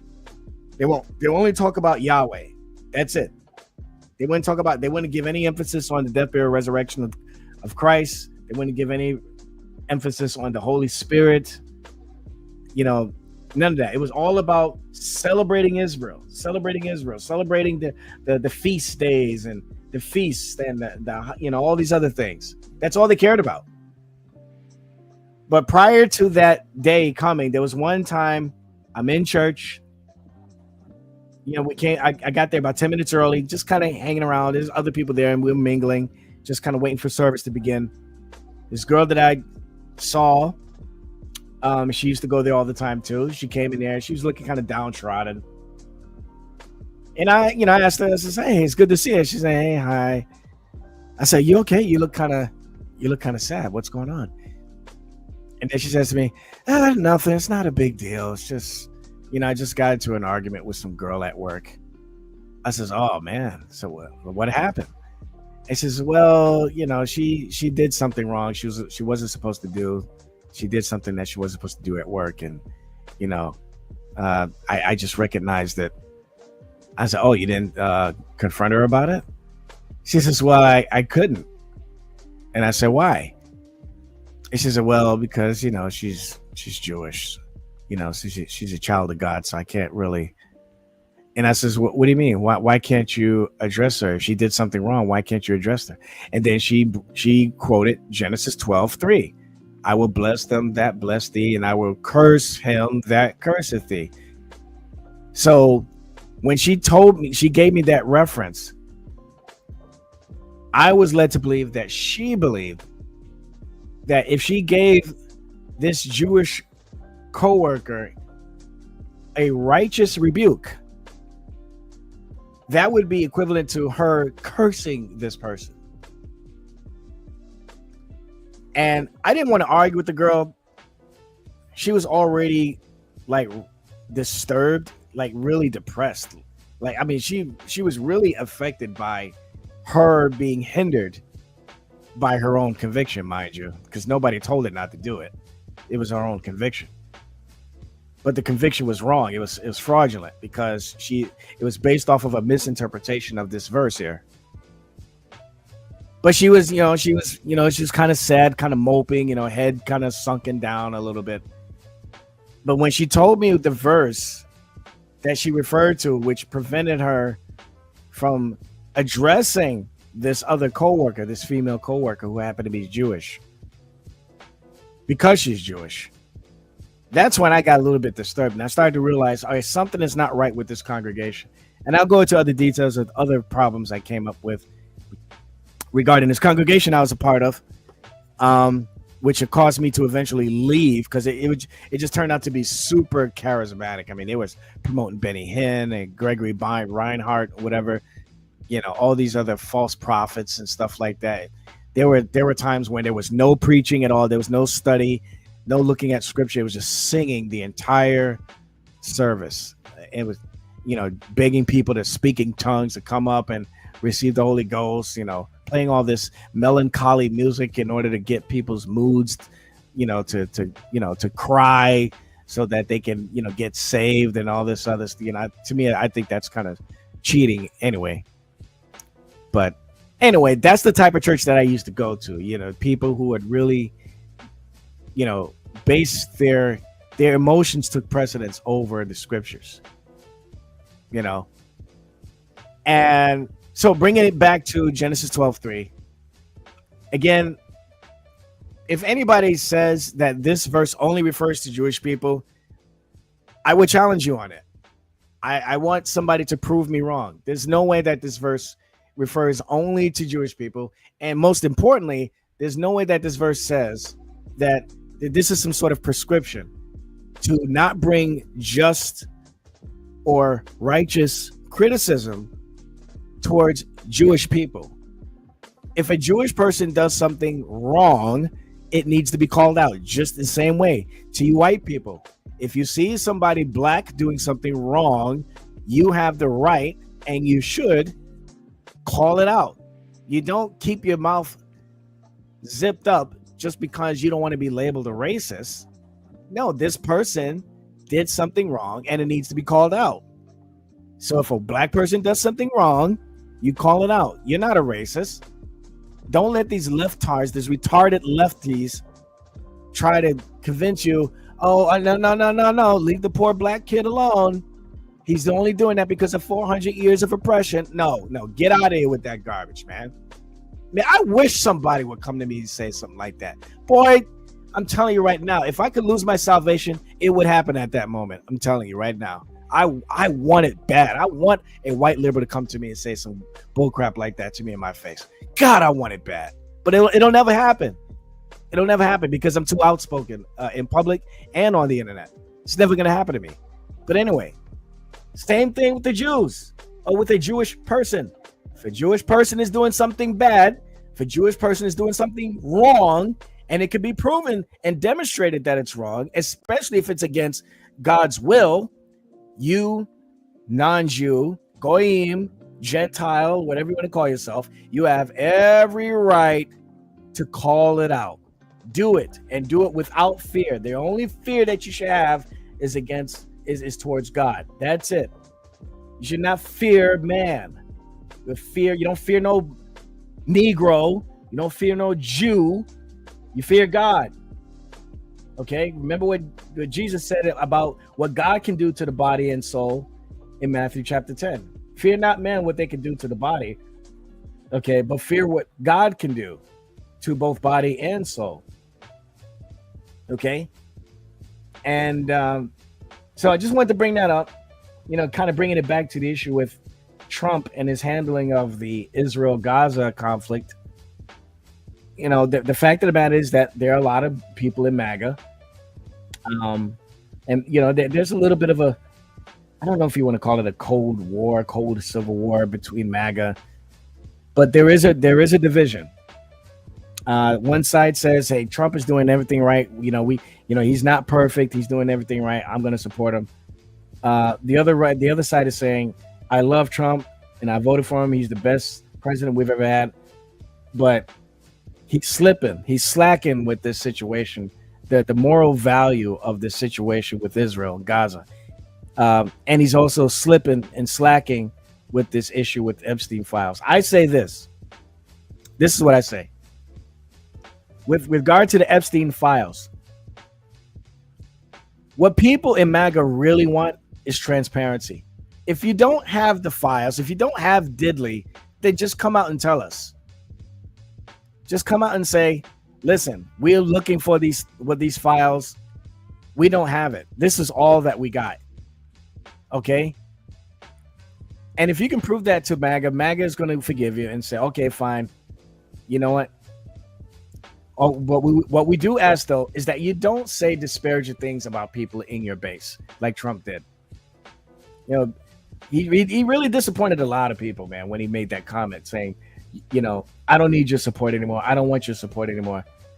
I mean, that was really, really, I don't know if he's playing 4D chess or not. Some people say, oh yeah, he's a genius. He's doing this on a purpose. It's all going to come to in full circle. You just got to be patient and wait for it to happen. I got a guy at work who says this to me all the time. And that says, okay, you know what? I'm going to give you the benefit of the doubt because I'm not involved in politics like that much. But doggone it, he's also got to understand that the average Joe that did vote for him, okay, we don't share the same high IQ as he does and many others in politics do. So we're taking things on surface level for the most part. We want transparency, okay?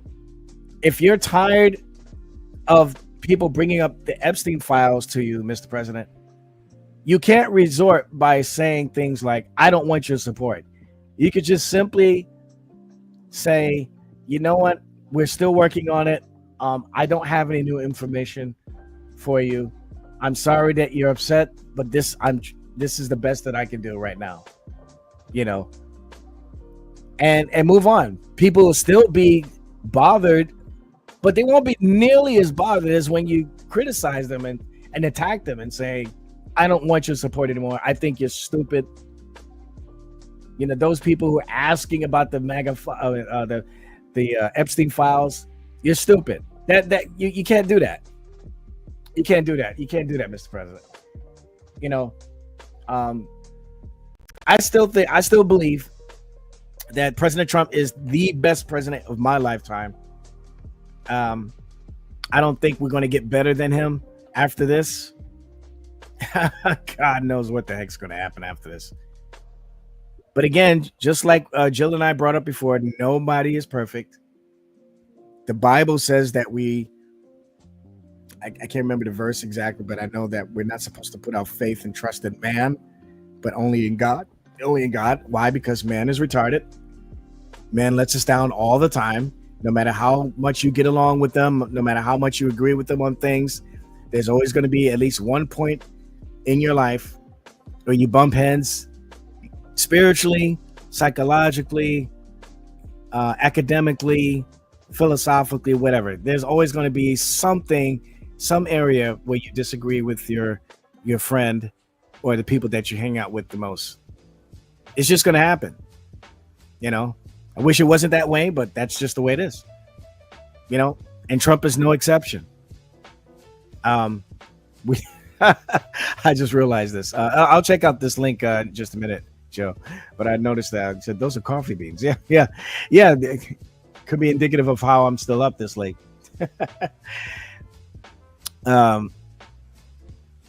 But anyway, that's all I wanted to say. Regarding this issue, me personally. Now, how do I feel personally? How does Veckel feel about this situation with Israel, the U.S. relations with Israel?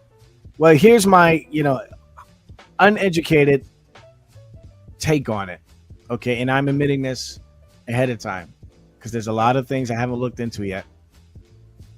I don't like that we're giving Israel money. I'm an America first patriot.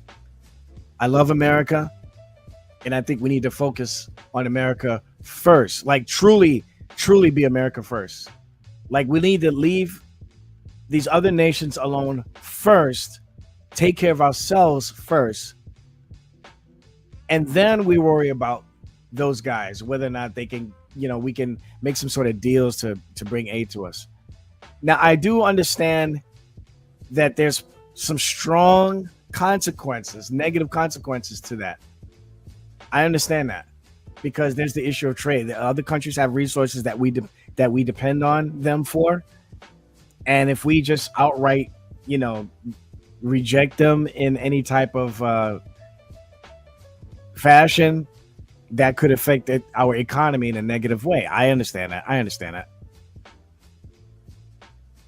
And maybe somebody can educate me on this in a better fashion.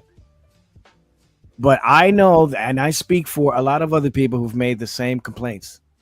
It does not feel right that we're giving billions of dollars to Israel for them to do this thing with Gaza and the Palestinians, when we have so much that we need right here in America. Okay. And also don't like what seems to be sneaking in here. Some of these policies, these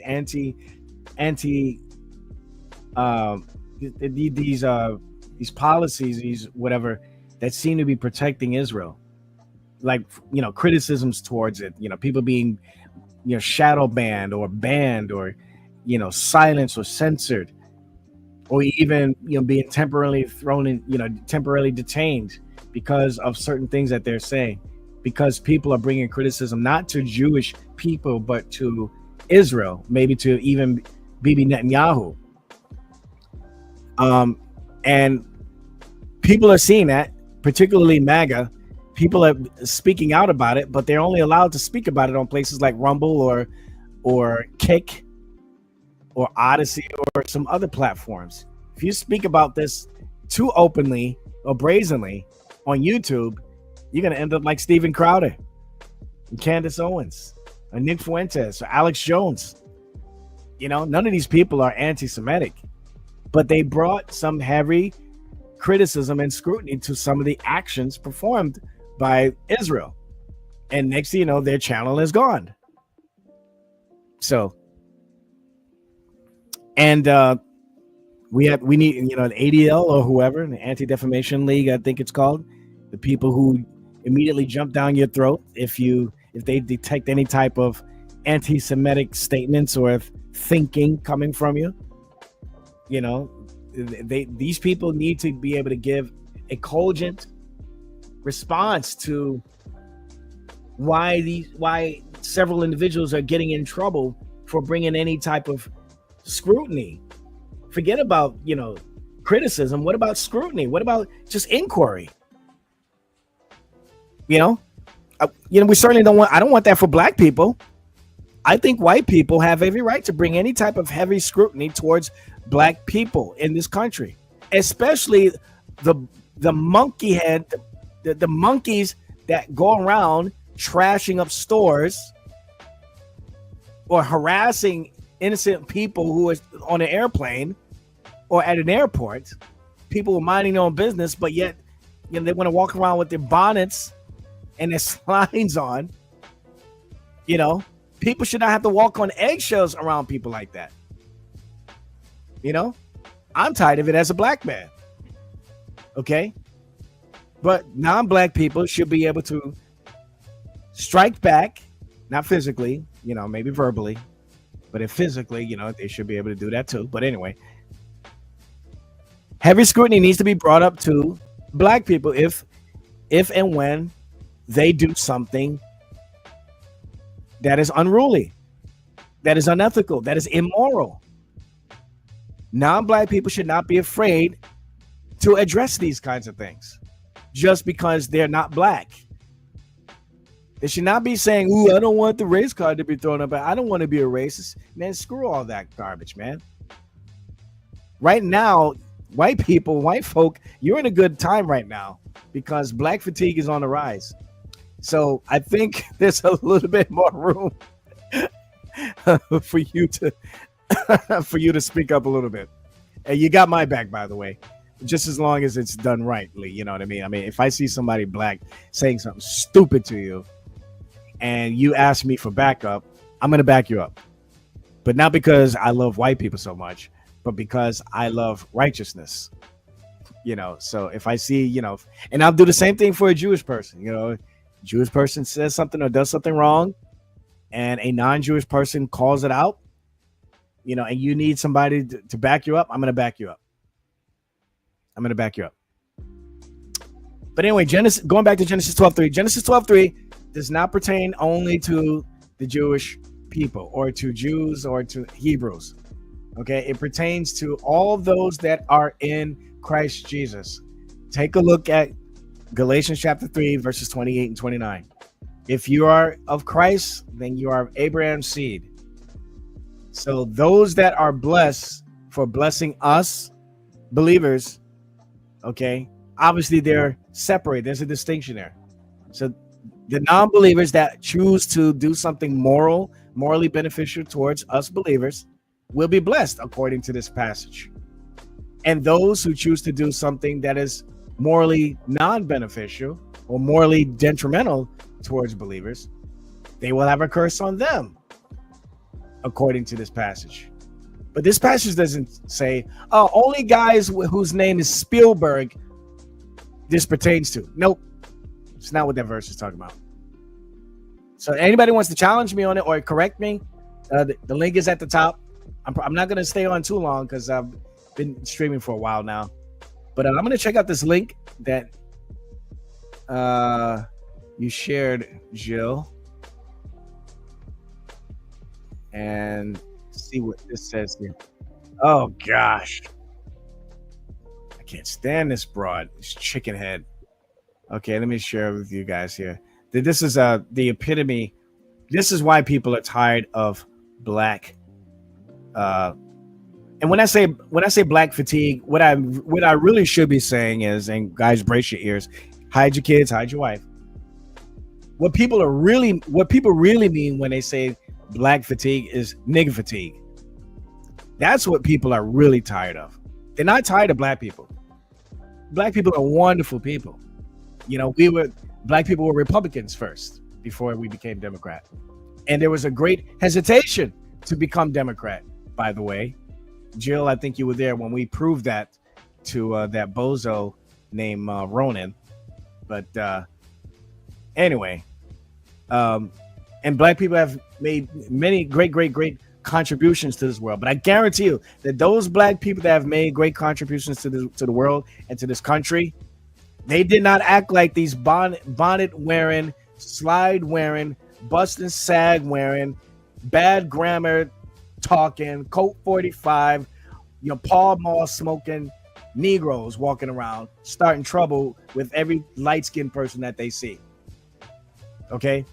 I disassociate myself from those individuals. I don't want, if that's what being black means, then I don't want it. I gladly, and I self-revoke my black card. I revoke it myself. I'll beat you to the punch. Don't want it. Want nothing to do with it. But anyway, let's get into this video here. Let's see. Let me screen share. Jasmine Crockett. Gosh, this woman is like ghetto as hell. Anyway, here we go, folks. You guys know what to do. Hook up a brother. Let me know if y'all can't hear nothing. And away we go. I used to stay at my granny's house. She was one of my favorite people in the entire world. Jasmine, the people of Dallas deserve better than a fake ghetto hood rat. Do they know you're a rich kid from Missouri? Do they know you're a spoiled rich kid from Missouri? Jasmine Crockett is now being called out to her face live at her Texas rallies for being a spoiled rich. She should have said that part first, because the moment she said ghetto hood rat, she knows, that was done right there. Nobody's going to listen after that. Rich kid from Missouri is the greatest timeline that happened after our expose of Jasmine Crockett dropped this week, proving exactly who she is and that she is a total and complete fraud. That was the great Sarah Gonzalez of The Blaze going and telling the audience and Jasmine Crockett that you're a fraud. You're an elitist. You come from some of the nicest parts of out of state. You're a total carpetbagger, elitist, pretentious, spoiled brat kid who's playing a hood rat. Jasmine Crockett's entire story is a lie. Check out the link here and find out for yourself. I used to stay at my granny's Listen to that one more time. She was one of my favorite people in the entire world. Jasmine, the people of Dallas deserve better than a fake ghetto hood rat. Oh, you can't call a girl a ghetto hood rat. That's racist. Yeah. Anyway, I feel like the black version of Nick Fuentes right now. Anyway, I'm probably gonna end it here. I've been going on 4.5 hours. Nobody else is coming in, but I am happy that some of you stuck around to listen to what I had to say. I'm not above reproach, so if anybody has any criticism to anything that I said regarding Trump's handling of Israel and Gaza, and also the situation with the Epstein files, but probably most importantly, why MAGA is upset with Trump. I'm open to any type of education on the topic. Like I said, I haven't thoroughly researched all the situation, but I don't know. I think I could hold a decent conversation about the topic, but I haven't been convinced otherwise so far, based off of what I've said. All that I've said, I haven't been convinced otherwise. So if and even regarding Genesis 12, if anybody has a better interpretation of Genesis 12:3 or an actual correct interpretation of Genesis 12:3, other than what I presented, feel free to leave a comment. But with that, I'm just going to leave it that. I just wanted to do a stream. I've been wanting to do a stream for a while, and I just didn't have the time or the desire to do it because I didn't have any material prepared like this stream. So, but yeah, I did it anyway. So anyway, Jill, I'm gonna wrap it up. Yeah. So, well, I was listening, but I had to step away for a minute. Okay.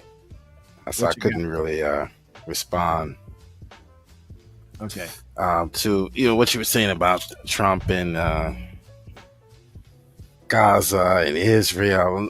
Let me just say this: our friendship with Israel, people may only be listening to the very small right-wing extremists in America, the Zionists, when it comes to this issue. But even besides the misappropriation of the passage you cited there in regarding Israel and the treatment of Israel, I would defend Israel for several other reasons, for geopolitical purposes, if I were the president of the United States as a Christian. So it has nothing to do with what the Bible, what some people believe the Bible says. Right. But just for the fact that for politics, I would support Israel because they are in that region. They're an ally, the only ally that we can possibly have, perhaps, in that region, besides the Saudis. So I would support them for that reason alone. And when it comes to Israel, Trump is trying to keep that tradition. I know America first, but he's trying to keep that tradition, I guess, and at the same time trying to, isolate America or do the America first. He's trying to keep the Israel is our friend tradition, I think, is one of your criticisms. Instead of just concentrating on America first. Yeah, I think that's the biggest criticism that the MAGA has, at least the group in MAGA that has a problem with the way Trump's handling things, is that it feels like a portrayal of America first. So people want to, the average citizen, even the people who don't support MAGA, they don't really pay attention to a lot of this stuff. They don't know about Ukraine. They don't know how to spell Ukraine. They don't even know where Ukraine is on the map. They think Putin is a food. They think Putin is a food, is French fries and gravy. Putin. Yeah, not poutine, but Putin. Yeah, Putin, right. That's because he do your Nancy Pelosi. You're Nancy Pelosi. Yeah. That's probably your best impersonation. We don't care about Putin. We only care about getting that Trump out of office. I mean, Maxine Waters. Maxine. Yeah.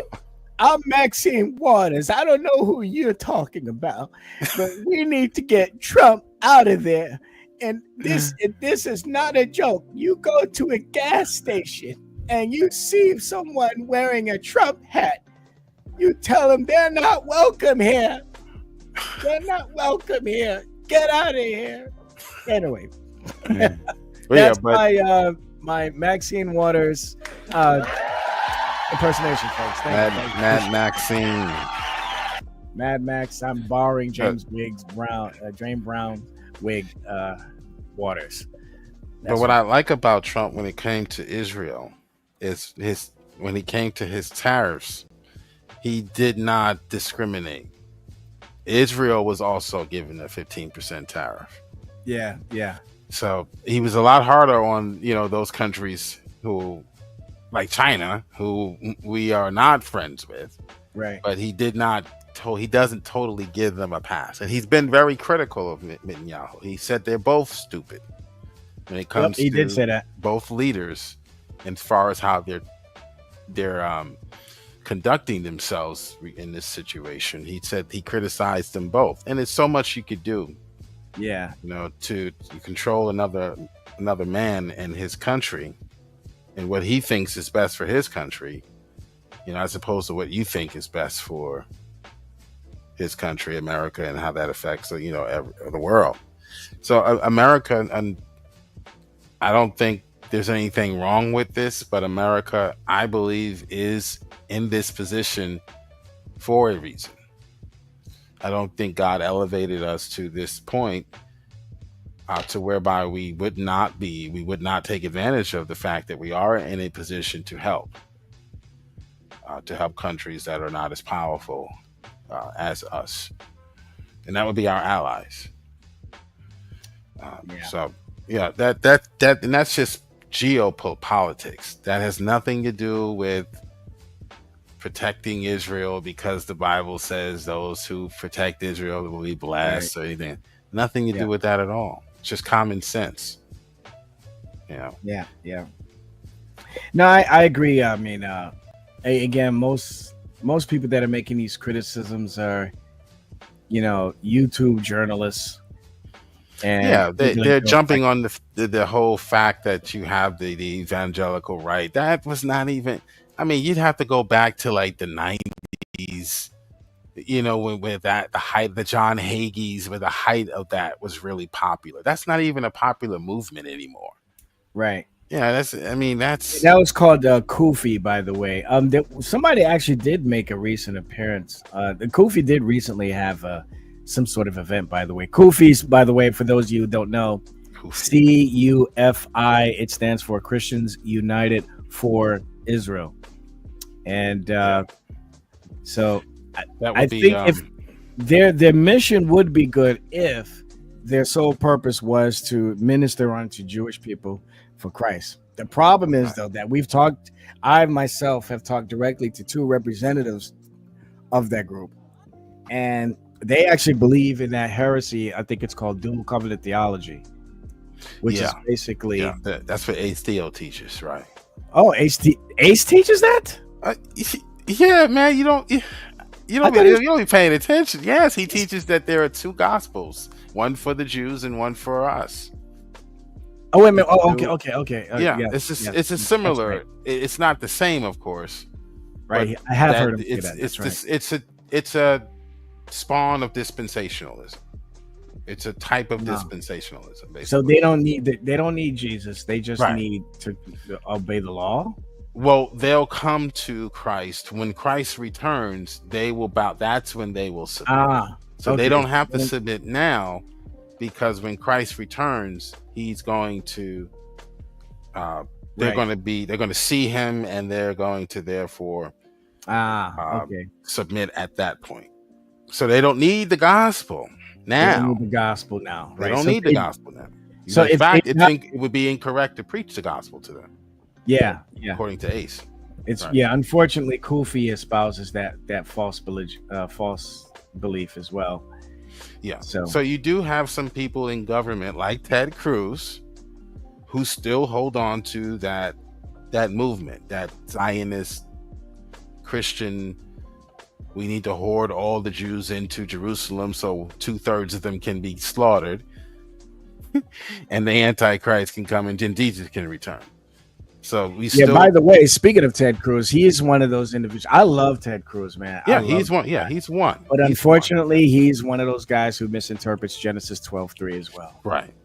Yeah, You know. still have a remnant of that, but it's not as large as they were and as powerful as they were as a lobby group back in the real old evangelical days back then, where you might have 7 or 8 or 9 or 10 in Congress who actually believed that, who were actually writing policies regarding that, and that still exists to this day in laws as far as our relationship with Israel is concerned.